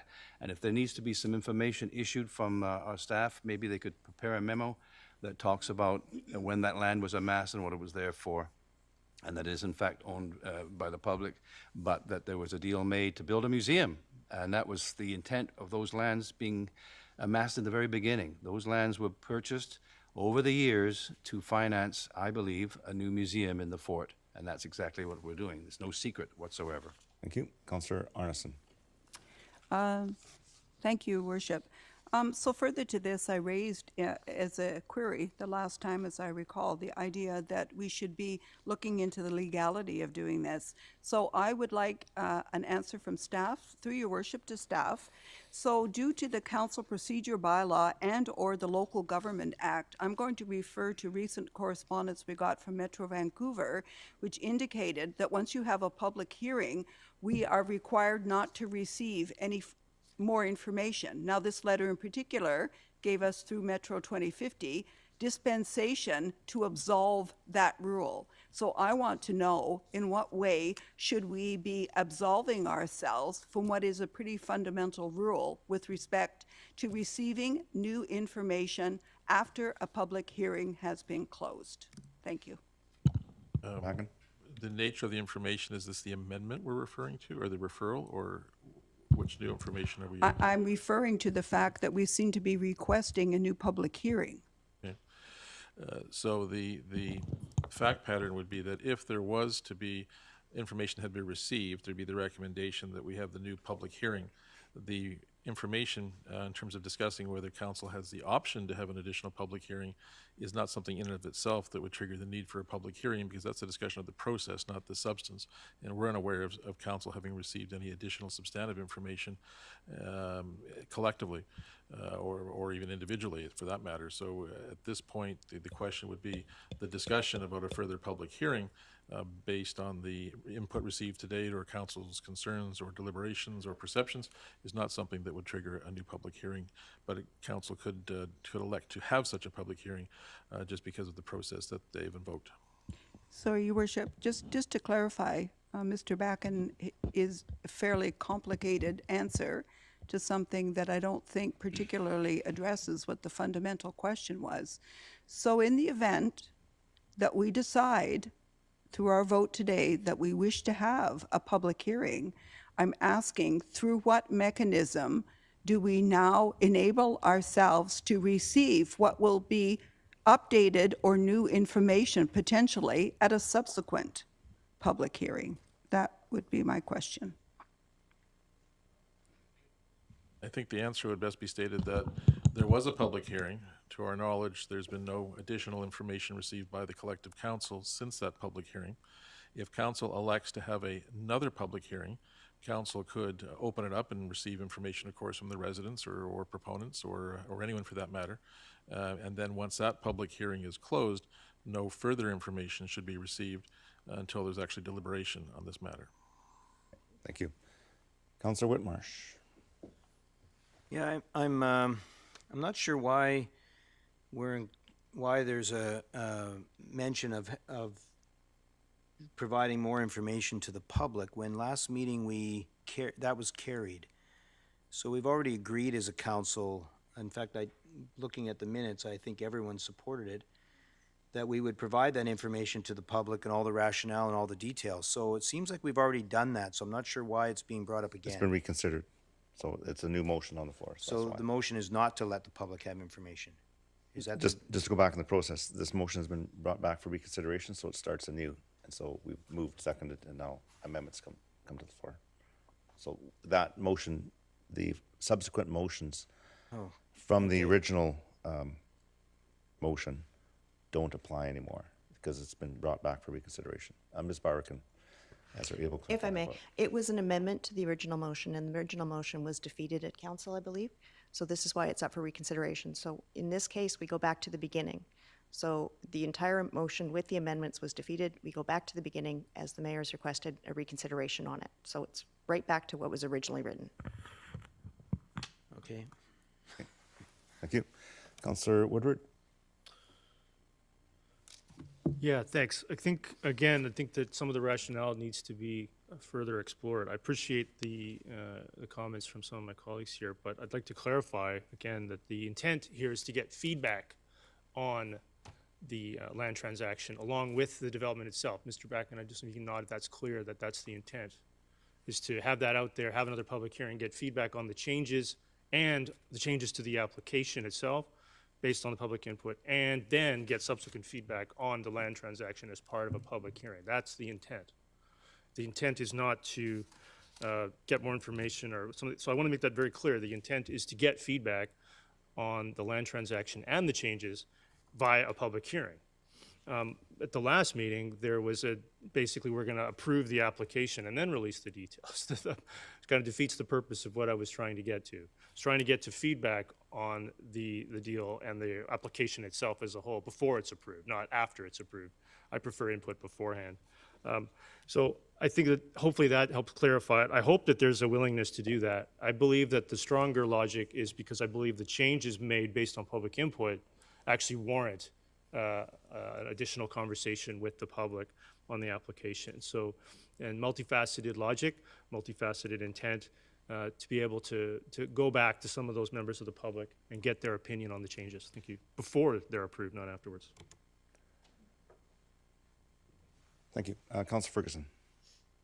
Yeah, thank you, Mr. Mayor. I believe that the administrator has answered the questions regarding our role and in proceeding with this particular amendment. I think our process, I think it never ever hurts to get more input from the public, especially when we can. In this case, it's indicated, yes, we can.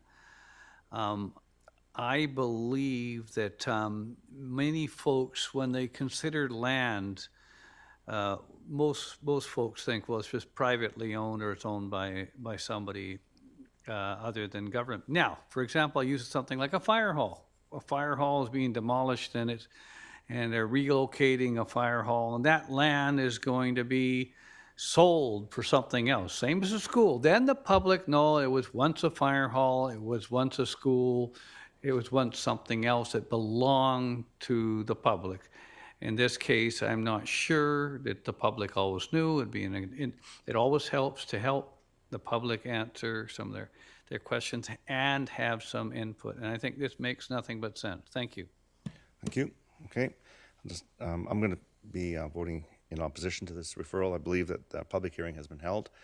Council has done what they always do, is they've taken the comments in public hearing, made some amendments, and moved forward. And as Council Long stated, this is very clearly Township of Langley land. It says right in the application, so I'll be voting in opposition. So I'm going to call the question on N4 referral.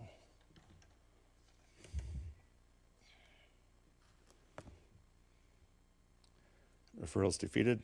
Councillor Whitmarsh, Councillor Kunst, Mayor Froese, Councillor Long, Councillor Arneson is opposed. Back to the main motion. Councillor Long, your name is still there. Did you wish to speak or call the question? I'd like to call the question, or we're going to have... Okay, I'll call the question. Oh, I It's your call. I guess. see that. Okay, hang on. Okay.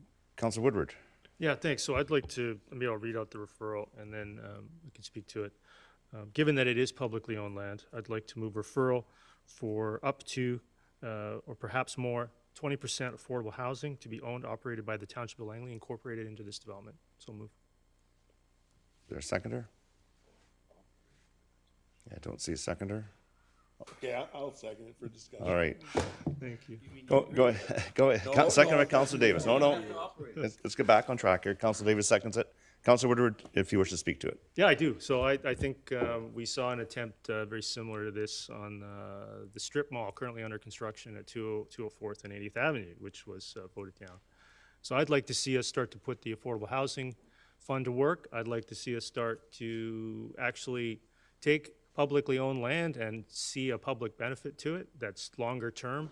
I heard some logic earlier about, we don't want we want land that appreciate. We don't want to put money into depreciating assets, but we're selling land to build a museum. So I'm still struggling with that. So I think here the logic is pretty clear that we have a pretty significant location in downtown Fort Langley. Fort Langley is definitely one of the more unaffordable areas of the Township of Langley. We had publicly owned land, which nobody wants to talk about what that deal looks like to the public before they make the deal, apparently. So I would like to incorporate a component of public ownership into the long-term project. And I understand that may require some negotiation or renegotiation on the original agreement. I think it would have been better to have had that conversation with the public rather than discussing what we're going to do with publicly owned land with the proponent. So I think this is heading in the right direction. I would have preferred to have done it in a different way, but I think it's really appropriate to see some public participation in projects built on publicly owned land. And I think this is highly appropriate for Fort Langley, given how little has been done there. We haven't done anything with the Affordable Housing Fund, which could potentially be brought to bear on this referral. And I think it would be in the long-term benefit of the Township of Langley taxpayer to see some long-term participation in this development on publicly owned land and help people that can't afford to live in Fort Langley live in Fort Langley. Thank you. Thank you. Councillor Davis. Could I just clarify, I guess, the mover, 20% owned from the Township of Langley? Is this rental? Okay, if you just want to ask questions of No, staff. no, I need, can you, heavens.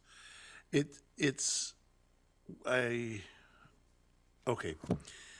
The problem, we heard about parking, it was too high density, they narrowed the density down a bit, the traffic was an issue, closing of the road.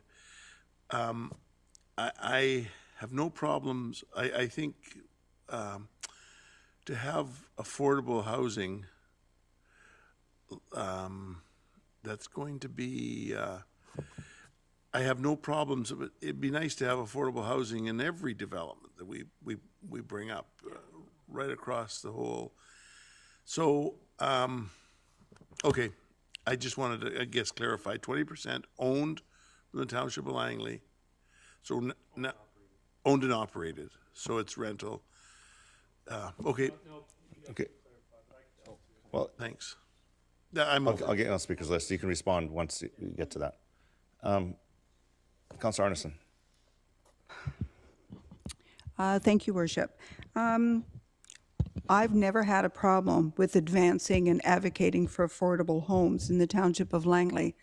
I think, in my opinion, a prior iteration before us deciding that we're going to have affordable housing reserve fund was actually a superior approach, which was inclusionary zoning, which would mean that each and every application that went forward, similar to many other progressive communities, would include affordable housing, so that after the fact, we are not having the discussion at this late stage to decide whether or not there will be a percentage of these homes. Yes? Do we need affordable housing? Most immediately. But I ask myself, what about this makes sense when in fact a large percentage of the individuals, my recollection is, their feedback is they wanted less density. How does this equation work? You cannot get rid of a number of units and then miraculously hope that some of them are going to be available at a price to anybody. So we've already had conversations about the fact of how expensive they're going to be, but in fact, this does meet the housing continuum that we have in our action plan. So the affordability, as far as I'm concerned, should have been conceived right at the beginning, because if this business plan was going to be successful and he had to do the number crunching, I can only imagine the railing that would have happened if we'd done this to anybody else other than the Township of Langley, when we're interfering with somebody's ability to make a successful financial plan going forward based on some kind of certainty. Because now if we're adding this proposition, the 20% of these have to be some kind of rental or affordable housing, without knowing how that's going to happen, what the implications would be, how much money are we actually going to achieve. You know, frankly, I have to assume some of us maybe don't care that that equation would not work out.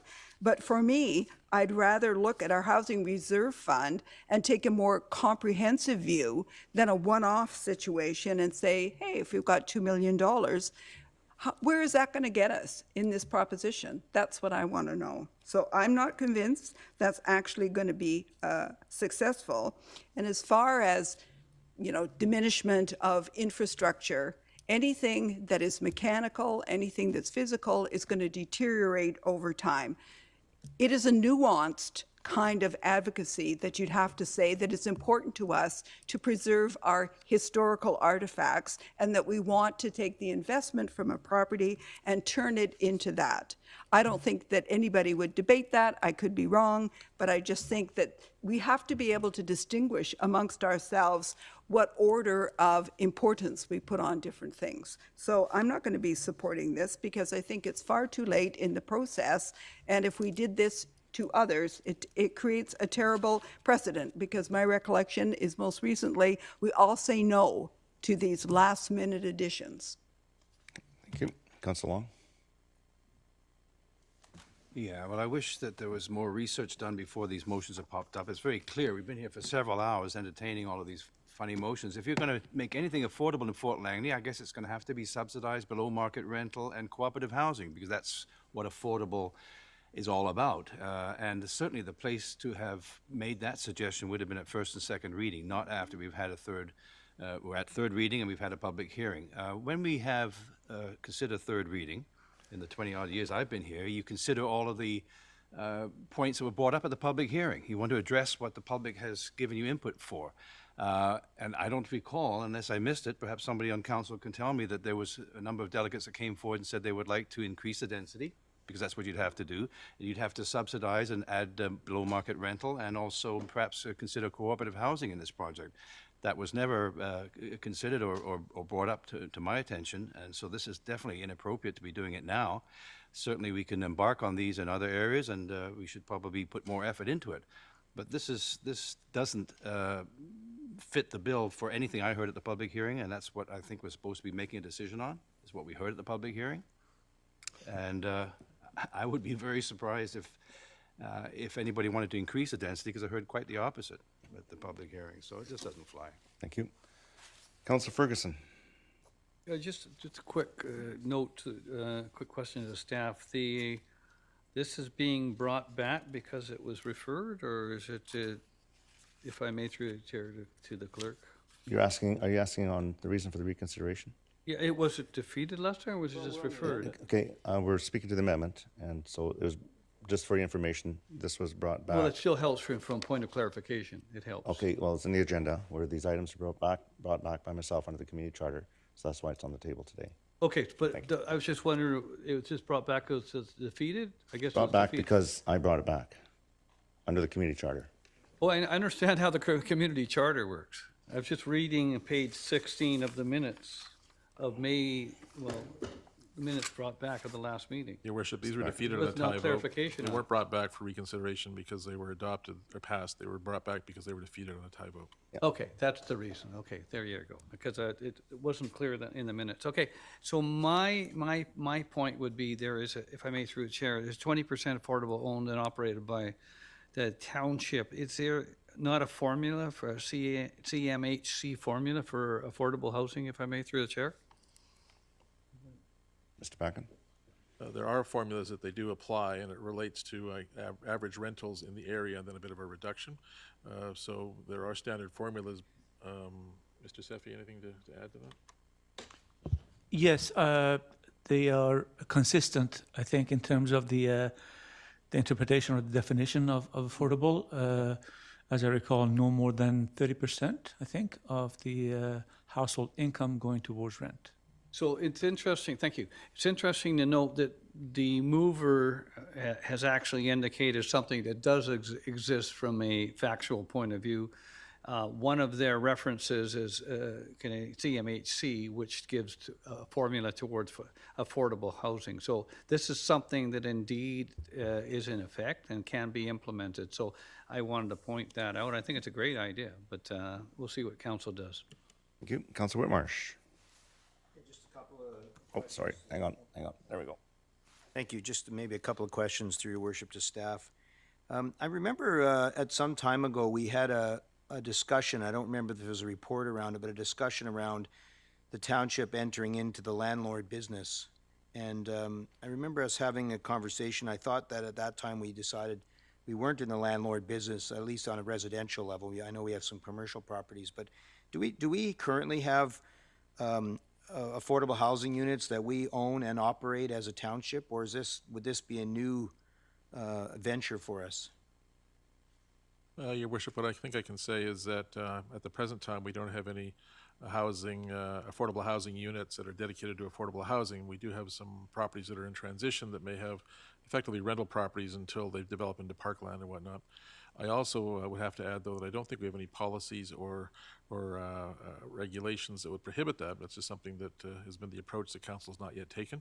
I suppose it'd be open to council to do so, but it would probably require a bit of thought if we were going to be fully entering into the affordable housing market as a landowner. Right, okay. And the second question I had through staff is what impact, I can't remember in our policy around CACs when it came to affordable housing units, was there not a CAC reduction for a certain number of affordable housing units? There are, Mr. Sefi? Yes, thank you, Your Worship. Through you to Councillor Whitmarsh. If an application or a project is providing 30% of the units as affordable, meeting the definitions in our bylaw, as well as the Metro Vancouver, as well as CMHC, then the entire project will be exempt from DCCs as well as CACs. And 30% is the number? That's correct. Okay, thank you. Thank you. Councillor Woodward? Oh, we got another, okay, we'll let you finish and then I'll go. No, that's okay. I'll just get. Sorry, just add a couple of comments. I guess I wanted to say that I think that, at this late stage, it seems it seems odd to me that we would now be talking about affordable housing here. We asked staff to go back and meet with the proponent to talk about reducing the number of units and to add parking and to do all of those things in that complex. And now we want to add affordable housing units, which changes the business model significantly. And so now are we going to ask them to go back and say, oh, we changed our mind, we'd like you to add a whole bunch of units and get rid of that parking because we've now decided that we'd like affordable. I'm certainly a proponent of affordable housing, but I think we need to do it properly. And I'm not sure if this council wants to enter into a situation where we now have our own rental units, affordable housing rental units, and we're the landlord. And I mean, that's a big decision. I think that's a decision of council, and I don't think we decide to do that on the back end of an application that currently is happening in Fort Langley. I think it's a much deeper and longer process to decide if that's the mechanism and the way that we want to do things in terms of being landlords. So in this case, I'm not going to support this amendment. Thank you. All right, Councillor Woodward, I'll get you back on. There you go, Councillor. Yeah, thanks. So again, just gonna try to be helpful. There's three comments now, maybe two. Nobody said anything about more density. I don't know where that's coming from. So I want to clarify, Mr. Beck and Mr. Mayor, if I may, that the way the motion is reading is a referral for 20% affordable housing would be very clearly of the existing units proposed with the changes. Is that clear to management if this passes? I believe it is, yes. Yes, so I don't see anything in the motion about adding more units, so I don't know where that concept is coming from. That seems to be just made up. So I think that the idea that I have here is that you have publicly owned land, residential land, that the designation is 12 UPA, and now you've modified it or about to rezone it, I would suspect, to 20 UPA, an OCP amendment, which used to be called spot zoning to suit a single developer. I recall that being all the rage. And we're, again, and we're using, from what I've heard, other members of council mention using it to build a museum, which is a depreciating asset, which is now of no concern. So I think the concern that I've had is how are you going to ever get back to a place where you have 2 acres of this kind of land assembled the way it was by people before us, in that location, and have the ability to put some affordable housing units on it for people that could only dream of living in such a nice area. And if you take public land and simply sell it off, not even to the highest bidder, I suspect, and then rezone it for the benefit, which I think is questionable, and don't even consider affordable housing at so-called this late stage, I mean, when would you ever do it? Because the problem I had when it first came forward at third reading was that it was referred away before I could attempt any other referrals. So this actually has been one of my only attempts, and with a 4-4 defeats, there wasn't much point of proposing it before. So this actually has been one of the only points, and it was actually submitted by members of the public. There were multiple, I think I recall more than one, that raised the issue of affordability of this kind of housing at this location. I think that was quite a common sentiment that I heard. So I feel like I am responding to concerns of the public.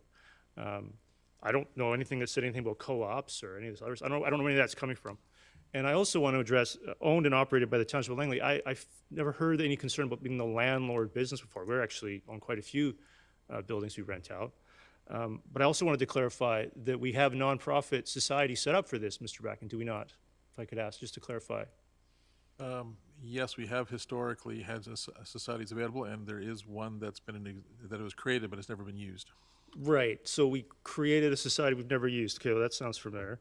So I think, there's maybe just not, there's an assumption that somehow this is maybe not sincere or not a sincere intent to respond to the public. We have a nonprofit housing society set up for this. We have an affordable housing fund.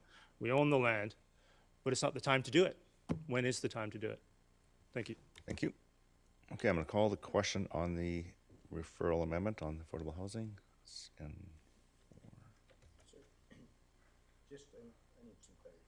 Okay, do you want to read the? It's a referral or an amendment? It's a referral. It would be a referral. To staff? Back to staff, yes. Yeah. No, referral back to, if you want to read the referral motion, that might be helpful. Yeah, just reread it. On the question. That the motion be referred to staff to work with the proponent to provide up to 20% of affordable housing be owned and operated by the Township of Langley. So that's what we're voting on now. Call the question.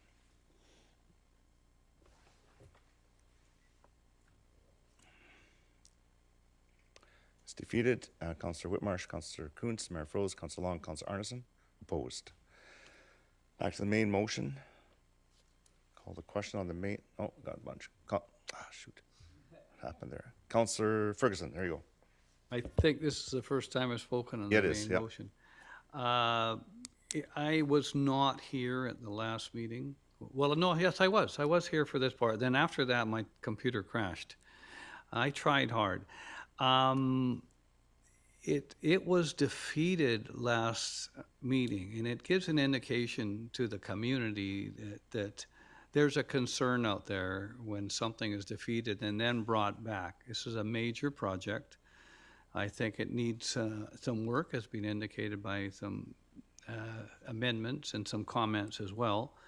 I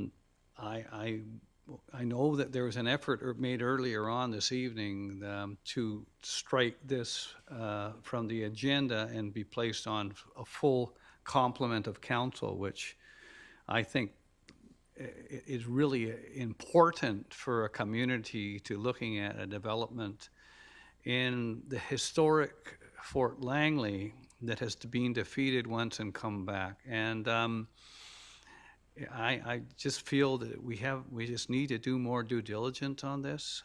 I don't think it would be dead if we gave it some more time, but I really believe that a full council should be looking at this and not come back from a defeat where there was needed 4 votes here and now we need 5, and that's how it happened if you look at the factual details. So anyway, I'm just not there right. I think we've heard from enough people say they're concerned, and it's public property and it's owned by the Township of Langley, and it puts a lot of distress and concern on people like myself that would like to see a full council look at it and come up with the best thing for the birthplace of BC. Thank you. Thank you. Councillor Woodward. Yeah, thanks. I mean, I would support a deferral, but I won't be moving it. I haven't spoken to this one. I think I've been trying to make it better, trying to respond to public input, trying to get more public input on the changes. Clearly that hasn't been successful. So I'm going to not support it, but I wanted to support it.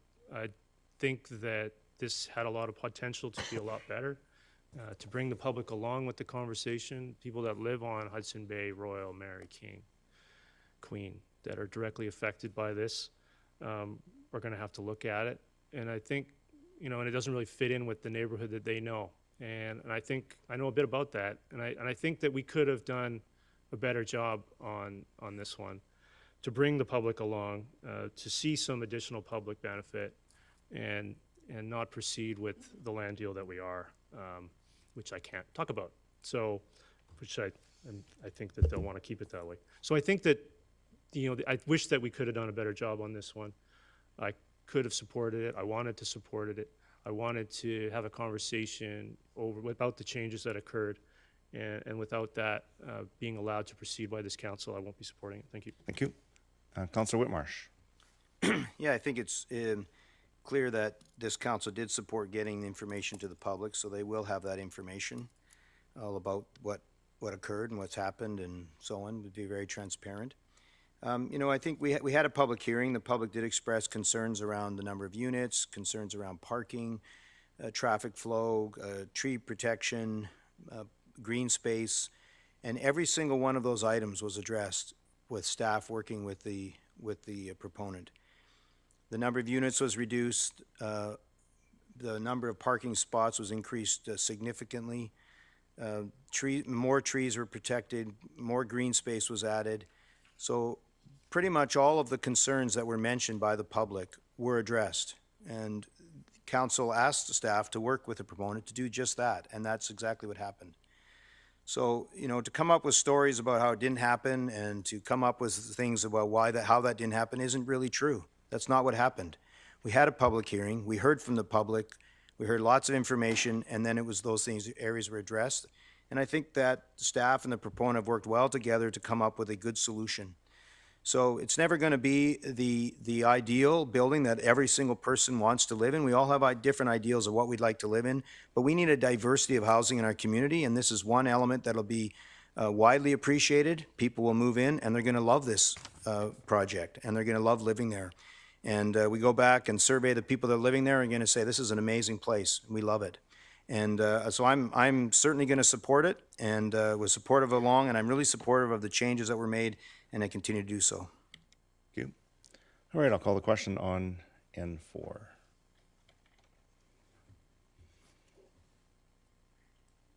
And it carries with Councillor Ferguson, Councillor Woodward, Councillor Davis opposed. All right, now we move on to other business. And we have Councillor Davis. I'll put you on. You have a notice of motion. Councillor Davis, you're on. It's pretty self-explanatory. The council directs staff to prepare a report regarding decreasing the speed limit to 30 kilometers an hour in school zones and playground zones, both from 7:30 a.m. to 9 p.m. 7 days a week. I so move. Moved by Councillor Davis, second by Councillor Ferguson. Councillor Davis, do you wish to speak to it? I know I've heard Calgary, I've heard other jurisdictions moving it, and with so many school zones and so many playground zones, if we just make it, I don't even know if we can legally do it if it's in our jurisdiction or not, but I think we should look at it and have a look, throw it up in the wind and see how it comes down. Thank you. Thank you. Councillor Arneson? Sorry. Thank you, Your Worship. Through Your Worship, maybe to the instigator of the motion, I'm very happy to support this, but I'm just wondering if there could be any consideration in amending it. I assume it would be a friendly amendment, although there'd be debate, to add another section. So after 7 days per week, it would say 365 days a year to make it year-round. Well, I think that is. Oh, you're assuming that means that? I don't assume that by reading it. Okay, It hold just- on. You've asked for something. I'm going to Yeah. just confer with staff. I believe this is, first of all, staff would be looking at the existing legislation, the provincial legislation, as it relates to speed zones and whether or not we have the jurisdiction. That's number one. Number two, I think when they come back with that recommendation, then there would be an opportunity for us to delve into further. It could be that we don't even have the jurisdiction, as Councilor Davis has already pointed out. So, Mr. Backen, am I correct on that? It's 7 days a week. I think we're just picking 1 week. It's all the weeks in the year, so I think it's already included in that. That's my interpretation, because it's not 7 days per week, which I would infer to mean all weeks of the year. Yeah. Okay. Sure. Go ahead, Councilor Arneson. I think you turned your mic off. There you go. Thank you. I do appreciate the clarification. It's just that I know in the past we've had quite a robust discussion about continuing this on a year-round basis because we never know, for example, and I'll just use my own self, when I'm driving around the community and I see a school zone and it's Saturday, and I say to myself, well, maybe does this apply or not? I just think it could be more concrete. But if that comes back in the staff report saying it definitely means 365 days a year, I think that is a good thing. Thank you. All right, I'll call the question on P1.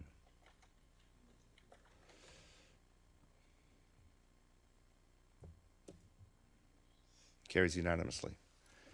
All right, Councillor Woodward. Yeah, thanks. I'll just move the motion. Okay, so this is Yorkson Community Park. Second by Councillor Whitmarsh. Yeah, so I wanted to, maybe I should have moved it with an amendment, if I can remove it. Sorry about that. I can just do an amendment. I wanted to include discussion. Okay. Excuse me, I've got it. He needs to Yeah, move it. I've His got it. ploy, of course, is he gets to speak Council more and Long, more. you've raised a point of order. I'll rule on it.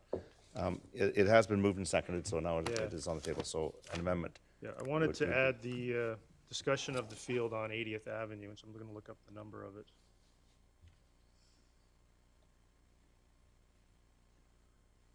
I think it's N, can't remember exactly. Yes, it has. If we could just, Councilor Woodward, just let me know what it is. Yeah, so it's N2, so I wanted to add an amendment to completion, consider completion of playing fields N2, S3, and S4. I'd like to make that amendment. I Okay. won't speak to it to Okay. Councillor Long's concern. Sure, we'll get a seconder to the amendment. Is there a seconder to the amendment? Councilor Ferguson seconds it. Unless there's any concern, I'll take it as unanimous consent on the amendment. Okay, so the amendment carries. Great. Yeah, thanks for that. Go back to your back on the floor. If you Yeah, wish to thanks speak. for that, Mr. Mayor. So, yeah, what I would like to do here is I've had some very preliminary conversations regarding where we're at with the budget allocation for Yorkson Community Park, and in regards to the original phasing that was contemplated in 2015. We've prioritized the parking lot, and so I would like to reconsider that informally with a presentation and discussion with staff in regards to some of the implications with some additional users now being placed at the Langley Event Center. I would like to consider that with the growth of the area and the growth of the LEC and the demands on playing fields there, the lack of the fact that Donna Gabriel hasn't been completed on schedule, I would like to prioritize the construction of playing fields over parking lots. That's the rationale, but I think that the presentation to get council to that point, to have that conversation and get questions answered would be helpful. So at this point, it is just for a council presentation to discuss it, get council all that information on the phasing, the $4 million allocation from the 2022 budget, and look at putting that towards playing fields first. Thank you. All right, thank you. So I'll call the question on the motion as amended. That's P2.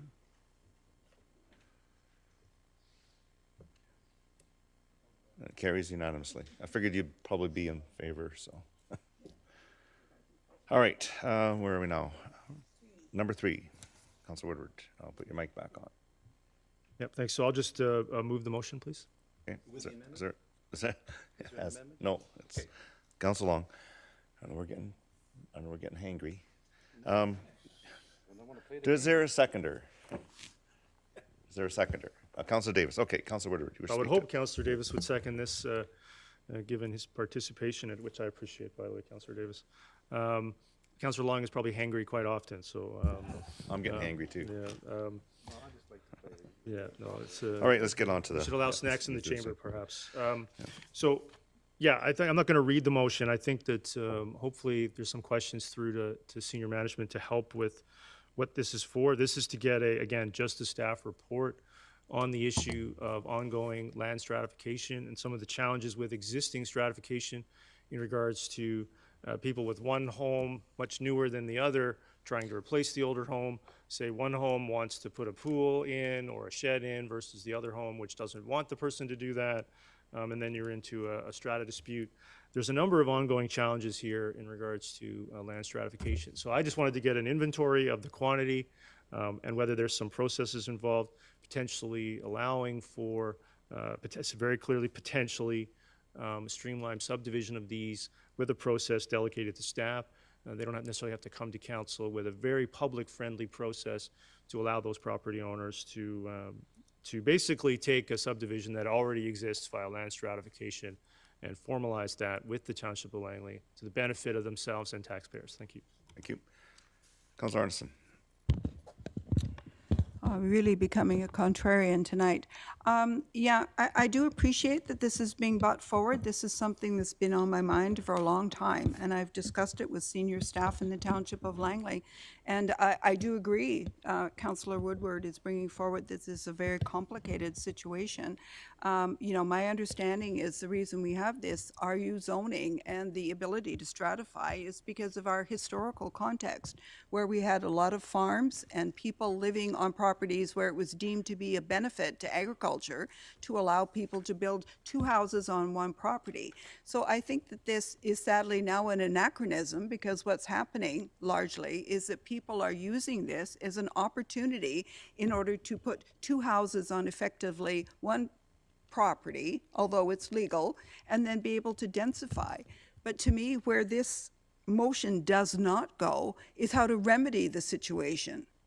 I would like to know, if I'm in support of this, what are we going to do? I mean, this is very contrary to the rural zone. This is very contrary to the idea that we should be putting densification in rural areas. So just because there might be some financial advantage to do it, it does not impel me to want to support this, because in fact, I see this as totally undermining and contrary to our climate strategy. So I would look at this and say, what can we do in addition to looking at the minutiae, for example, of, property owner disputes, should we be able to make them into, freehold simple lots or whatever it is. Those things are fine and dandy. But what about the problem that, in fact, indirectly, we could be effectively encouraging people to do that? Because now we're setting up a more streamlined system for them to do that. So I'm just going to be, a person that looks at the other optics of the situation and ask, should this be something without a component of trying to figure out, I know it's called downzoning, and that's our problem. We don't want to be seen or to be legally complicit in trying to do something where people feel their property rights are being undermined. But at the same time, does that mean that we should just look at the historical context of the zoning that we have and say, oh, well, that's, our hands are tied and we might as well make the best of it. So I just can't support it because I don't think we should be going in that direction. Thank you. Councillor Woodward. Yeah, no, I appreciate and respect that position, in theory. I think that what's happening, though, is, of course, the real world and the common sense is that the subdivisions are happening anyway. They're just happening in a way that fees aren't paid, and we end up with long-term ramifications and challenges with ownership. So if you have a one-off piece of property like this, and you can land stratify it, you can go ahead and do that, and the subdivision happens regardless. So this is trying to take a common sense, real-world approach to the challenge and bring them into the fold of the existing policy framework for subdivision. I'd rather see if someone has an oddity property, and then they are a bit odd, to be able to land stratify and build 2 homes. I'd rather see that go through a process.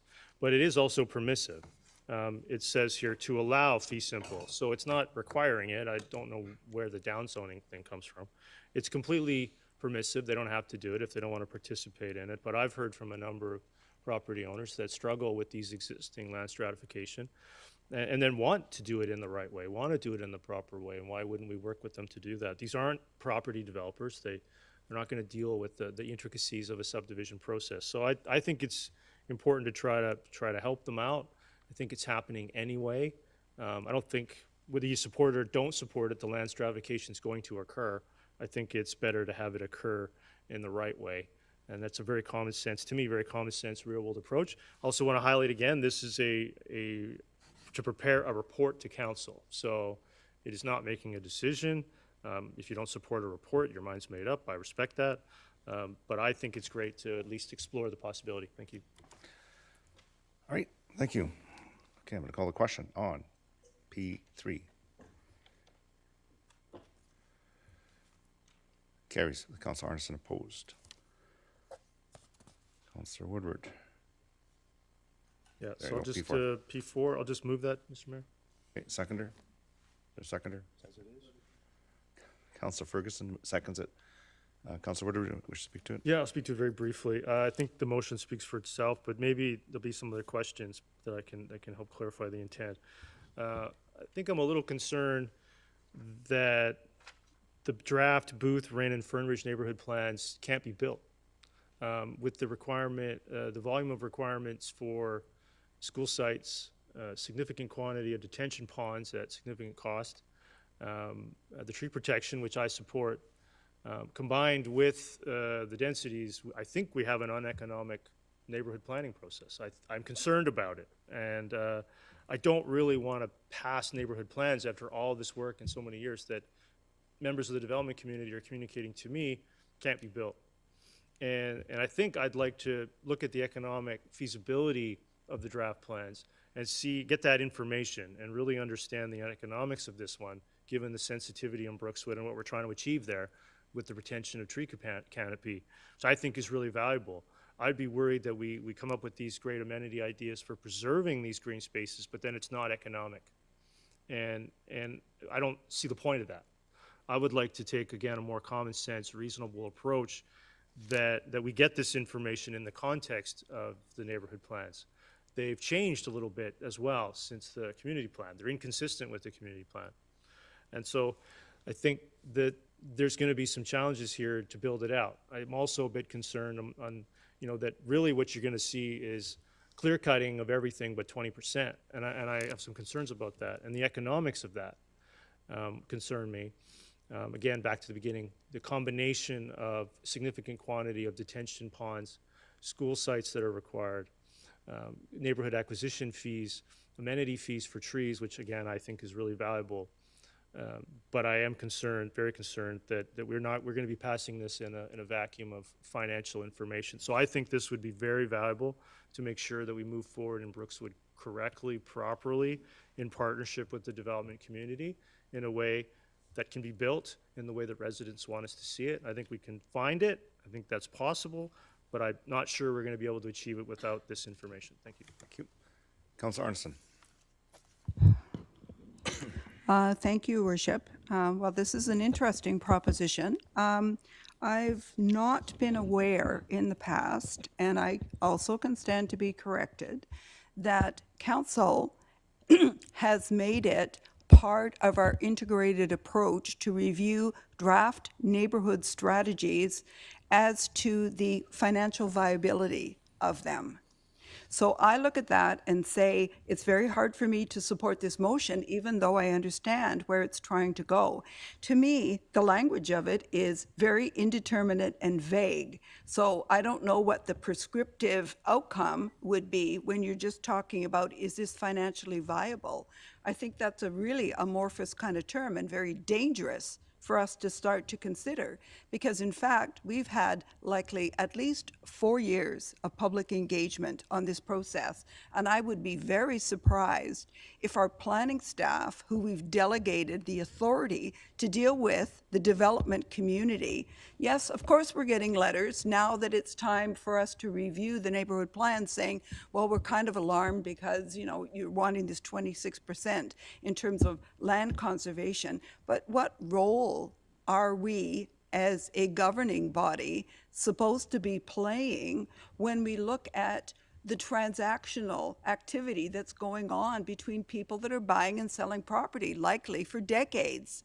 I really don't understand how it could be that we would be looking at this. I went to a number of the meetings where it was a totally facilitated conversation, and just by accident, I went to the one that was all about the proponents. I was surrounded by proponents, and they were listening very keenly and engaging and working on the charrettes and working on this whole exercise.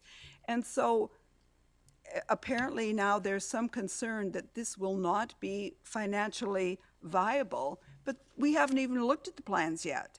So how do we know we're even going to endorse them? Why would we do a financial analysis of plans that we haven't endorsed? And my final comment is, if this is the direction that council as a whole thinks we should be going, then I want to take each and every of our neighborhood plans and subject them to the similar kind of review, because I think that would be fair. So if you're going to be fair and equitable and say, oh, by the way, Brookswood Fern Ridge needs to be addressed under this kind of economic analysis and under a microscope, why didn't we do that for the Williams plan? We had sort of, a few piecemeal kind of proposals about getting more commercial, et cetera.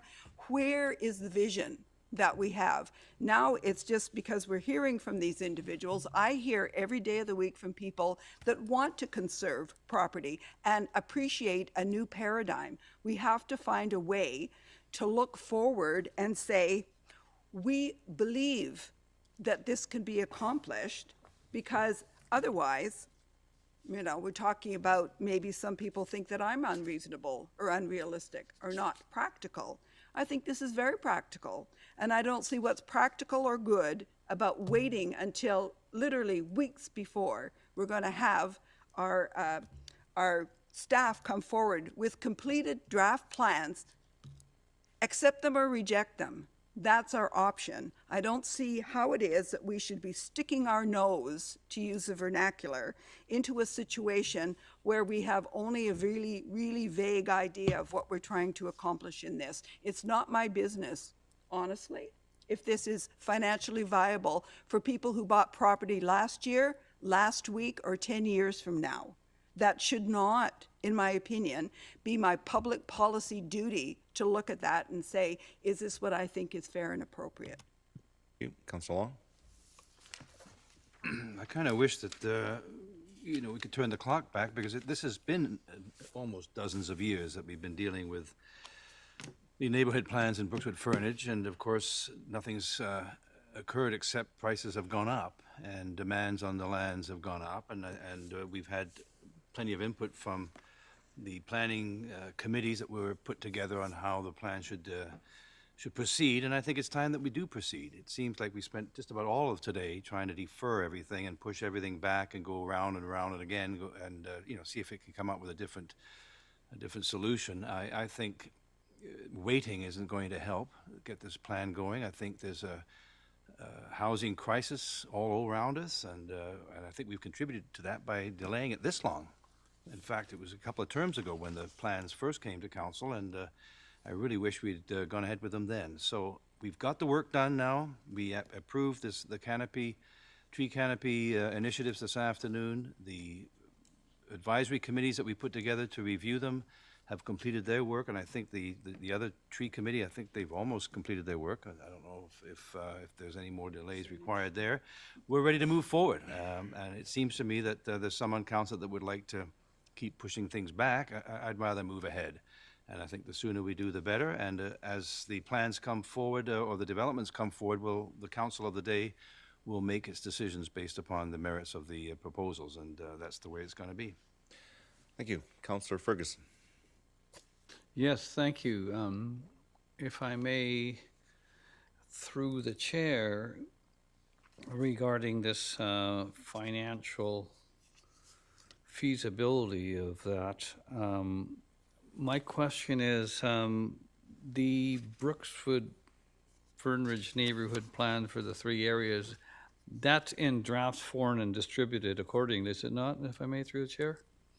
Mr. Backen or Mr. Sefi? Your Worship, it is in draft form. I'm not sure what the reference to distributed means. Well, I know that you've had your neighborhood plan meetings, you had your neighborhood plan council, people that were on that team, I don't know, the citizens group. They all got a copy of the draft proposal, is that not correct? Your Worship, the neighborhood plan documents in draft form have been made public, and I believe they were included as part of either the agenda package or maybe distribution to council just for information. Yeah. Council approved referring it to the last stage of the public engagement process that included referral to the Tree Protection Advisory Committee. Currently anticipating bringing it back to council in the next few meetings. Yeah, thank you, Mr. Safi, and I appreciate that, because, I mean, it's not a question of there's some kind of a secret document. There's a document out there, it's draft, and people in the community are reviewing it. And just like we had, I think it was unanimous, we had sent something to the TPAC committee to look at, and that was passed. So we could have said, well, why shouldn't we do that? But we did it, and this is another opportunity to, I guess once people saw it in that business, professionals in that business say, well, maybe it's not financially feasible to proceed as the draft plan is indicated. So what that means, so this motion either passes or doesn't, but if it passes, the staff can take a look at it and then say, well, that's either correct or not correct, and come back to us, and we can decide again, as other councillors have eloquently stated, then we decide on it, we vote on it, which is usually the way council works. So I don't see any harm in this. I think harm would be to try to push a development, a major comprehensive development forward without enough background from the people and information from the people. Anyway, that's my point. Thank you, Mr. Mayor. Thank you. Councilor Whitmarsh? Yeah, TPAC has not finished its deliberations on it. Information still to come. Yeah, I think the idea of financial viability is certainly important when it comes to a community plan. It just feels a little premature for me.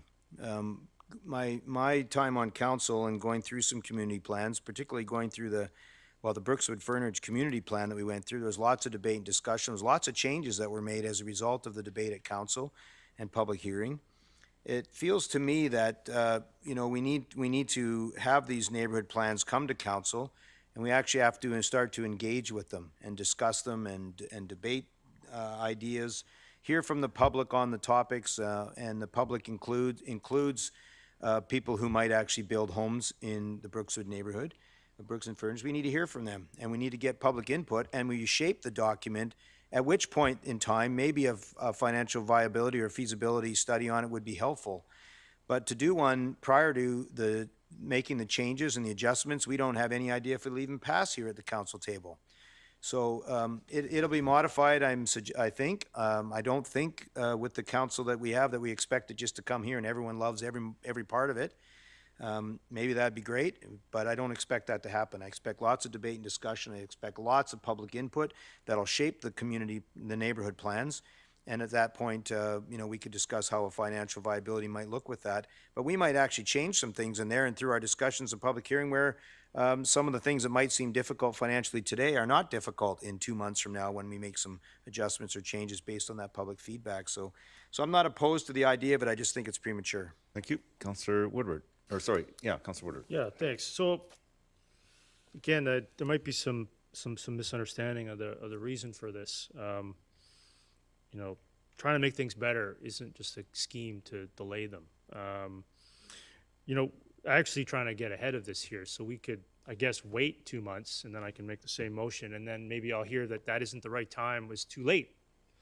So, I guess if you just don't support it, just say that. The idea for me here is that we do have a housing crisis here, and I think financial feasibility is something we should start considering for neighborhood plans. We have 2 stalled neighborhood plans in Willoughby causing quite a bit of pain for people, not just land speculators, by the way. And so I think that, yeah, this does matter to me. What also, I think there's some perception, which I think I've heard, maybe I was wrong, that this is somehow an attempt to undo the work of TPAC. This is actually to demonstrate that what TPAC has done is financially feasible. And to know that before it's discussed and debated. I don't want to get 20 submissions saying it's not economic and then simply be back here we are. We could have been 2 months ahead of it. So I actually think I'm doing what I should be doing, which is saying TPAC's got some great programming here, some great ideas, but is it economic? Do we end up passing the neighborhood plans, 3 neighborhood plans, all at the same time, which I didn't want to do? And then they can't be built, which actually makes the housing crisis worse. So apparently passing it right away, not knowing if it can be built, similar to what's actually happened in Willoughby a couple of times, is actually making the housing crisis worse in terms of the Township of Langley contributing in a small part to making it worse. This is trying to actually making sure that what the neighborhood wants, what the community wants, what the development community is needing and looking for, which is economic viability. That's real world progress on housing and tree preservation. You can't really get down into that and have a conversation about it without financial feasibility. So actually voting against this is preventing the conversation because it's going to be uninformed. And if people are telling me that TPAC's work is not economic, I want someone else to verify that for me. This is verification of the work, that the model can work, that the model can be propagated elsewhere in the township potentially.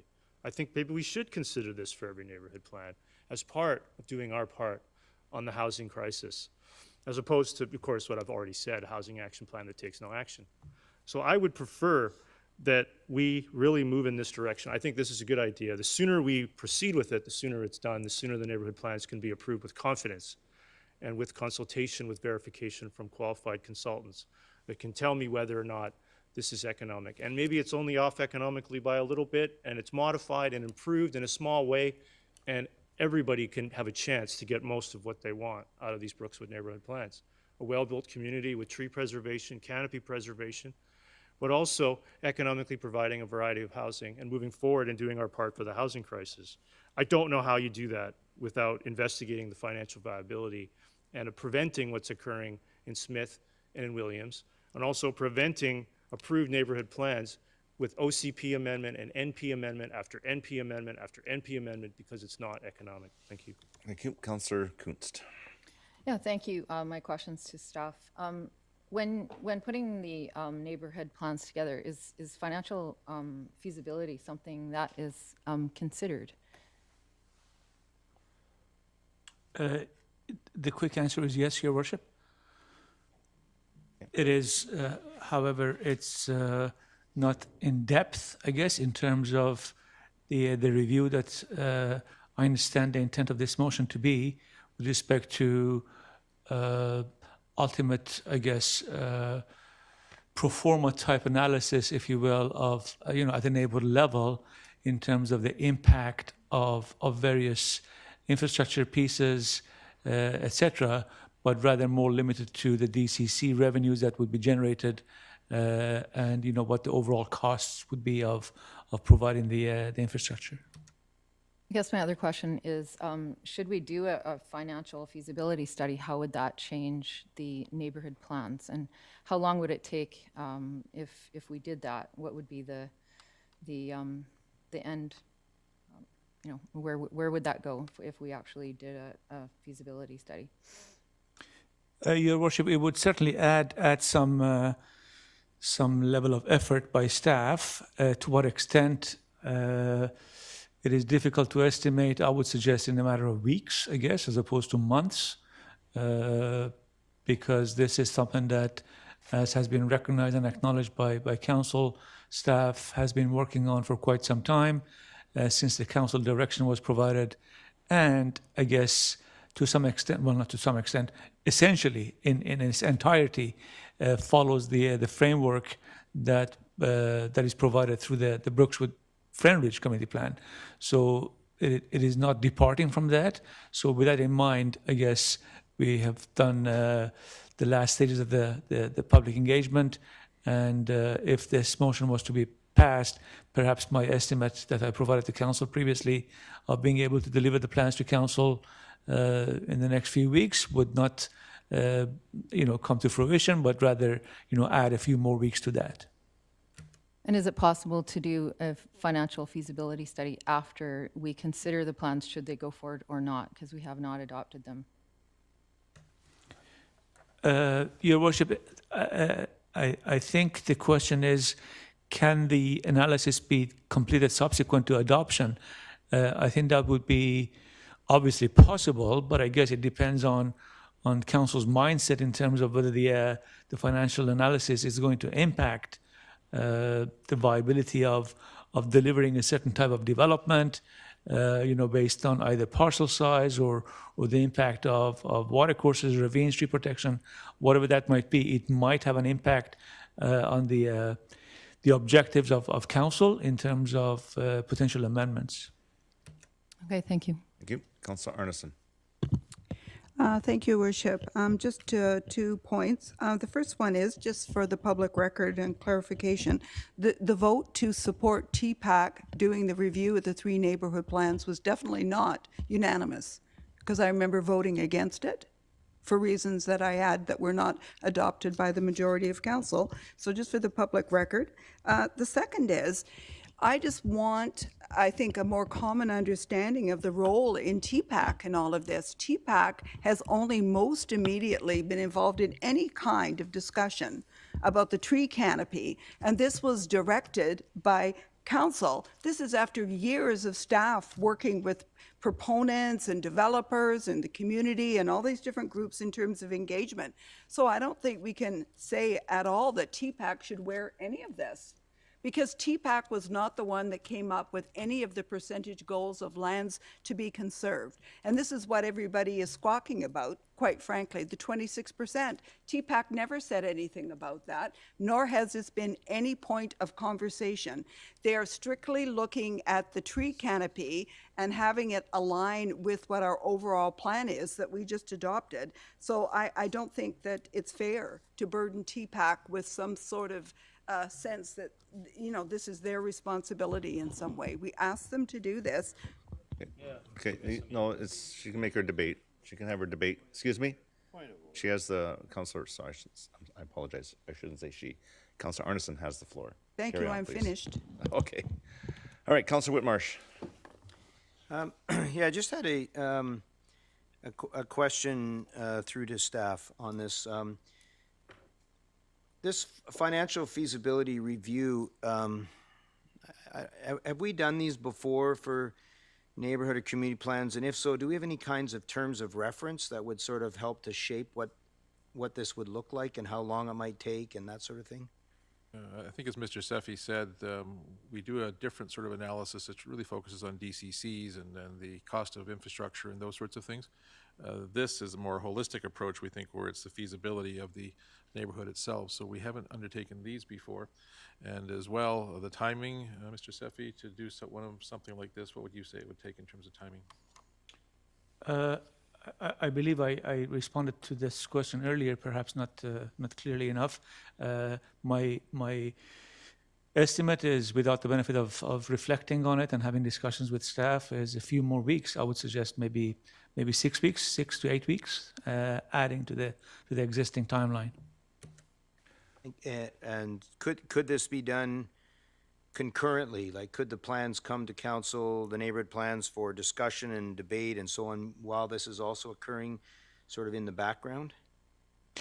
Well, Your Worship, I think it depends on the intent of the mover. I read here, and I've actually underlined for myself, provided to council concurrent with these neighborhood plans. So that is the intent, to bring them forward concurrently, which means I think in theory council could consider first and second reading, having received this information, and then either direct staff to proceed with public hearing, or postpone or defer that to a later date. Okay, thank you. Thank you. Councillor Long?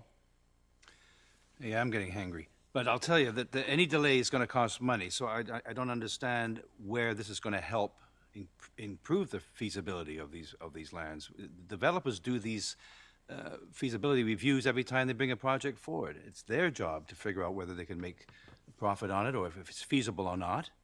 It's our job to make sure the plan is somehow acceptable to the public, and we've done a lot of work on that. So it's time to bring the plans forward. The longer we delay it, the more it's going to increase the cost of housing. And I think that, again, it's the market that's going to determine where things end up. It's not for this council to do it. I don't think we have the expertise here, and I don't think staff, I think they're politely saying it's not really in our purview to figure out whether it's affordable or not for someone to build a home on property in Brookswood. The land has already been assembled in many cases. They're ready to move. We just need to have the plans in front of them so they can have something to follow. This is not going to reduce the cost, and if it did, if we came back and said, oh, now we're going to not require something, is that the idea? We're going to cut corners to make it feasible? What is feasible anyway? I mean, whoever's doing the job, which is not us, whoever's putting the money down, whoever's getting the financing, whoever's building these homes and residences, they have to figure it out. It's for us to actually get out of the way and let them do it. Make sure the plan is something that's acceptable to the community, and I think that that's what we've been doing. We've got great committees working on it and neighborhood planning teams and so forth. To me, this does exactly what I said earlier. It delays it, and staff have verified that it's going to knock the plan out, and it won't come back until the fall. Well, that won't happen because there's an election, and it'll be another year. So let's move on and vote this down. Thank you. Councillor Ferguson. Oh, okay. Gee, it seems to be, if anybody would be recording or writing notes on what we've just, it seems to be a discussion on the Brookswood Fernridge neighborhood plans. And historically, the Brookswood Fernridge neighborhood plans that came to the table, I guess, after somewhat an awful lot of discussion back in 2013, 2014, and was supposed to come back in 2015 with a new council with some direction and directives. That didn't happen. And now we are, again, count the days, count the years. I see some folks that know about development in the room. You know, how does that work that you wait 8 years to have something come back in front of you. And now, as one of my colleagues has indicated, so, and correctly, now we're very close to, I guess, an election, although elections shouldn't change how decisions we make at council, but it just seems odd that here we are discussing these things. And of course it's going to cost more money. It's at 8 years. And here we are. We're looking at now feasibility, of course, because the 8 years have gone by. So I don't know what staff's going to do. I don't know what council is going to do, but you count the days. Those of you that know how the mathematics, count the days and see where we are with this Brookswood Fernridge neighborhood plan. All right, thank you. I'm now going to call the vote on P3, or sorry, P4.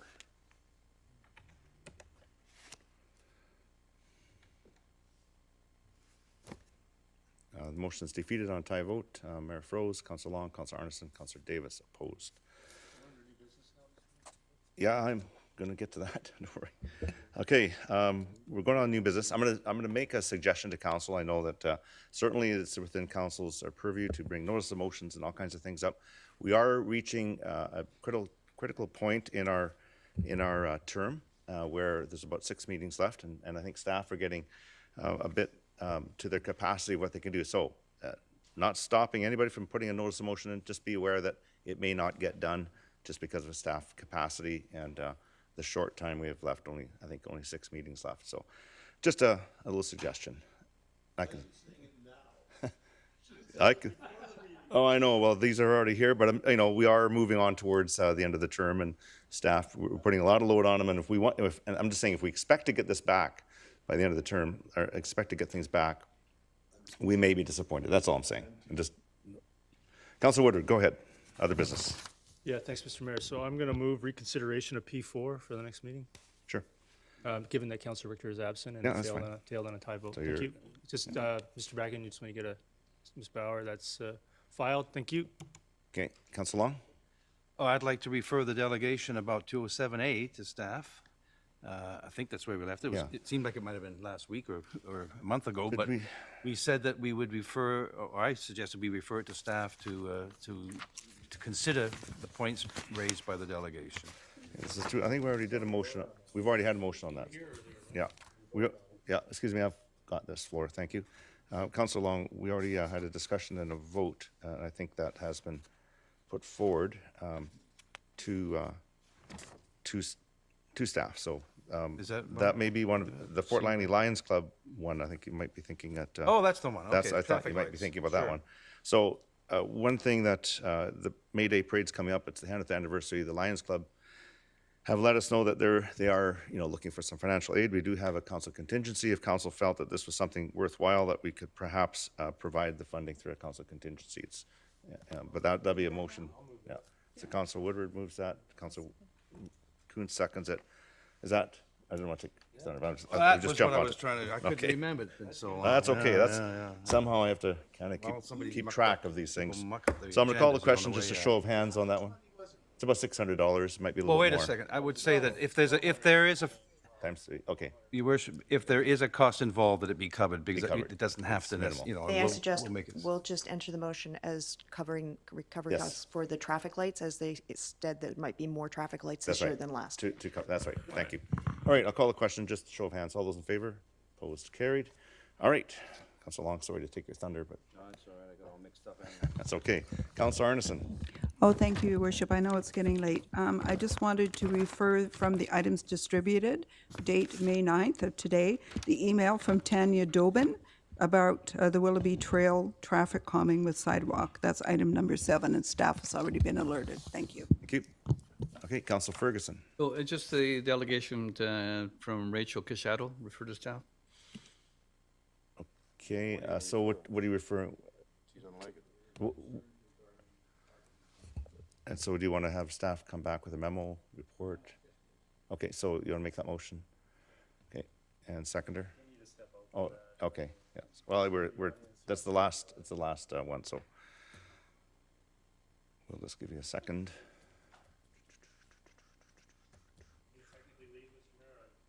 We have closed. Well, there's nothing the staff no, hang on. We do. Yeah, you may as well leave. We're going to be closing right after this. If we're not, I'll call you back. All right, you made a motion to refer the Rachel Cashado delegation to staff to come back with a memo on her concerns and options. Is that? Okay, thank you. Is there a seconder? Councilor Arneson seconds it. Show of hands. All those in favor? Opposed? Carried. Is there any other business? No. Motion to terminate. No. You go in the oh, yeah, you're right. I'm jumping ahead. You did a good job last time. Motion to resolve into special close for the items on the agenda, and Councilor Kuntz, second. Got a second to Councilor Whitmarsh. But I got a couple items. Councilor Long has a couple items. Yeah, negotiations and personnel. Okay. Two items. Okay. With that, I'll call the question. All those in favor, opposed, carried. Motion to terminate. Terminate. Second by Councilor Woodward. All those in favor, opposed, carried. Thank you. How long do we get for break? All right. 6:30? Yeah. Okay, we'll go to 6:30. We'll commence. And are we? Excuse here me, or sir. there? We can be either. Councillor Woodward can't second. He's not here. Oh, he's up there. Oh, okay, good. Sorry, I should have. It was just a little tongue in cheek there. Not going to happen. Yeah, so I'm going to ask. Are we staying? Are we staying here? Or are we going to Sam River? Here? Okay. I think we prefer to go to Sam River. Let's go in there. Okay, 6:30. 6:30 in there, okay.